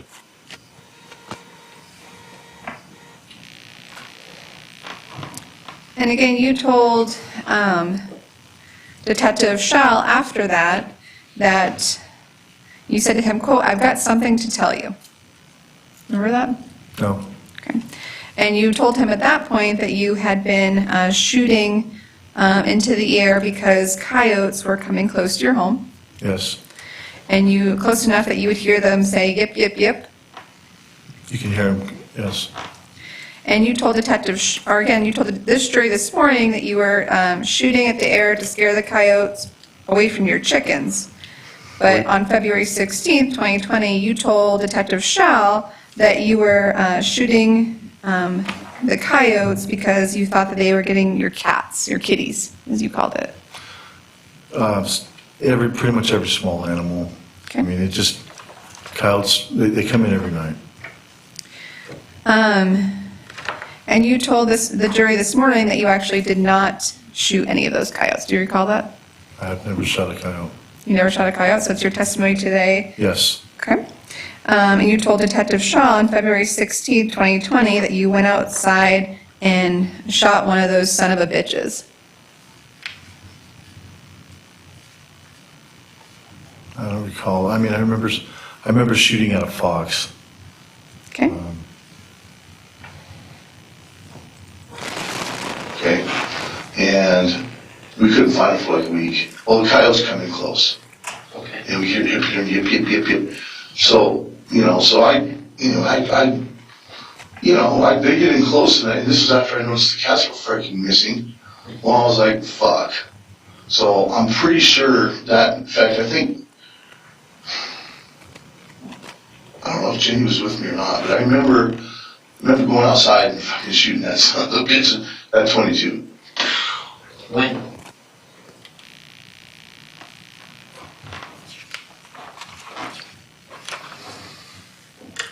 You then told Detective Shaw that you also had people come out to your house to practice target shooting. Do you remember that? Yes. And you even indicated at one point, that's why you were designing the backstop. Do you remember that? Correct. And you specifically said that you didn't have or you were going to build the backstop so that you didn't have to shoot into the side of a hill. Correct. And you told Detective Shell that, or let me ask you this, despite shooting at the ground or in the air, the coyotes, you made it a point to tell law enforcement that or Detective Shell specifically, that you don't target shoot. No. Sorry? No. No, you won't. I mean, I would, but I never really had a target range.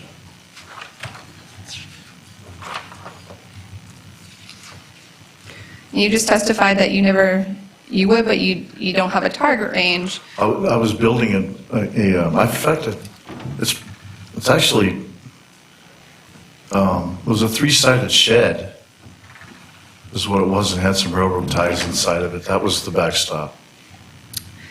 You also gave Detective Shaw that same day a different reason for having the casings in your pocket, the 22 casings in your pocket.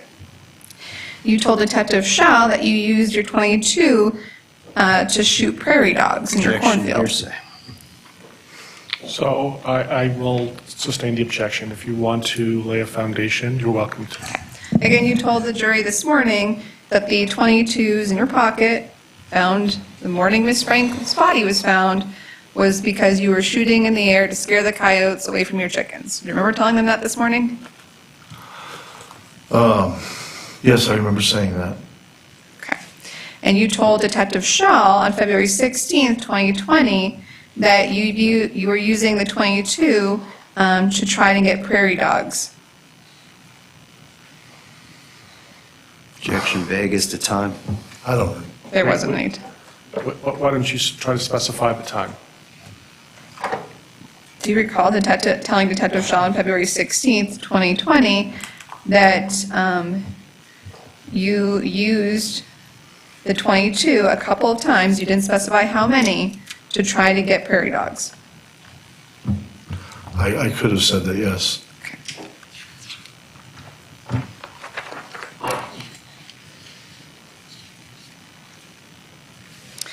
So even though we've heard a couple of different explanations as to why you had the 22 casings in your pocket the same day Heather Frank's body was found, you made it a point to tell Detective Shaw that the law enforcement would not find a bunch of bullets on the property. I don't remember saying that, but I don't remember saying that. Okay. Do you remember telling Detective Shaw on February 16th, 2020, I can tell you I don't have a bunch of riddled bullets in the side of the hill, I just don't, man? In the side of the what? The side of the hill? Yeah, I don't. You don't remember Yes, that? I remember saying that. And you also made sure to tell law enforcement that you were not a gun guy, right? No. And now let's talk about when you last shot the gun. So, okay, one moment. You told this jury this morning that you had last used the 6-shooter to save your chickens a couple days before Miss Frank's body was found on February 16th. Do you remember that? Yes. You told, okay, that was your testimony this morning. And you told Detective Shell on February 16th, 2020, that you had last shot the weekend before.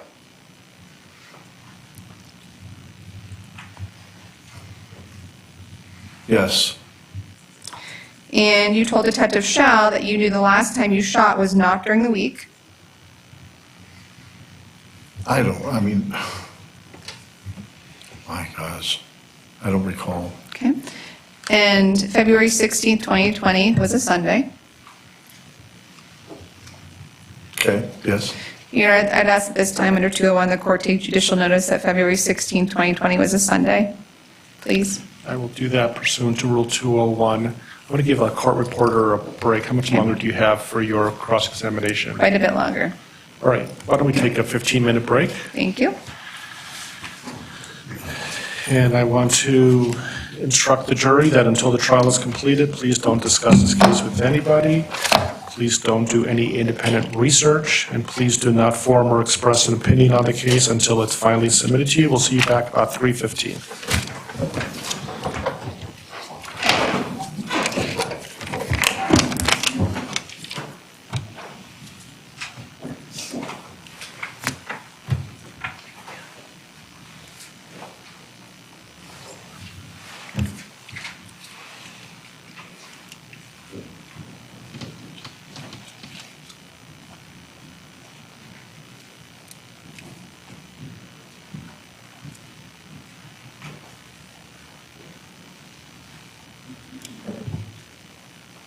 Okay, you're welcome to be seated. We'll be in recess for 15 minutes.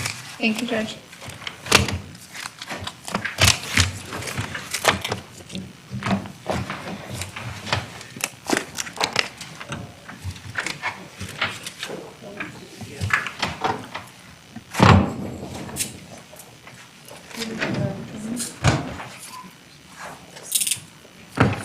Hey, partner. You know.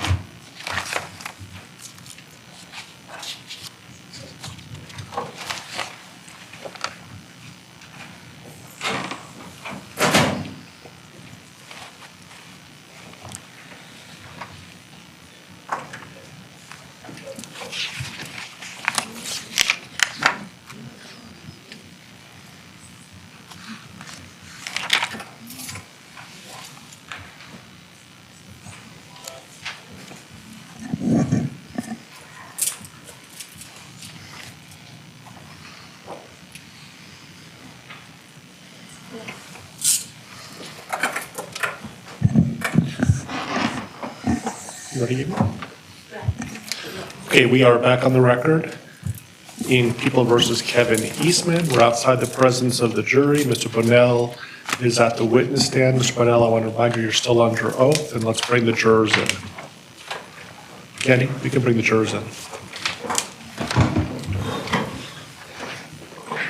When the jurors come in, if everybody can please rise.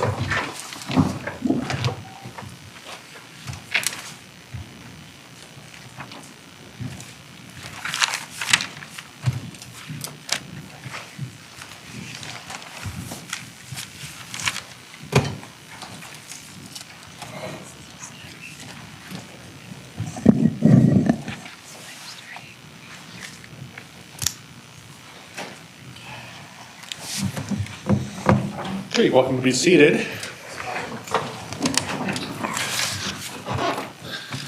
And you're welcome to continue with your cross-examination. Thank you, sir. Good afternoon again, Mr. Bonnell. Good afternoon. So where we left off, just so we're all oriented and you're clear as to my questions, you had, again, testified this morning on direct examination that you had last shot your gun a couple days before February 16th, 2020. Yes. And February 16th, 2020, as the judge took judicial notice, was on a Sunday. Yes. And so a couple days before a Sunday would have been during the week, correct? Yes. Asked and answered. Again, I'm just making sure I lay up the foundation because the next thing Mr. Reynolds said. I will rule the objection. Thank you. But you told Detective Schall, specifically on February 16, 2020, that you knew the last time you shot the .22 was not during the week.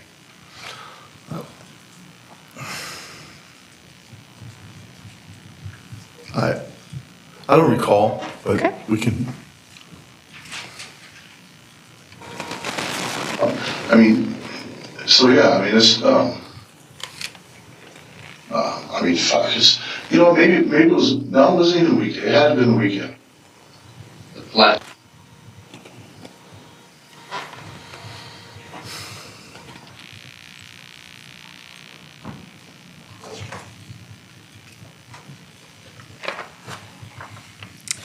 And Detective Schall asked you a second time how recent or when the most recent time you shot your gun was. And you told him a week ago.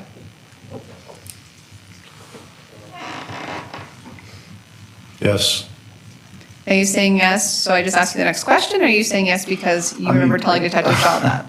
It's a long time ago, ma'am. I mean, certainly really understand, that's don't- why I'm asking I that. really don't have all those answers for you. I know that, to me, a couple days, there's a lot of hours in a couple days. You know, I mean, I'm sorry if I misjudged a day or, you know, I mean, I know that I had shot the pistol. I know that when I said a couple, it wasn't that day.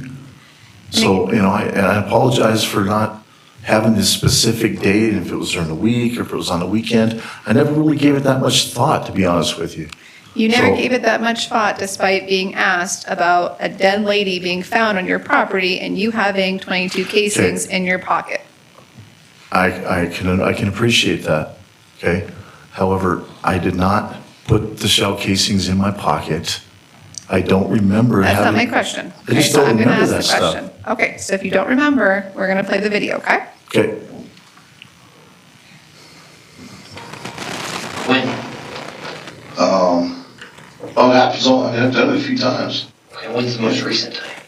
about a week ago. About a week ago? Yeah, and it's like, I mean, I couldn't, And immediately after Detective Schall, again, you talked to Detective Geyer, and he also asked you if you had shot a gun recently. yes, And again, you told this jury this morning under oath that you shot the gun within a couple days before February 16, 2020. Do you remember that?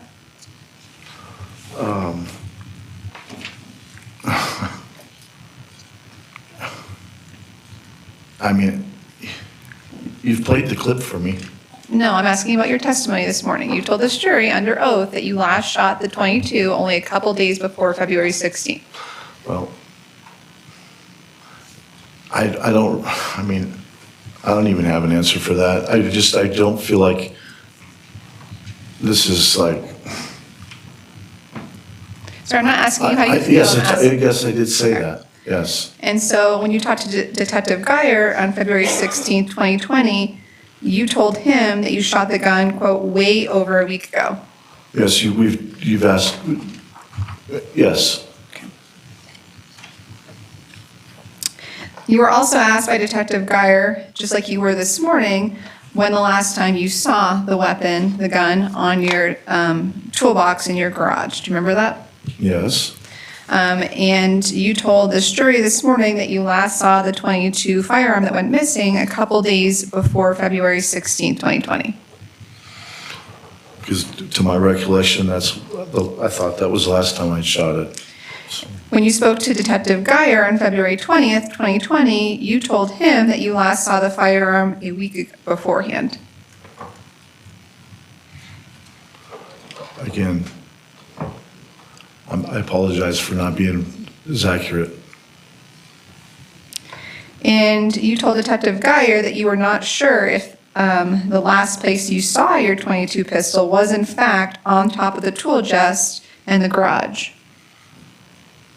I don't think I said I'm pretty sure I remember saying the last time I saw my pistol was on top of the tool chest. Okay.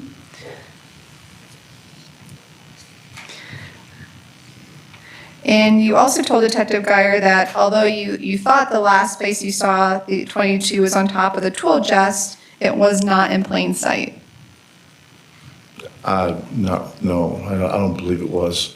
It was tucked in amongst a couple of extension cords, I believe. You did not have the .22 pistol in plain sight where someone would have walked into your garage and known that the gun was there. Are you asking me if I would see it or somebody else would see it? I don't think that's, I didn't have it sticking straight up out of the deal, but if you looked at the toolbox, I showed you guys when you guys were there exactly where I put it. You guys put a mock pistol there. Like it was pretty apparent where it was. Do you remember telling Detective Porter on February 27th, 2020, that the firearm was not in plain sight and that in plain sight where someone would walk in and say, oh, there's a gun? No, I don't believe that somebody would walk in and say, oh, there's a gun. You would have to actually be looking at my toolbox to be able to see it. So you do recall now telling Detective Porter on February 27th, 2020, that the gun was not in plain sight where someone would walk in and say, oh, there's a gun. Correct. And as of February 16th, 2020, you had owned the gun for less than a year. I didn't own it. I've never owned it. It was my father's. Okay. I've never owned that gun. As of February 16th, 2020, you only had that gun in your possession for less than a year. I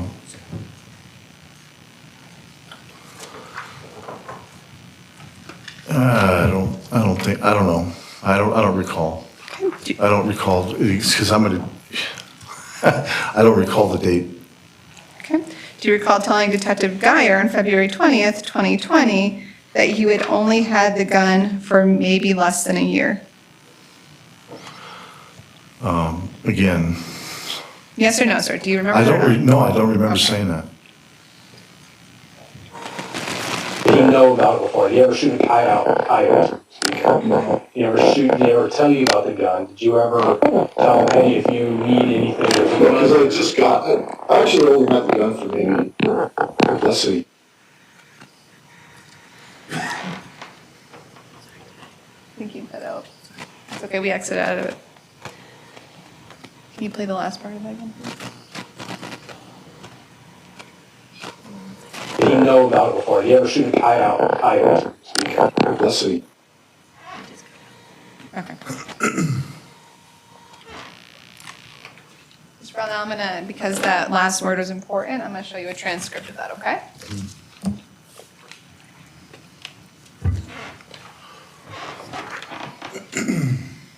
Mayor, do I still have permission to approach? Yes.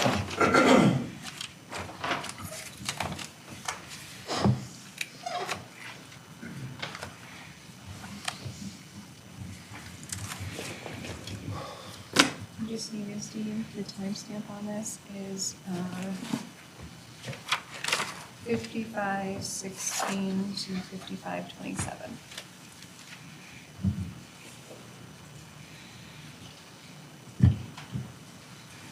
Just so you know, you can see this is a transcript of your interview dated February 20th, 2020. And the last word of that sentence was, quote, or you said, no, because I just got actually, I only had the gun for maybe less than a year. Is that correct? Right here? Yeah, just.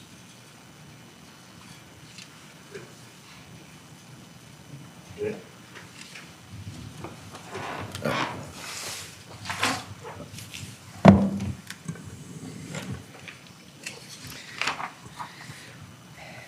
And again, that's important that you only had the gun for less than a year because you had previously testified or told Detective Schall that Mr. Eastman hadn't been on the property to work for you in a year. Objection speculation as to what's important and what's not. Why don't you reword the question? Sure. Mr. Eastman hadn't been to the property to work for you in a year, Prior to what? February 16th, 2020. Or February 15th, 2020 when It he was appeared. Again, we've talked about that one before, and I thought it was 4 or 5 years prior to that. Okay. Do you remember telling Detective Shaw on February 16th, 2020 that Mr. Eastman worked for you a year ago? No. There's no way. He worked for Clearwater. Well, really, nobody's business. Is that what he did for you, mechanic work? Yeah. Okay. When did he work for you? So it's gonna be, man, bro, I want to say a year ago. How long did he work for you? Yeah.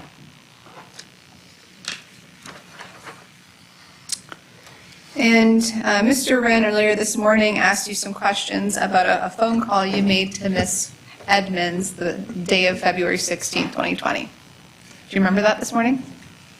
I believe so, yes. Okay. That wasn't the only phone call you had with Miss Edmonds on February 16th, 2020. Okay. You, again, were in the Weld County Sheriff's Office for an interview. Yeah, and I was also released to go to the hotel, and that's when I called her to pick me up to take me to the hotel. You spoke to Miss Edmonds before that as well, didn't you? I spoke to her the day that, the night that, or whatever, the morning that she went home. So between the time that Miss Edmonds left your property and that phone call conversation, and after you were released from the sheriff's department, you spoke to her Yes. at the sheriff's department. Yes, because I was getting ready to go to my hotel room. So it's your And I did not have a testimony. ride. It's your testimony today that the conversation that you had with Miss Edmonds on February 16th, 2020 at the Weld County Sheriff's Office was regarding you getting released and a ride. Oh, yeah, I needed a ride, yes. And again, you were in the middle of a conversation with a detective about a homicide when Miss Edmonds called you the first time. Yeah, she was wondering if I was done. Detective, it was when you were speaking with Detective Schall about Mr. Sessions' death. Say it again? The phone call came when Detective Schall was discussing with you their investigations as it related to Mr. Sessions' death. Again, she was calling to see if I was done. That wasn't my question. Okay, so I'll ask it again, and if you don't remember, we can watch the clip and refresh your recollection. Ask again. It was during the point of the conversation when Detective Shaw was telling you, or the phone call occurred during discussions about Mr. Sessions' death with Detective Shaw. Wow. Let's watch the clip. Would it refresh your recollection? Sorry, I just don't recall, man. That's fine.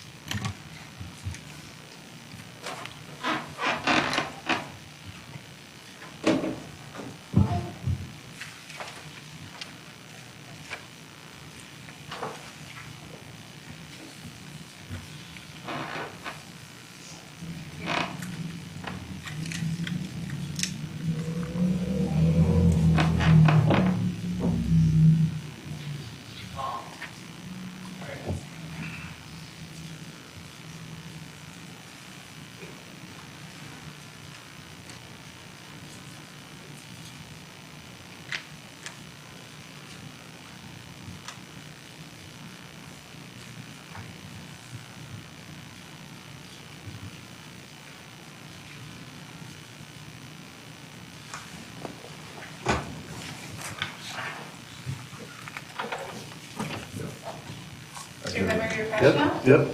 Okay. Timing wasn't the most impeccable timing, but I'm pretty sure she was calling to ask if I was ready to go. So again, the Had nothing timing to do of the with Scott phone. Sessions' death. Let me, It let's had nothing speak. to do with the fact that he was discussing Scott Sessions' death. I mean, she knew. So let me ask the She knew question. that I was going to. Sir, let me ask a question. Yeah. Right? My original question was that the timing of the phone call occurred when Detective Shaw was met, where you, the two of you were discussing Scott Sessions' death, generally. Oh. Yes. Okay. And despite or you would agree that that was a important conversation? Sure. Yeah. Yep. It's not every day a homicide detective is talking to you about a murder, But right? I was free to answer the phone too, right? That's not my question. Oh. Okay? So you would agree that it's not every day a homicide detective is calling you or is asking you questions related to homicides? I in no way would ever downplay something like that. Okay. So. So despite being in the middle of the interview with Detective Shaw about a homicide, you answered your phone with your girlfriend. That's what it appears, yeah. And as you just testified a moment ago, she was calling because she was worried about where you were. No, not where I was. She was wondering if I was ready, if I was going to, because she knew I didn't have a vehicle. Okay. And she knew where you were because you had texted her before even getting to the sheriff's department to let her know where you were going. Correct. So you gave Miss Edmonds a heads up before speaking to detectives that you were going to the sheriff's department. Yes, yeah, yes. And you testified a moment ago that the context of the conversation, or the gist of the conversation between you and Miss Edmonds at that time was arranging rides, correct? It was what? Arranging a ride or transportation from the sheriff's department? Well, yeah, I mean, I was You had her on needing a speakerphone? ride. Huh? You had her on speakerphone? I had her on speakerphone? Yes. Oh, yeah. Okay. And you immediately told her when answering that she was on speakerphone. Well, I probably didn't want to hear, Yes or no, sir? I mean, I'm sure, yes. And you told her immediately that you were with an investigator from Larimer County, I told her immediately what? that you were in the presence of an investigator from Larimer County investigating a homicide. Oh, okay, sure. And you also Yes. you also told her during that conversation that Larimer County had reason to believe Mr. Eastman had something to do with the homicide. I think we better watch that one. So is it your testimony today that you don't recall telling My Ms. testimony is that I don't remember, ma'am.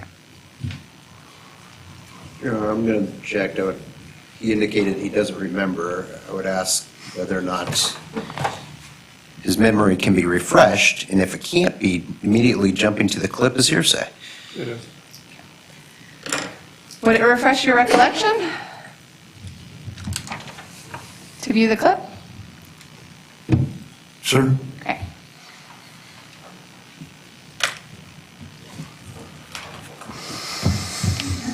May I approach again? Yes, you don't have to ask. Thank you.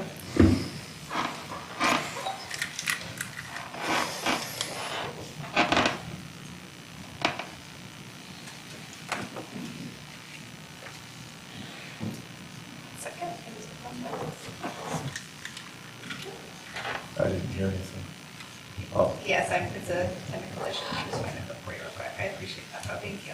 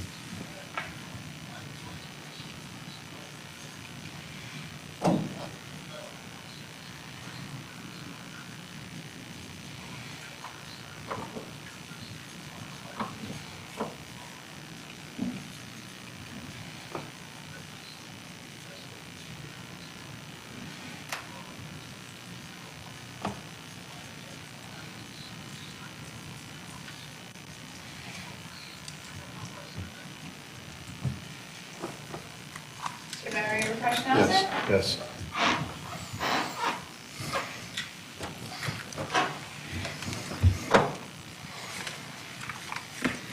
So again, you told Miss Edmonds during that phone conversation that Larimer County had reason to believe that Mr. Eastman had something to do with the homicide.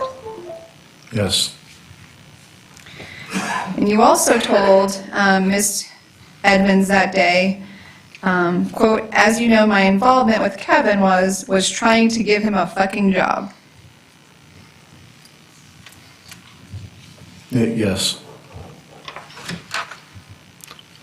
You also gave Miss Edmonds a heads up that the detective would be getting in touch with her. Ms. Edmonds at the time was a pretty critical part of the business. She. So that's not my question.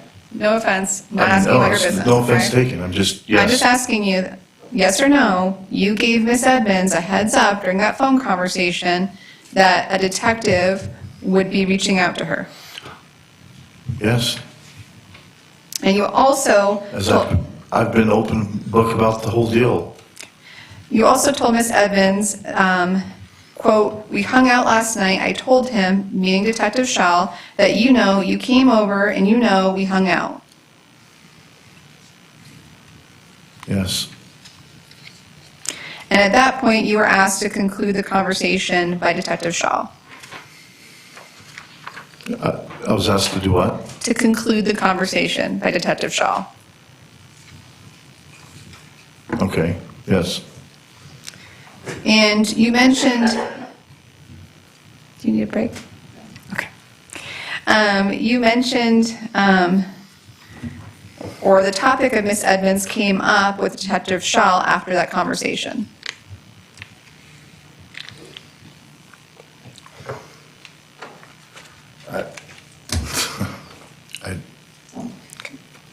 My memory's, I don't remember that, but.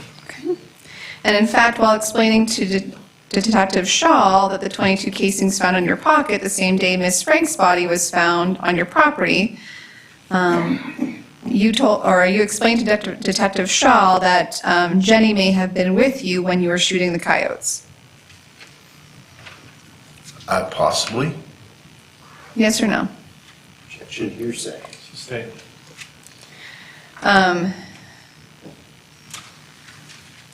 Miss Edmonds was with you when you, I don't recall. you don't recall if Miss I really Edmonds was? don't recall. Let me ask the question, please, okay? You don't recall whether or not Miss Edmonds was with you when you were shooting the .22 at the coyotes? Yes, I don't recall. And I said she could have been, Okay, that's not so my I question. didn't, I just don't recall, man. Okay.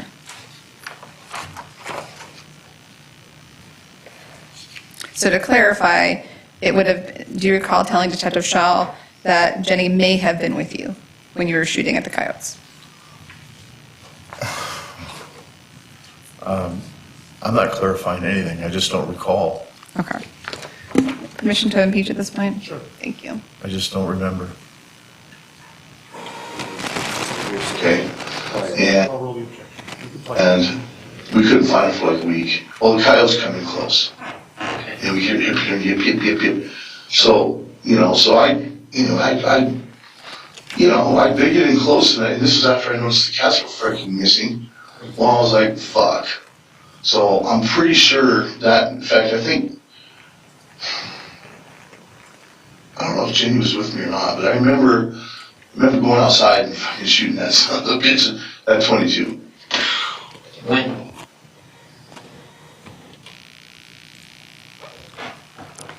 And you testified a moment ago that the only time you spoke to Miss Edmonds, again, was about arranging transportation from the sheriff's department, right?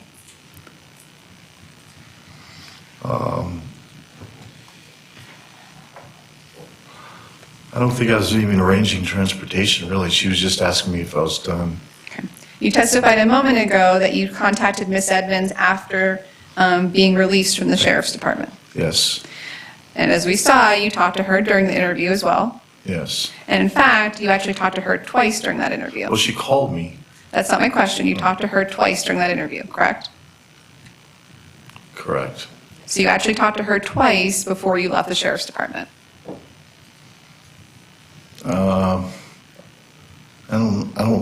I told her I was going down to the police station.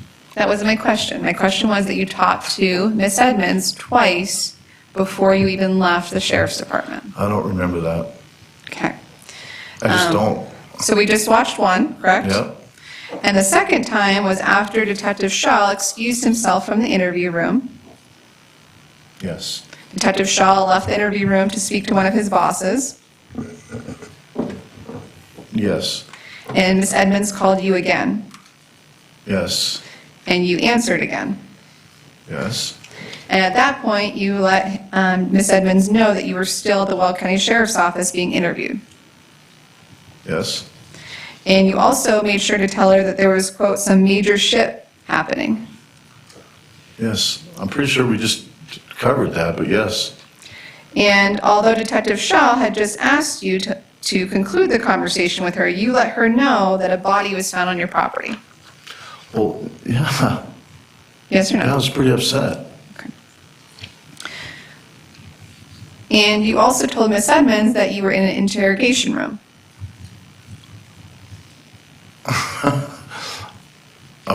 Oh, yes. And you made sure to tell Miss Edmonds that you knew you were on camera at the time.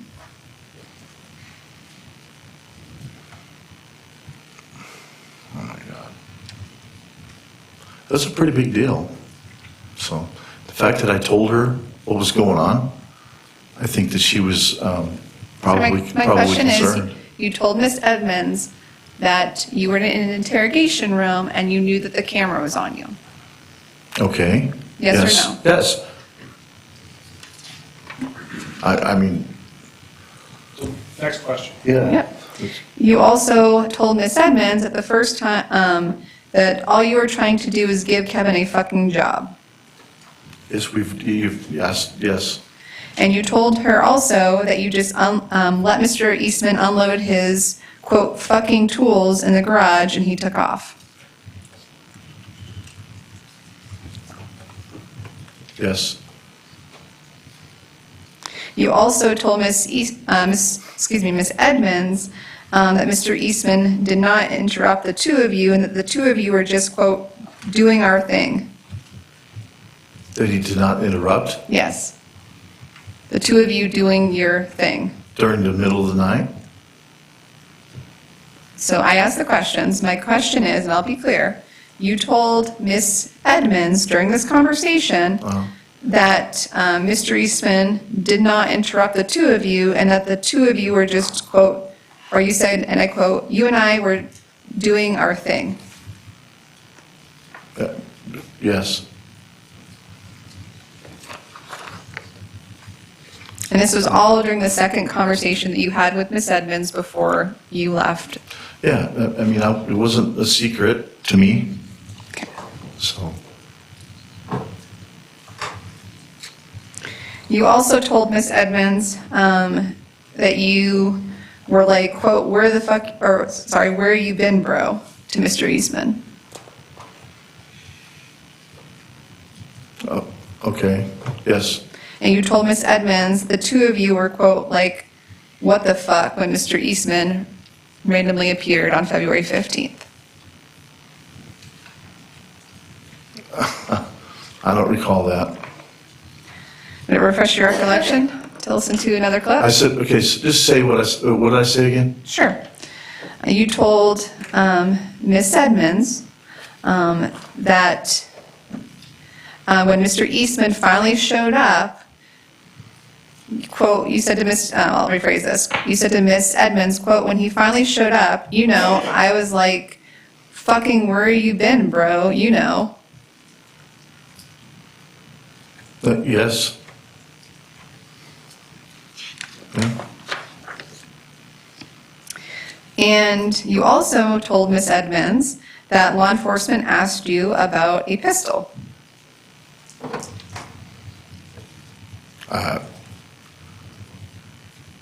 I don't remember that. I don't even remember the conversation, to be honest with you. Would it refresh your recollection to listen to another clip?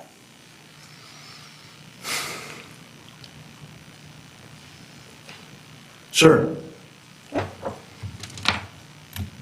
So I'm not going to agree to it if I don't remember it. That's fair. Okay, we're going to refresh your recollection. We have all Sure. the video and transcripts. Sorry, I'm just, Okay, so we make them. I feel like we're a little...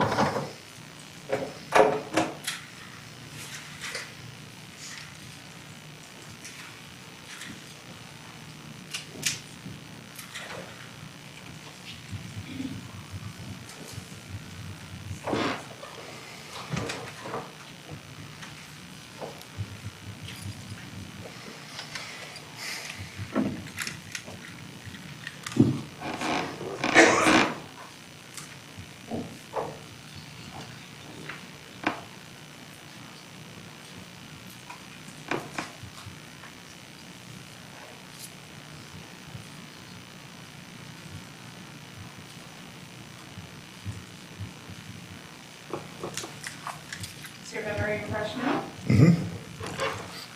I think it does, yes. Your memory is refreshed now? Yes or no? I remember, yes. Okay. So you I remember told, her asking what was going on, too. Miss Edmonds during the phone call that law enforcement was asking you about a .22 pistol.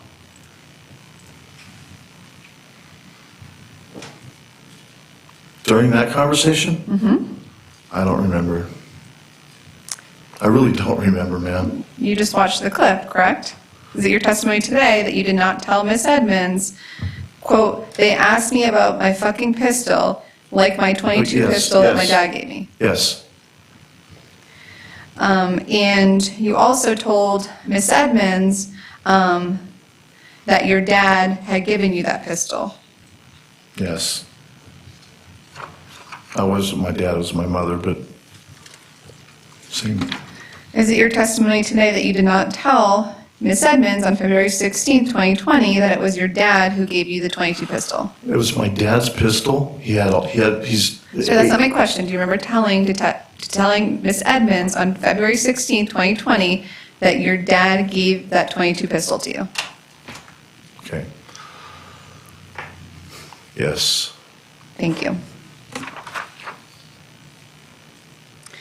There's no buts, though. Mr. Wren asked you questions this morning concerning your burn pit. Do you recall that? Concerning what? Your burn pit? Okay. Yes or no? Yes.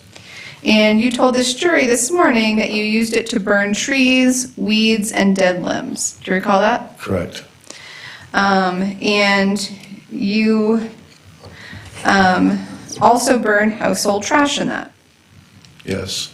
You burned household trash in that to avoid using waste management Correct.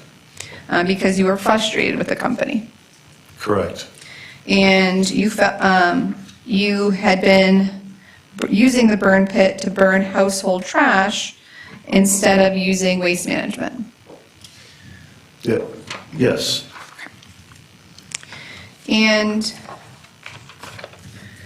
again, you met with these DAs and Detective Jerry Porter on December 17th, 2021.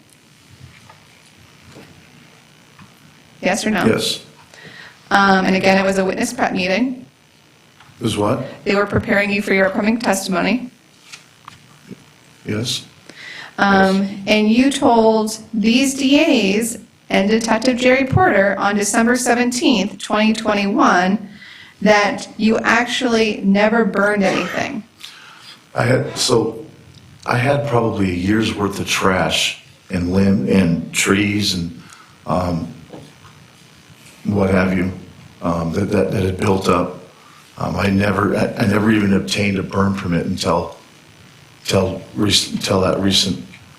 In fact, you told Detective Porter, these DAs, on December 17th, 2021, that you hadn't used the burn pit yet, and you had 6 months of trash built up. Correct. But when you spoke to Detective Schall on February 16th, 2020, you were also asked about the burn pit. Correct. And Detective Schall, or you were asked, by Detective Schall, when the last time you burned any trash was. Correct. And you told Detective Schall on February 16th, 2020, that you last burned trash a week prior.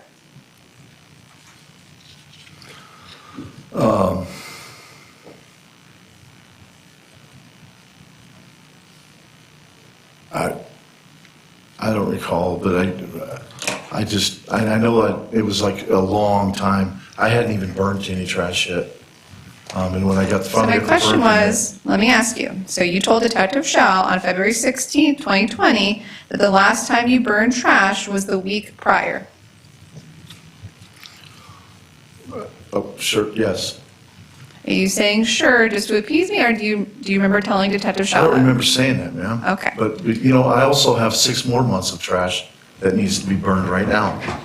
So, I just don't And again, recall. no offense, I do not care about your trash right now. I'm asking you a very pointed question, okay? Do you recall telling Detective Schall on February 16th, 2020, the last time you burned trash? I don't remember saying that. Would it refresh your recollection? Sure. And just to be clear, I want to make sure I we just don't remember that. That's fine. And then you also told him on February 16th, 2020, that you burned trash specifically on the weekend. Do you recall that?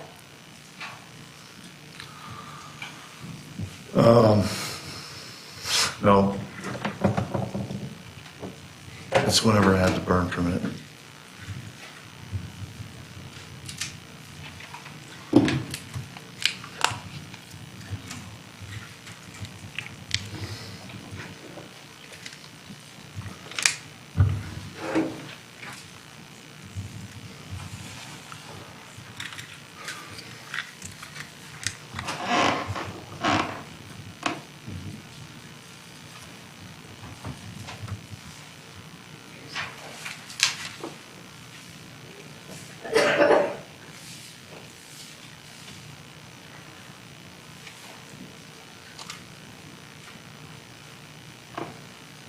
Can you see it again? Do you remember? That appears that's what what I said, yes.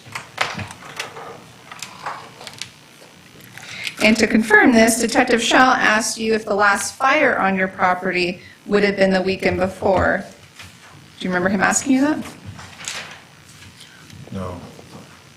And you confirmed with Detective Shaw on February 16, 2020, that the last fire you had on your property, the burn pit, was the weekend before. Well, I just heard the clip, so So yes? yes. I just don't remember that, but And you also told Detective Shaw that the last time you were burning trash was when you were with Jenny.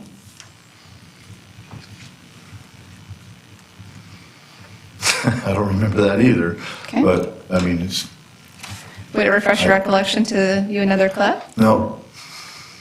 Yes. It would not, yes or no? No, I just don't, ma'am, I just really don't remember. Okay, so if you don't, we have honey It's been fudge. So if I say 2 years. So the question is whether Ms. Devereaux showing you the clip would refresh your memory. That's the only question. Sure. Okay.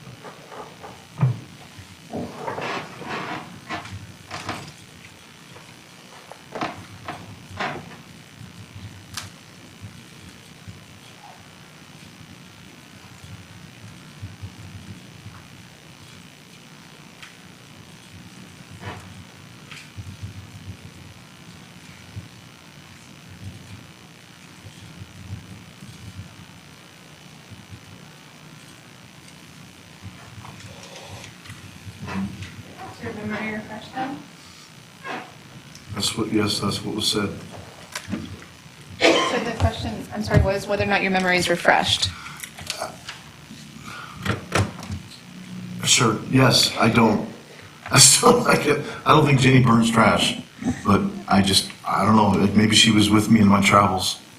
So, again, you told Detective Schell on February 16, 2020, that the last time you were burning trash was when you were with Jenny. Yes, And because of that, you thought that the last time you burned trash was during the week.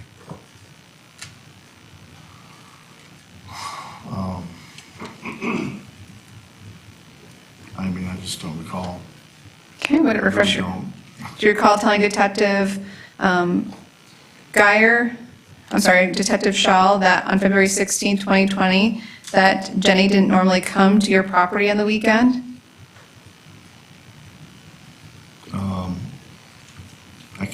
I could have said that, yes. And so because of that, and because Jenny was the last person you were with when you burned trash, you thought that the last time you burned trash was during the week. Again, I don't recall that, ma'am. Okay. And again, you told these DAs and Detective Porter that you never actually burned trash. And you told them that on in December of 2021, right? Objection asked and answered. Again, Ling Foundation. I'll overrule the objection. You can answer the question. Yes, Okay. And when you met with Detective Mark Geyer on February 16, 2020, the second detective, he asked you the same question. okay, I don't recall that either. Okay, would it refresh your recollection? Sure.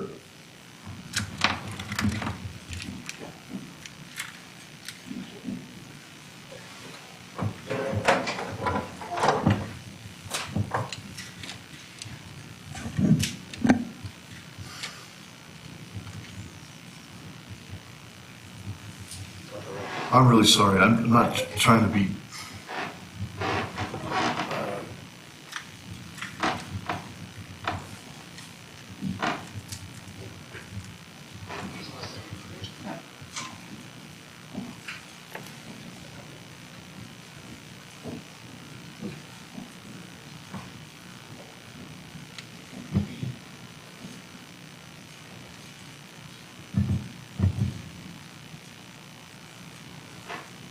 memory refresher? Yes.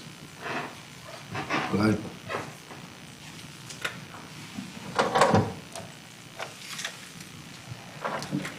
So again, Detective Geyer also asked you on February 16, 2020, when the last time you burned trash was. Yes. And you told Detective Geyer that you last burned trash on the Monday beforehand. Yes. And Detective Geyer also asked you questions about whether or not someone else was present when the last time you burned trash. Prior to all this stuff, yes. And you specifically remembered again that Jenny Edmonds was present with you the last time you burned trash because you remembered she brought her kids to the property. Yeah, I said maybe. I didn't recall. You specifically remembered that Miss Edmonds, that you had trash in the back, of a buggy, and that her kids wanted a buggy ride. Yes, not burn trash. I'm sorry? I don't believe that the kids were burning trash, though. That wasn't my question. The question was that you knew Miss Edmonds was present the last time you burned trash because you remembered her kids were there and they wanted a buggy ride. I don't recall that, but it's fine. Would it refresh your memory? Yeah.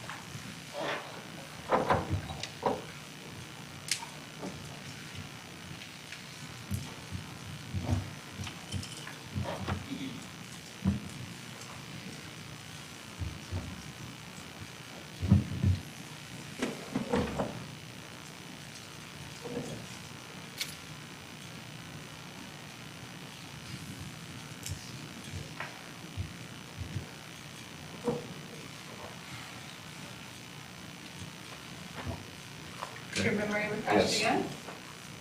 Yes.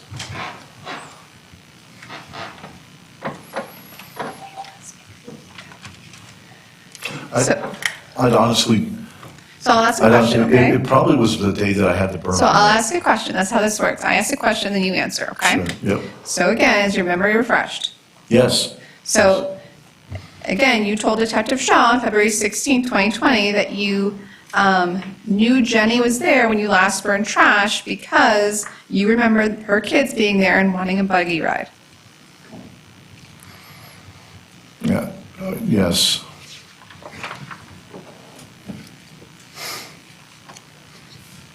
And you were also asked by Detective Geyer if you knew of anyone else who burned if anyone else knew that you burned stuff out there. Do you remember?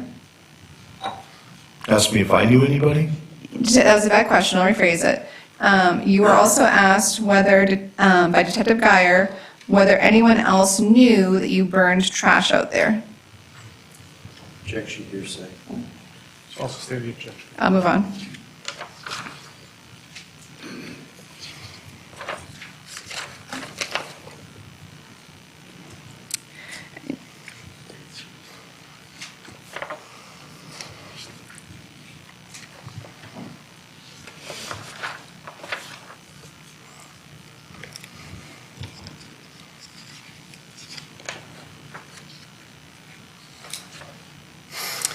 Another topic, well, let me ask you this. You had an employee by the name of Armando Gallegos. Gallegos, correct? Yes. He was essentially a ranch hand for you, Correct. and you told Detective Porter and these DAs back in December 2021 that while you may not have burned any trash, Mr. Gallegos may have. Objection, hearsay. State. Armando. I'll rephrase that question. So you, again, had this, another worker besides Mr. Eastman? Prior to Mr. Eastman, yeah, Yes. Armando was there, I think he had left, here again, I don't, under oath, but I'm pretty sure it was several months before he had left, before any of that stuff that happened. Yes. So he did burn ditches. He had burned some stuff that was in the burn pit, but it was mainly trees and shrubs and stuff like that. But again, your testimony today is that you did have other workers besides Mr. Eastman leading up to Mr. Eastman's employment with you in February 2020. In February 2020. No, other workers besides Mr. Eastman. Leading up to Mr. Eastman's employment in February 2020. Since 2020, no, I have not had any employees. Leading up to 2020. Yeah, Armando worked for me for like 7 years. And despite Armando working for you for 7 years, when Detective Geyer asked you on February 16, 2020, if you had any workers, you said no. I don't recall that. You told Detective Geyer on February 16, 2020, that you've only had 2 trucks your whole life. Semis, yes. And you told Detective Geyer back on February 16, 2020, that you tried to do it all yourself. That was the goal. That you, when he specifically asked you if you had any workers, you said, quote, "It's usually me." I didn't have any CDL drivers. I had Armando that was a ranch hand. So when Detective Geyer asked you any other workers you ever had during the time frame, and you said, quote, "It's usually me." I mean, I tried to do it all, yeah.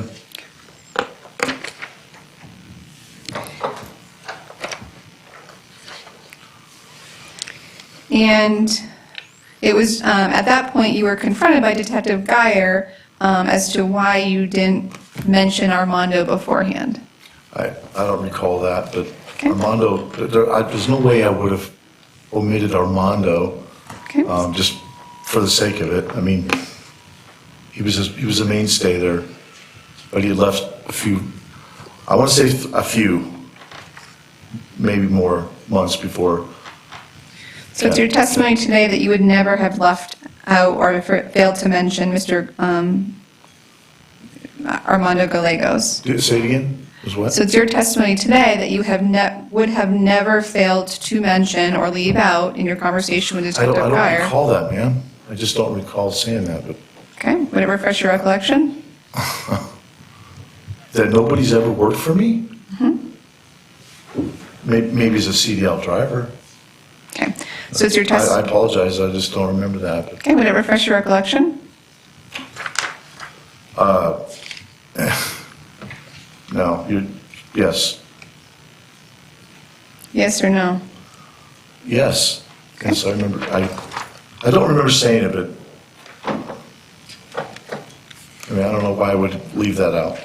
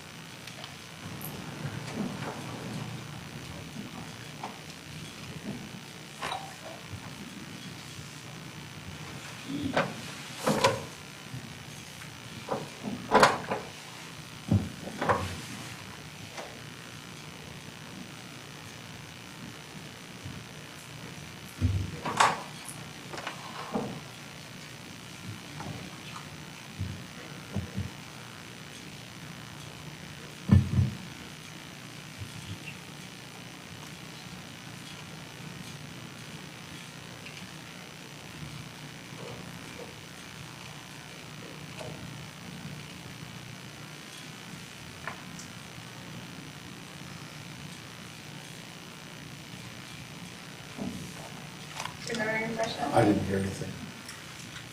You didn't hear anything about the entire time? Nothing the whole time. Okay, let's try it again. Put it on speaker. I don't think the court's gonna let me do that. Or Mr. Wren.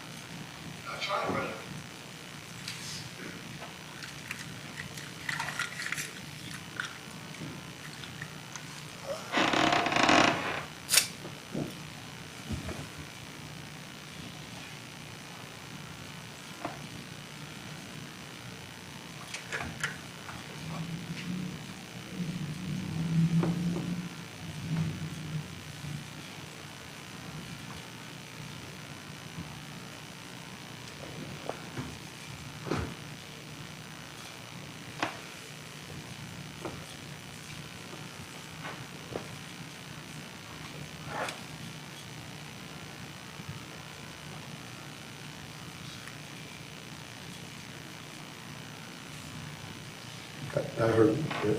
Oh, there's more. Oh.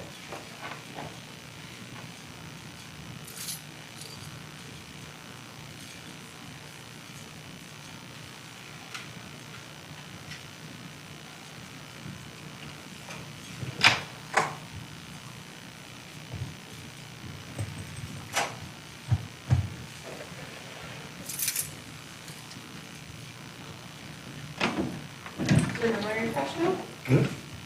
Yeah, so now, Let me ask the question, okay?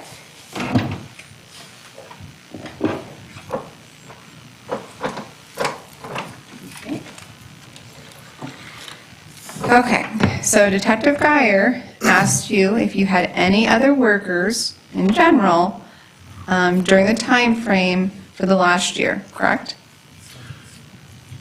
the way I just heard it was any other people in Kevin's capacity that was working for me, and that would be a no.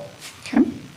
And then the question I asked was that Detective Geyer confronted you about not telling him about Armando Gonzalez That's before. correct. And you told Detective Geyer at that point that you've had probably about 50 people work for you. Yeah, and I've been in business since '90. And it was when you were having this conversation with Detective Geyer about the burn pit and not disclosing, about the conversation with Detective Geyer about failing to disclose Armando Gonzalez, that you randomly said the burn pit wasn't a big deal. It was or wasn't? Was not. Not at that time, no. Even though the context of that conversation was about who had worked for you beforehand. Yeah, I was referring to someone in Kevin's capacity. That's like what it said. You testified this Sorry. morning. I'm sorry? I apologize. That's okay. I didn't- You testified this morning on direct examination that the burn pit was about 350 yards from your residence. Do you remember that? Give or take. And the context of Mr. Wren asking you that question was as whether or not you could see the burn pit from your residence. Do you remember that this morning? From my residence? Mm-hmm. I think it was from my bedroom, So your residence is in your bedroom, right? right? So, And you yeah, testified this I morning. believe I said you can see the smoke, but you can't see the I don't think you can see the actual burn pit. Okay. Detective Shaw also asked you how far the burn pit was from your residence. Do you remember that on February Yes. 16th? Sure, yes. You told Detective Shaw on February 16, 2020, that the burn pit was no more than 100 yards from your house. Well, I was definitely wrong. So, Do you recall telling Detective Shaw that? no, I don't, but here again, I don't remember saying that, but Okay. I think the 350 is probably more accurate. Okay, we'll move on.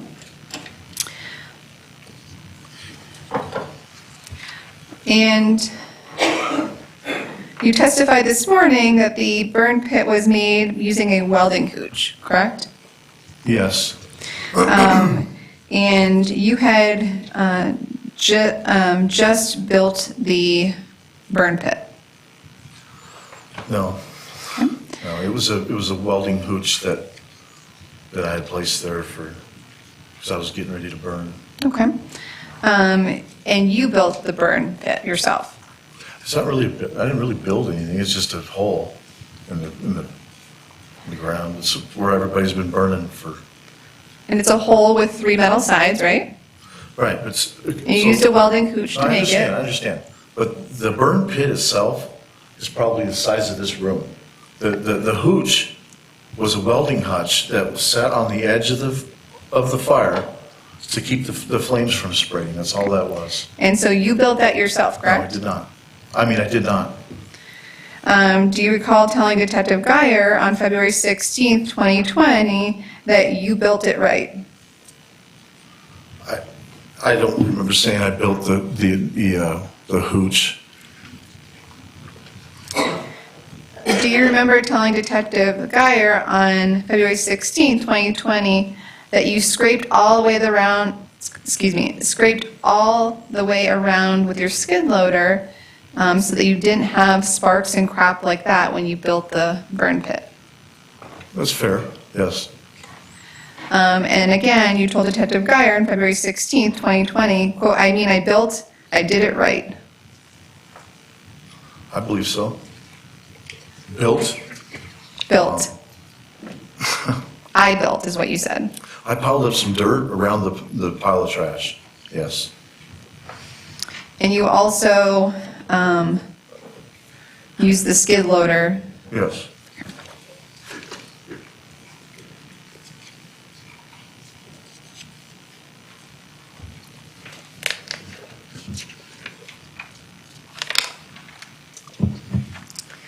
And I want to switch topics of conversation here a bit, okay? You, throughout the course of this case, have been very frustrated about how long this case has taken, right?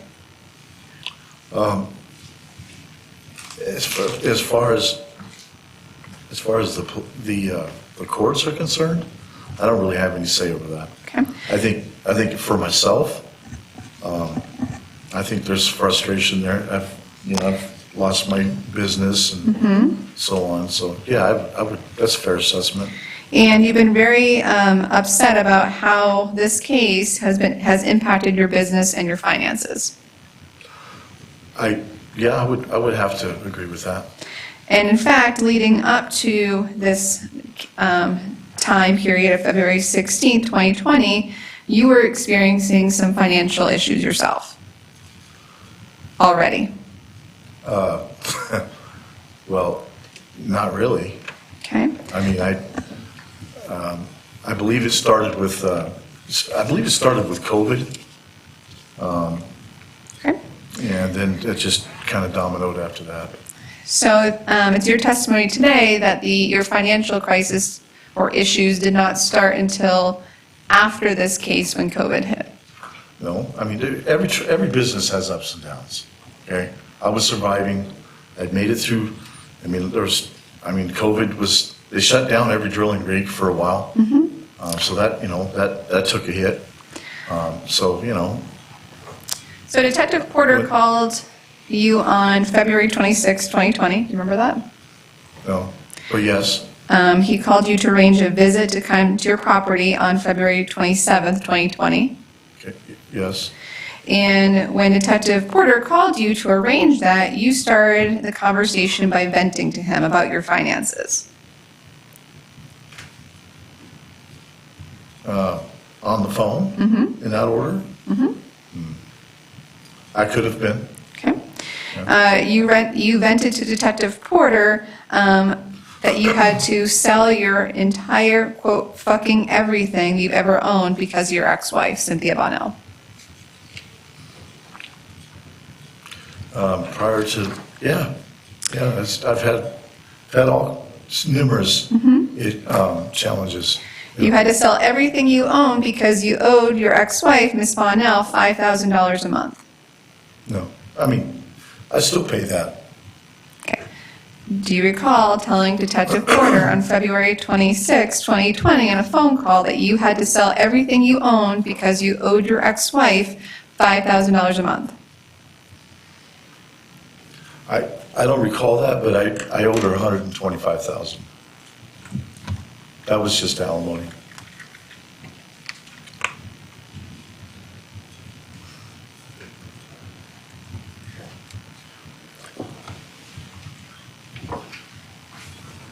Are you approaching him for a reason? Refresh your recollection to listen to a clip. Sure. Sorry, Judge.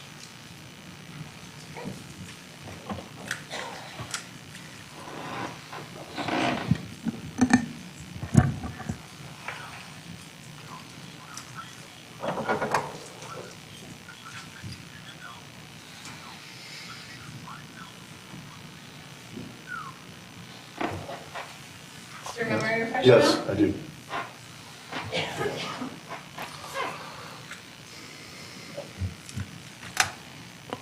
I wasn't blaming Mr. Porter, but I have no doubt you were not blaming Mr. Porter for your financial issues. My question was, you told him on February 16, 2020, that you had to sell everything you owned because you owed your ex-wife, Ms. Bonnell, $5,000 a month.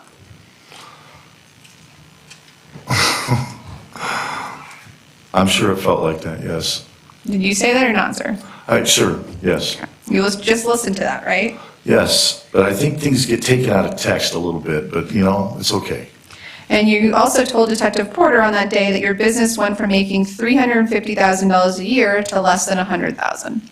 I'm going to object just to relevance. Yeah, I'm not sure where we're going with this, so unless you can explain, of course, going to find under Rule 401 that this is not relevant. Can we have a Bluetooth, please? Yes. Thank you.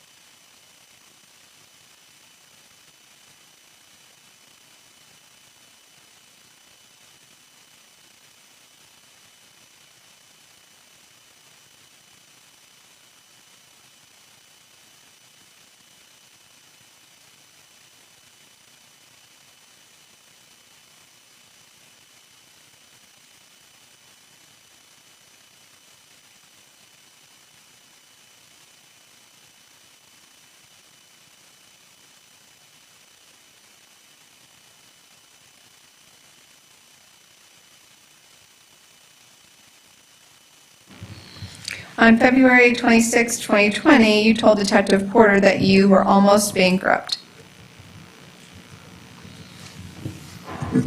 Yes. Still am.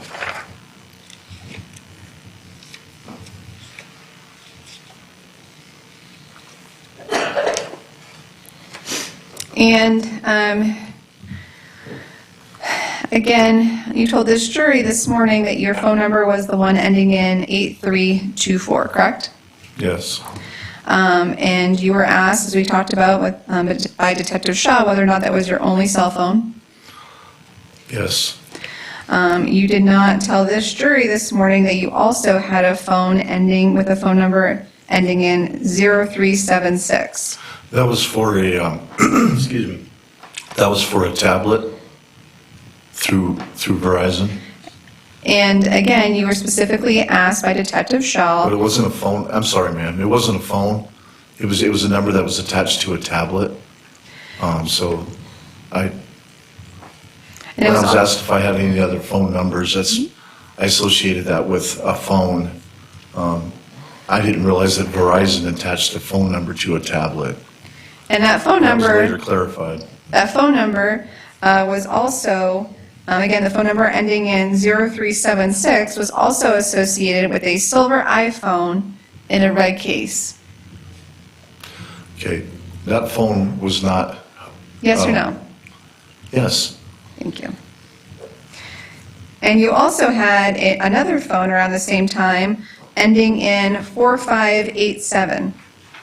that was attached to a GPS device for the trucks. It was actually attached to a track phone that you bought.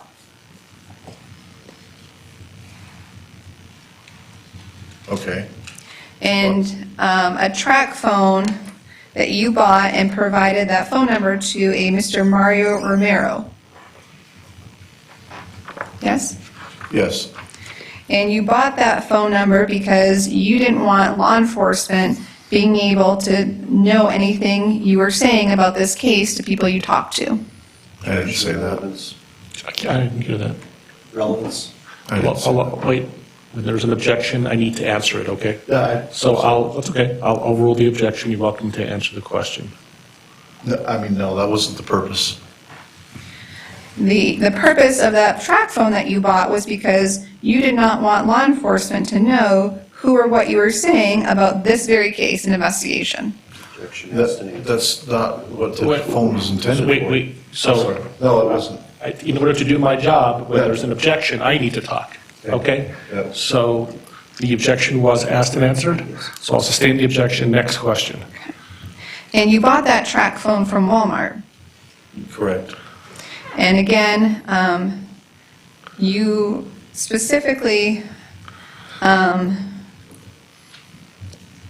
or let me ask you this. You bought that track phone immediately after law enforcement completed the search warrant on your property on February 18th, 2020. I don't know if it was immediately, but I remember, go ahead. Do you recall telling your ex-wife, Cynthia Bonnell, that you bought the new track phone because you did not want the police in your business? Objection. I did not say that. I can't, wait. I- Okay, so why don't you repeat what you said, Mr. Wren? I couldn't hear it because the witness was talking when I'm supposed to be talking. Sorry. Objection, hearsay. So I'll sustain the objection. Next question. So it's your testimony today, just because I want to make sure for when later, or for the record, that you did not buy the new track phone because you did not want police in your business. That's yes, that's what I'm saying.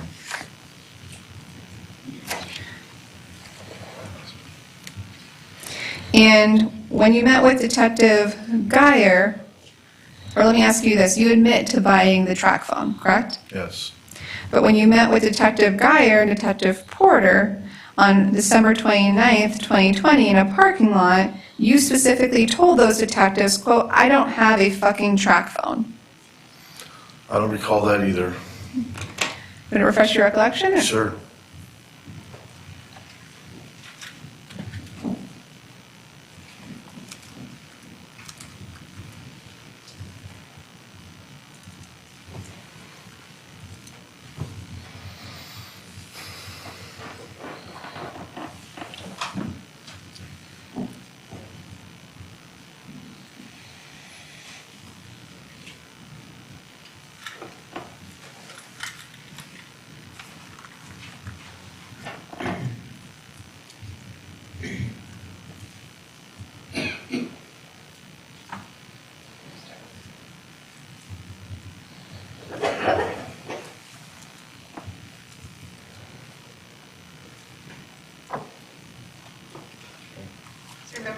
I do remember saying that, yes.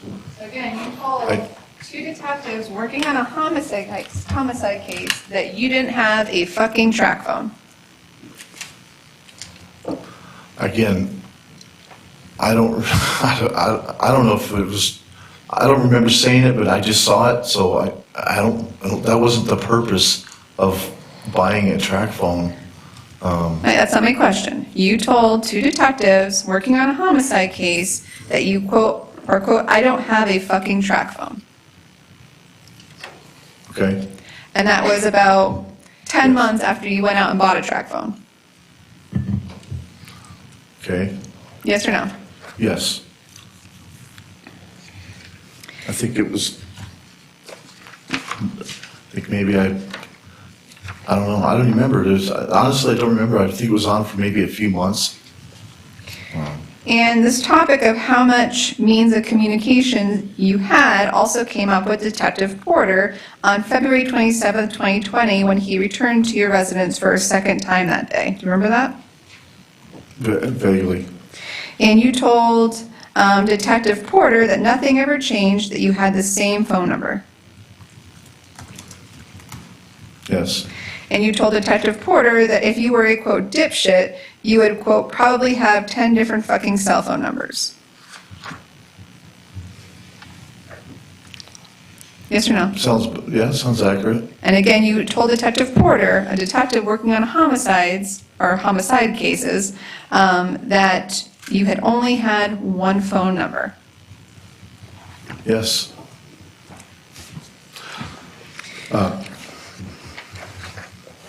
And you also communicated using an application called Signal. I don't think I really, I've downloaded lots of different apps that I've never used. And you used the application Signal to communicate on your phone. I don't recall. On February 16th, 2020, you used the Signal application to contact Mr. Eastman's phone at 8:23 a.m. Again, I don't recall that. I was shown, I guess it was a phone call. I think Jerry had showed me. And you know what Signal is, correct? It's a phone dialing app. It's an application where you can communicate with someone in secret. I don't think it's that secretive, but I mean, ma'am, I don't remember. I use my phone number, I text conventionally. I don't have different kinds of secretive apps. I really don't. When you met with these DAs and Detective Porter in December of 2021, you were asked about your use of the Signal app. Do you remember that? Yes. And you told them, even though you just told this jury that you use conventional methods to text, you told these DAs and Detective Porter that you had thousands of text messages between 2 apps, the Signal app and WhatsApp. No way. No way. I've never even had WhatsApp. So it's your testimony today that you did not tell Detective Porter and these DAs in December of I don't 2021. remember, ma'am. Let me finish my statement. Sorry. In December of 2021, that you had 2 applications for text messaging, Signal app and WhatsApp. I don't remember that, ma'am. I don't even think I sent 1,000 text messages, period. Okay? And yet, despite having the Signal app on your phone, you, when you met with Detective Geyer and Detective Porter on December 29th, 2020, you were asked about the use of the Signal app. Yes, You were shown a picture. yes, And you said in response to that, quote, "What is fucking Signal?" yes. And that you told these detectives you didn't even know what Signal was. I didn't.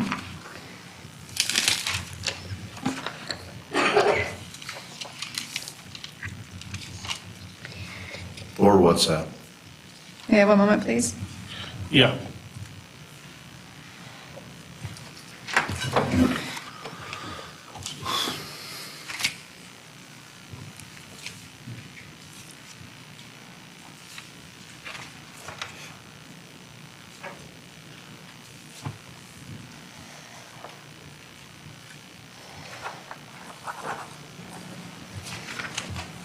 When talking about not knowing certain technology, you do know how to, sir, record someone on your phone, correct? Yes, And so if you're around someone, having a conversation like you and I are, you know how to press the record button and record the conversation. that's correct. And I also remember asking Jerry Porter if he knew of an app that would allow me to do that. so your testimony today is that you asked Detective Porter how to record someone on your phone. Yes, And that's when I recorded you guys when you came out to my property.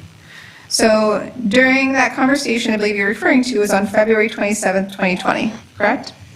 I believe so, yes. And you had that conversation with Detective Porter because Mr. Eastman's daughter had Actually, called. I'm sorry, ma'am. Actually, it was through a phone call. I wanted to find out how could I record a phone, like when somebody would call, not just in person. But I believe that was the actual question that I had for, And that topic came up because Mr. Eastman's daughter had called you. no. So it's your testimony today that during a visit with Detective Porter It was on, because of his sister. I'm going to ask the questions, okay? Still doing it that way. So on February 27, 2020, during the second visit with Detective Porter that day, you mentioned Mr. Eastman's daughter calling you. Yes, I did. And it was at that time that Detective Porter told you you could record a conversation. I believe so. And again, that was on February 27, 2020, correct? I believe so, yes. He actually didn't really state which app or anything. He just said that if I looked, there's apps out there that would allow that. And that conversation again happened on February 27, 2020. I don't recall the date, but Okay, would it refresh your recollection to view a transcript of that interview? sure. Okay?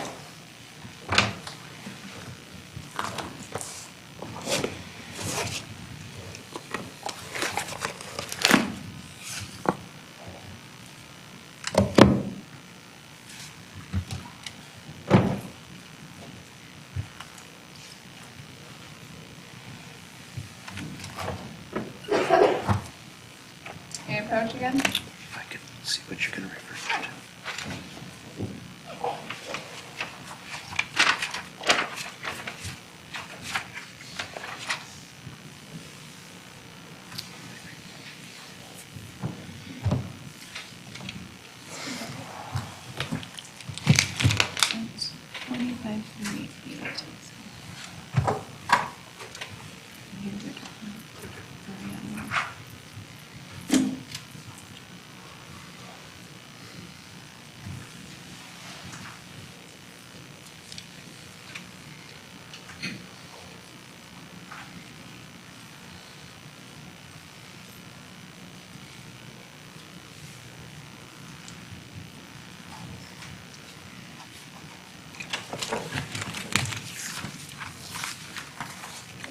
May I approach? May I approach still? Yes. Okay, sir. So this is a transcript of your second interview. You can see the date is February 27th, 2020. It's you and Detective Porter. And I'm going to direct you to timestamp 2442 to 2559. You want to read it? Let me know when you're done.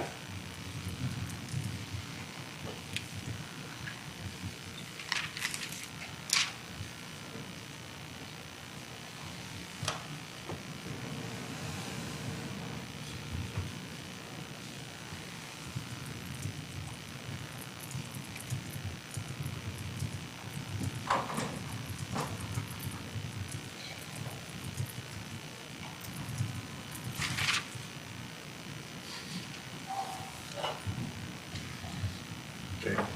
Is your memory refreshed now? Yes.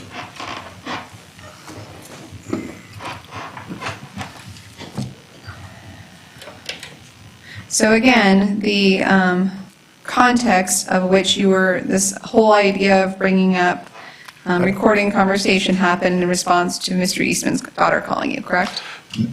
No, in fact, the real reason why I had asked Mr. Porter was because I had received a threatening phone call. Okay. And I just remembered, so that's exactly Okay. why. And I had called Mr. Porter and told him about the phone call. And that was the same day that we talked about the signal. And that was on February 27th, 2020? I believe so, yes. Right? You told Detective Porter on February 27th, 2020 that you've never recorded someone before? Did I never what? Recorded anyone before? No, not on a phone call, ma'am. Okay. And in fact, as you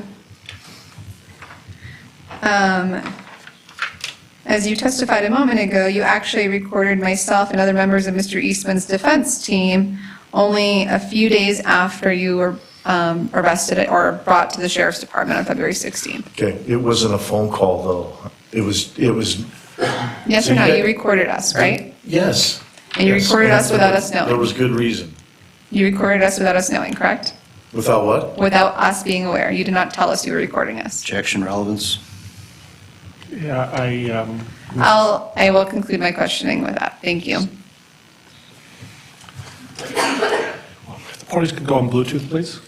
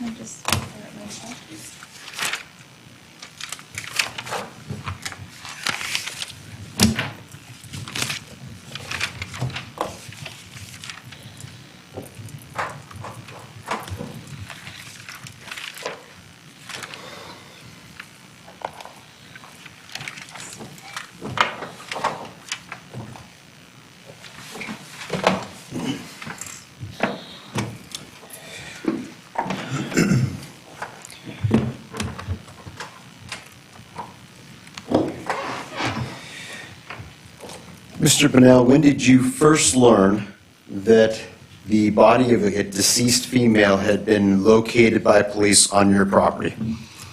It was on this, would have been on the 16th. Okay. During that interview with Tyler Shaw? Yes.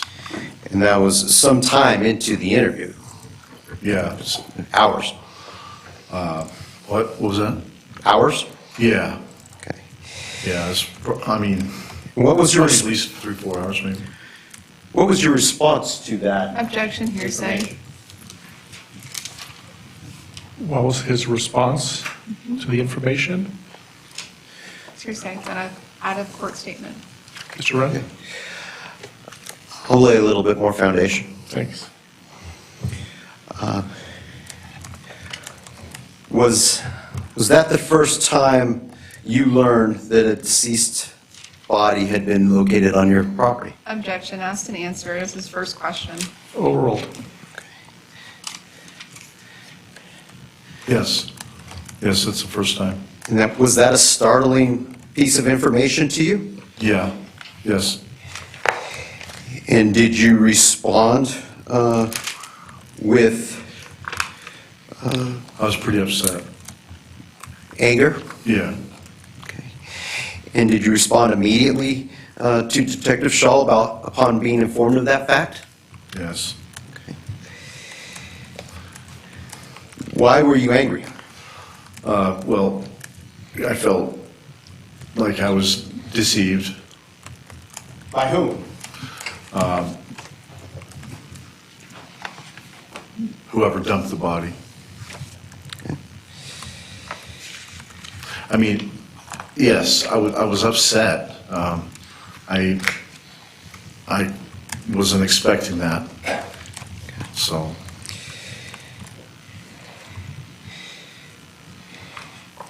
And what did you say in response?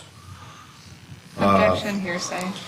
Your Honor, I believe it's an excited utterance under the case that the parties and the court have recently discussed. And when an individual is confronted with an accusation or startling information such as this. So if you want to lay a foundation for that hearsay exception, you're welcome to. And I believe it has been laid at this point. If you want to lay more foundation, you're welcome to. Okay.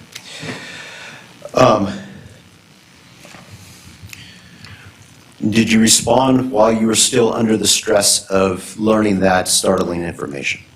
Yes. Okay.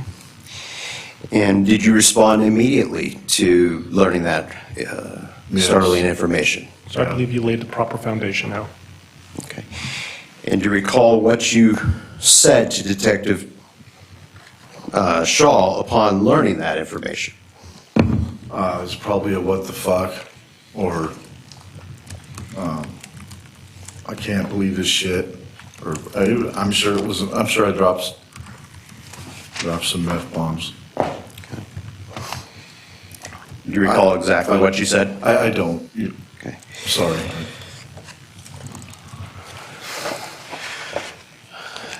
Mr. Bunnell,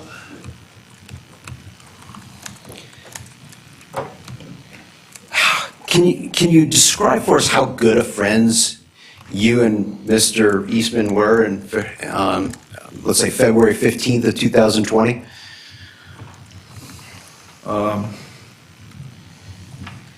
I mean, I felt like we were friends. Okay. Yes, I felt like.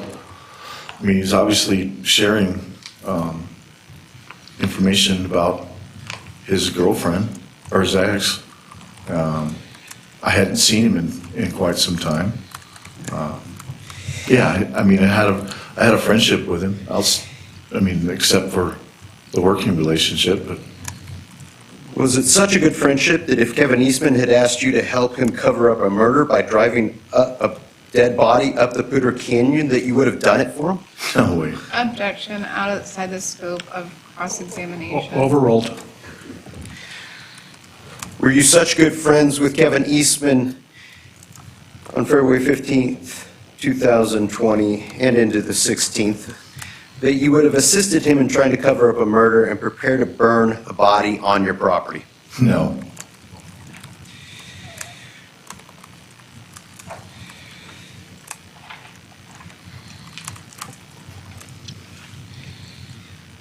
All right.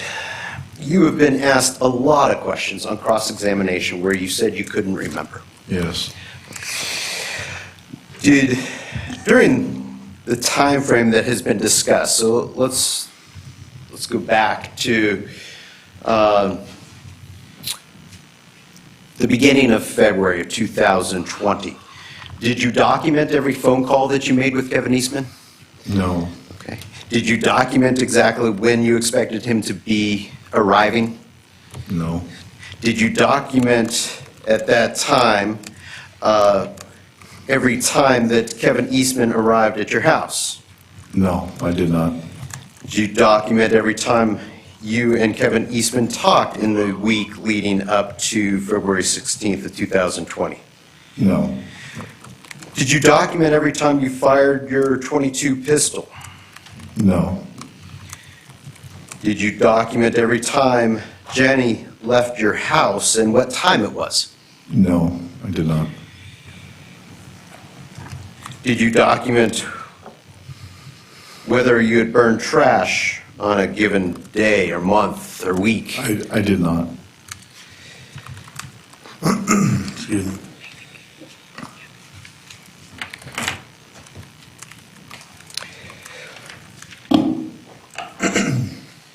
You were asked on cross-examination about a pending case that you have currently that deals with, or where you are charged with, the possession of the steroids as well as possession of weapons by a previous felon. Is that correct? Correct. Okay. Have I or my office given you any deals or made any offers to you regarding that pending case in order to request your assistance in testifying here today? No.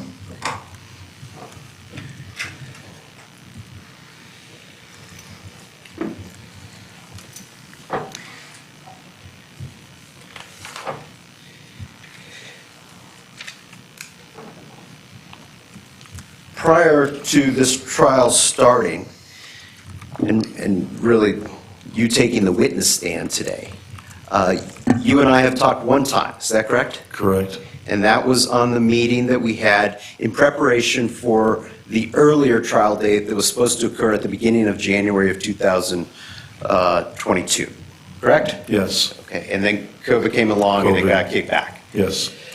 And so in the middle of December, I think the date's been repeated as December 17th of 2021, we met with you in anticipation of that trial going forward a couple weeks later. Is that correct? Yes. And at that time, we had learned of some phone record analysis that the FBI had done. Is that Objection right? leading. Why don't you ask some non-leading questions?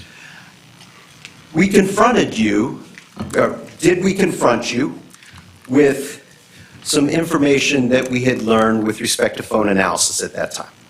I believe so. Okay. Yes. Did we ask? Yes. Okay. Did we ask you whether or not you had been in the area of Heather Frank's home on February 11th at that time? Yes. Okay. And did you think back to that week at that point and provide us with an answer? I believe I did. Did we also then ask you if you had seen Kevin Eastman that week prior to the 15th, or the night before the police came to your residence? Yes. Okay. And did we tell you that based on this analysis, the phone records or location indicate that you and Kevin Eastman had been together on 2/12, and asked you how do you explain that? Correct. Okay. And did you think back to that week and provide us an answer? I believe so, yes. I don't really recall, but I think I probably would have Objection, speculation. recalled something. So again, I don't want you to guess or speculate. If Yeah. you- I don't recall. Next question. Okay.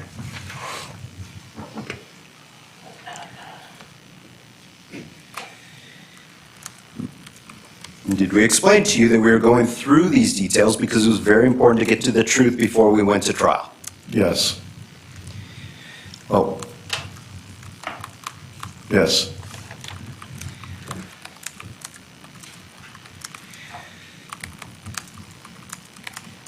Would you characterize that meeting as fairly confrontational?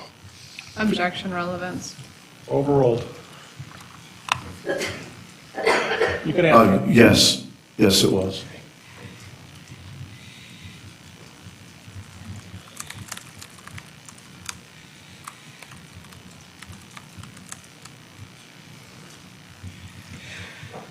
Sir, did you have any reason to kill Scott Sessions on February 8th or February 9th? No. Were you involved in that death in any way, No. or the cover-up of that death? No. Turning to 1 week later, February 15th into the 16th, did you have any reason to shoot Heather Frank twice in the chest? No. Were you involved in that act? No. Did you have any reason to cover up that murder? No.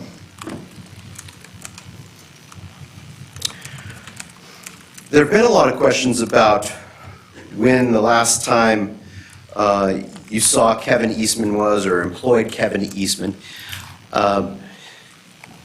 We've heard you state initially that you thought it was 2016. Well, you testified that you thought it was 2016 as you sit here today, 2.5 years later. Is that right? Yes. Back in 2020, you said that you thought it was like a year prior to that. Is that correct? Correct. As you've had time to think about which one it is, as you sit here now, which do you believe to be accurate?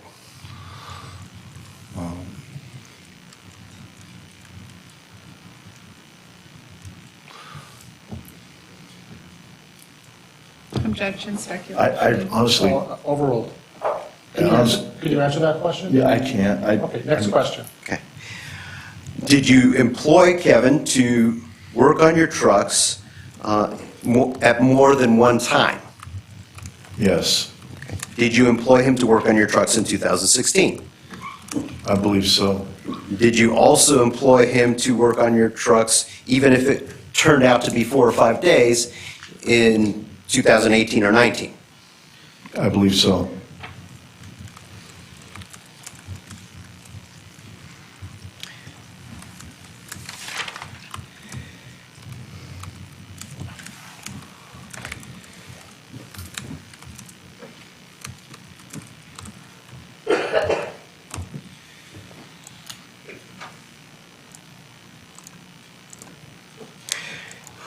You were asked in cross-examination about the same theft-related incidents that I had asked you about on direct examination. And Ms. Devereaux went through each of those, correct? Yes. And those were from that 2009 to 2011 time period, is that correct? Yes. In each of those circumstances, you were caught, correct? Correct. And you pled guilty to each of the acts that you have been convicted of, is that correct? Yes.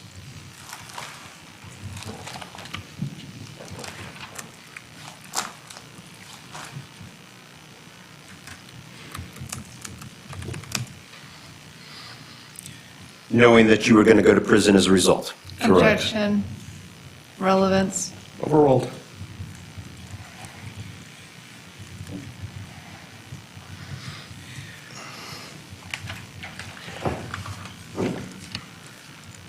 Okay, ultimately, you've testified that you recalled Kevin Eastman coming to your house on 2 different evenings. The night of the 11th and again on the night of the 15th. Is that correct? Correct. Okay. As you sit here now today, do you recall on which occasion Jennifer Edmonds was present? Was it the earlier one or the later one? The latter. And was it the earlier visit or the later visit in which he deposited the tools in the east side of your garage? It was the latter.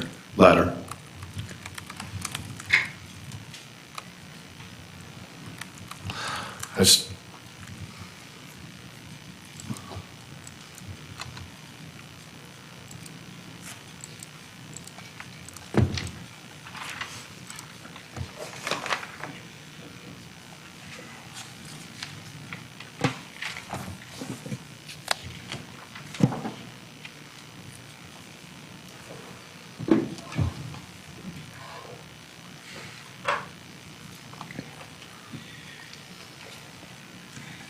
You were asked on cross-examination about a couple phone calls that you had while you were in the interview room at the Will County Sheriff's Office on February 16th, initially talking to Detective Shaw and later talking to Deputy Geyer, correct? Yes. Okay. And you talked about receiving talking to Jennifer Edmonds twice, is that correct? Yes. Did you call her or did she call you? Do you recall? Do you remember? I believe I called her on the way down, Okay. and then I think she called me during the interview.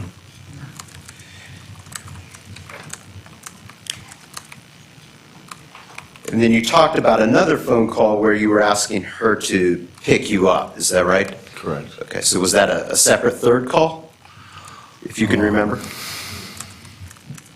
I don't recall, but it very well could have been. Yeah.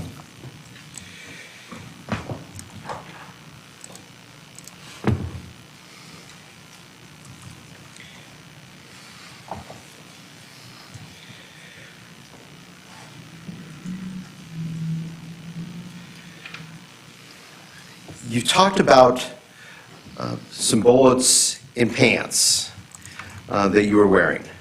Did you ever see those pulled out of a pocket or anything? Objection, this has been asked and answered on direct examination multiple ways, multiple times. And raised on cross, and so I'll overrule the objection. That means you can answer. Oh, I never, I mean, I seen him in his hand, Okay. I believe. Where was that?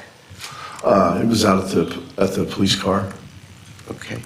Before you left your house? Yes, Okay. yes. And what was done with those? They were taken, I guess. By whom? Objection, speculation. So are you guessing?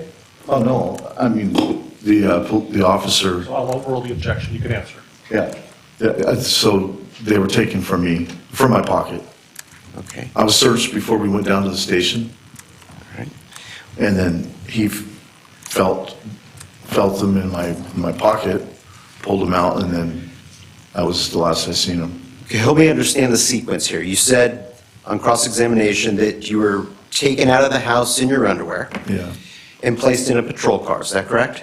I was placed on a stool on the porch initially, and then from there, I went to the car. Where were you when you were given pants from inside the house to put on? I believe I was inside the car. Okay. When did the search occur then? The search occurred for my property. No, I'm sorry. Oh. The search of the pants. It was right before we left for the police station. Were they already on your person by then? Yes. So you were in the car and the pants were brought to you in the car? Correct.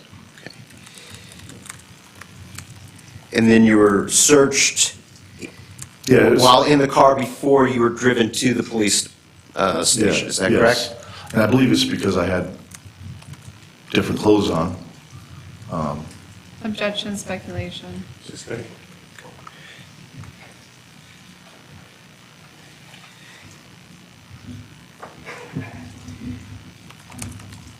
And you said you saw these items in somebody's hand. You don't remember if it was a male or female officer? I believe it was a male. Okay. And did you see exactly how many items were in his hand? I don't recall. I want to say maybe I don't know. I don't recall. 4 or 5. Okay. Maybe. And do you recall what these items were exactly? Bullets. Okay. Live or spent or I believe they something were. else? I thought. Wait, is there an objection? I don't recall, Your Honor. Now it's objection, speculation. Okay, next question. Well, it's not speculation. The answer is he doesn't recall. Okay, next question. I didn't overrule or sustain. The question was answered already.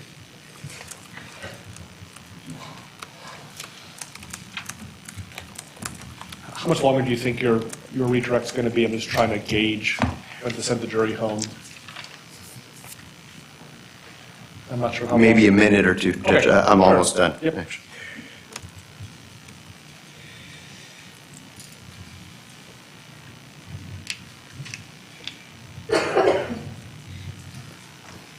And did you see what was done with those items after they were in that person's hand?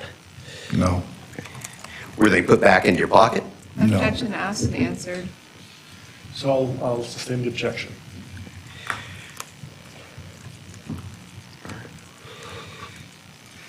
You were asked on cross-examination about your phone call with Jennifer Edmonds while you were in the interview room on February 16th.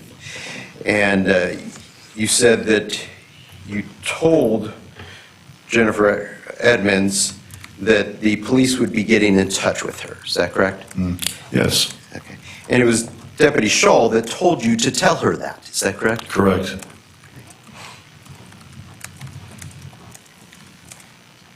And then he asked you to terminate your call with her?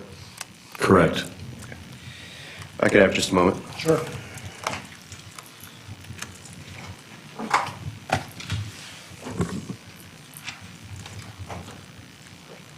No further questions. Thank you. Mr. Devereaux, do you have any cross-examination? And if so, how long is it going to be? It's probably longer than the court or the jury or anyone else here would like. So I think it may be a good time to stop and come back tomorrow morning. Okay.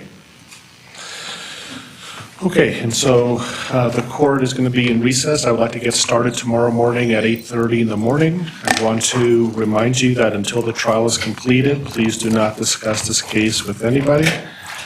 That includes your family, people involved in the trial, other jurors, or anybody else. If somebody approaches you and tries to discuss the trial with you, please let me know about it immediately. Please do not read or listen to any news reports of the trial. Please do not gain any information about the case outside of the courtroom. That includes no research on the internet, medical or law books, or dictionaries. Finally, it is especially important that you not form or express any opinion on the case until it's finally submitted to you. I appreciate your time, and we'll see you at 8:30 tomorrow morning. Let's all please rise for the jury.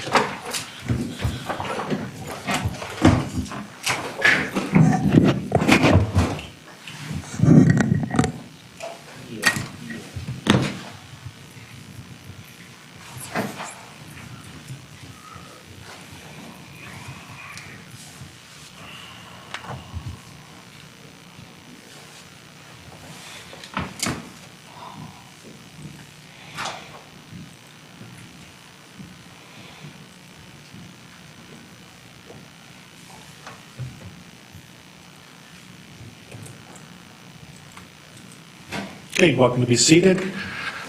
Any other issues before we recess? Just that I would ask this court to remind Mr. Bonnell of the sequestration order.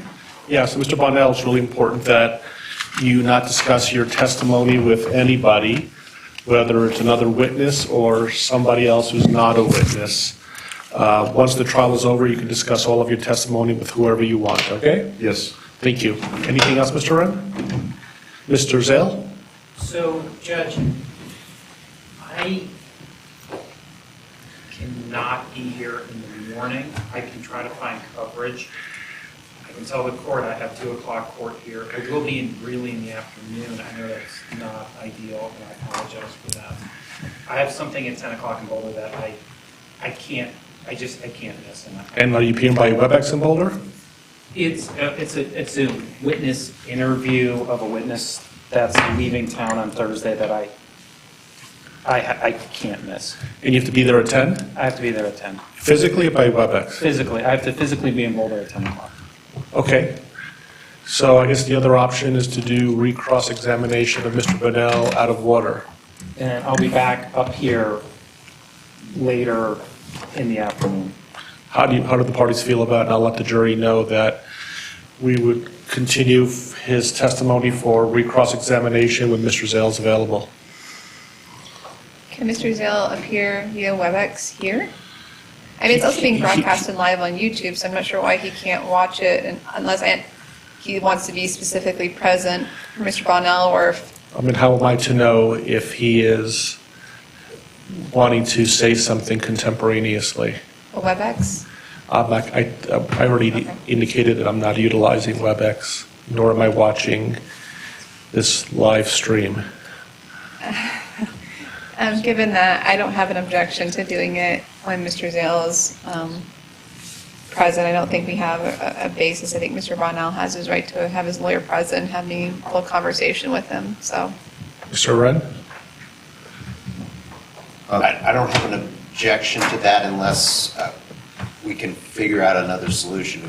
It'd be my preference to finish up with Mr. Bonnell and not take him out of order. Right. Yeah, in a perfect world, that would be great, but he does have a right to have his lawyer present during his testimony. So why don't the 3 lawyers confer? I'm okay with whatever you decide, as long as we do it tomorrow, so that way it's fresh in the juror's mind. And there may need to be some flexibility on your part, Mr. Zale, tomorrow afternoon. I can make myself available and be up in Greeley by 12:30. Right, and so how long do you think cross-examination is going to be? 25 minutes to 30 minutes? Okay, maybe? so that's a pretty good sense of what you think, what it's going to be, Mr. Zale. So you guys talk it over, let me know. I just need to let Mr. Bunnell know what time to appear on his subpoena. Can we have one moment, Judge? Yes. So I do have a court here. It's like I can make, yes, I can deal with that. This is like this just security. Just, sorry about that. So, I can work with it. That's it, but I can clear it. Should if we started here at 1:15, should be done maybe. Yeah, sure. Yeah. And then if the clerks could let, what divisions can try clerks? Okay. I'm sure the clerks are really good about Yeah. communicating, so. I mean, if we could start it right after lunch. Yeah. I mean, I can ask, I can ask Mercy if he's going to be of my favor. He may still be in court, and see if you guys just want to do like an email chain tonight, and I can get him. So should I have Mr. Bunnell show up at 1:15 tomorrow? Subpoenas and court needs subpoenas. And Mars subpoena too. Specific time. What I don't want to do is break up somebody else's testimony to finish his. I want to completely finish a witness before we start his testimony. What we're talking about is whether or not it would be possible for him to get somebody else in his office to assist Mr. Bunnell first thing in the morning, and he was going to look into that. So I think it's premature to have him return in the afternoon at this point. Is that fair? I was going to ask if Mr. Merson could cover. I don't know if he's still Can you in. call him real quick? He might still be in sentencing. What's sentencing? You? The sentencing upstairs that we're doing. Mr. Merson was there. And Mark's, yeah.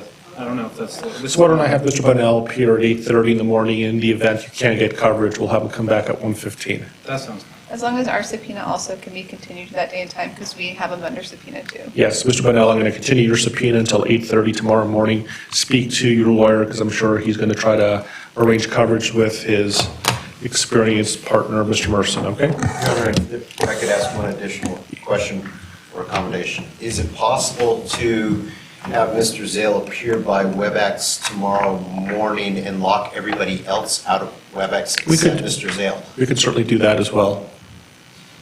To have Mr. Zale present for the whole testimony?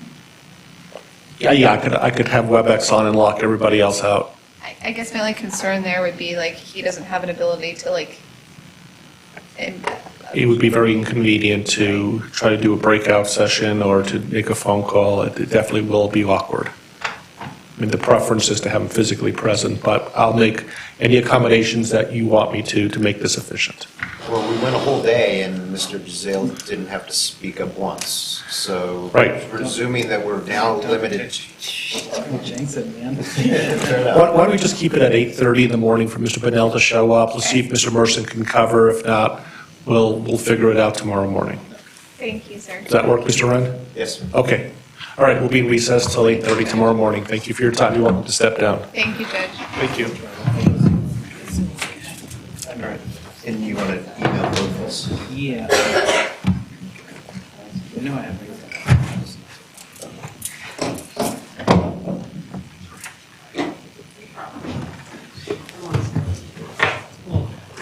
Thank you, Amy. Sorry for keeping you late. Troy, I'll you with us tomorrow? I'm not sure, I'm going to talk to Cheryl. Yeah. You're not going to tell me where you are. I'll call you. All right, have a good night, buddy. Thank you so much. Is it on your card? Yeah. Had a really big, does Mr. Wren have your email? Me, mine's just for, you know. Can we email you? Yes. Oh, Bye-bye. Also, where's the mark?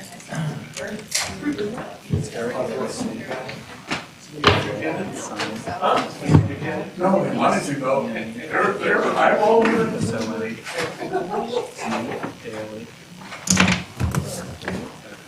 Did Laura skip finish? No, they're still on the record there, so I was just checking. Yep, I was just checking. The sentencing argument was done early, and they took a 10-minute recess, and then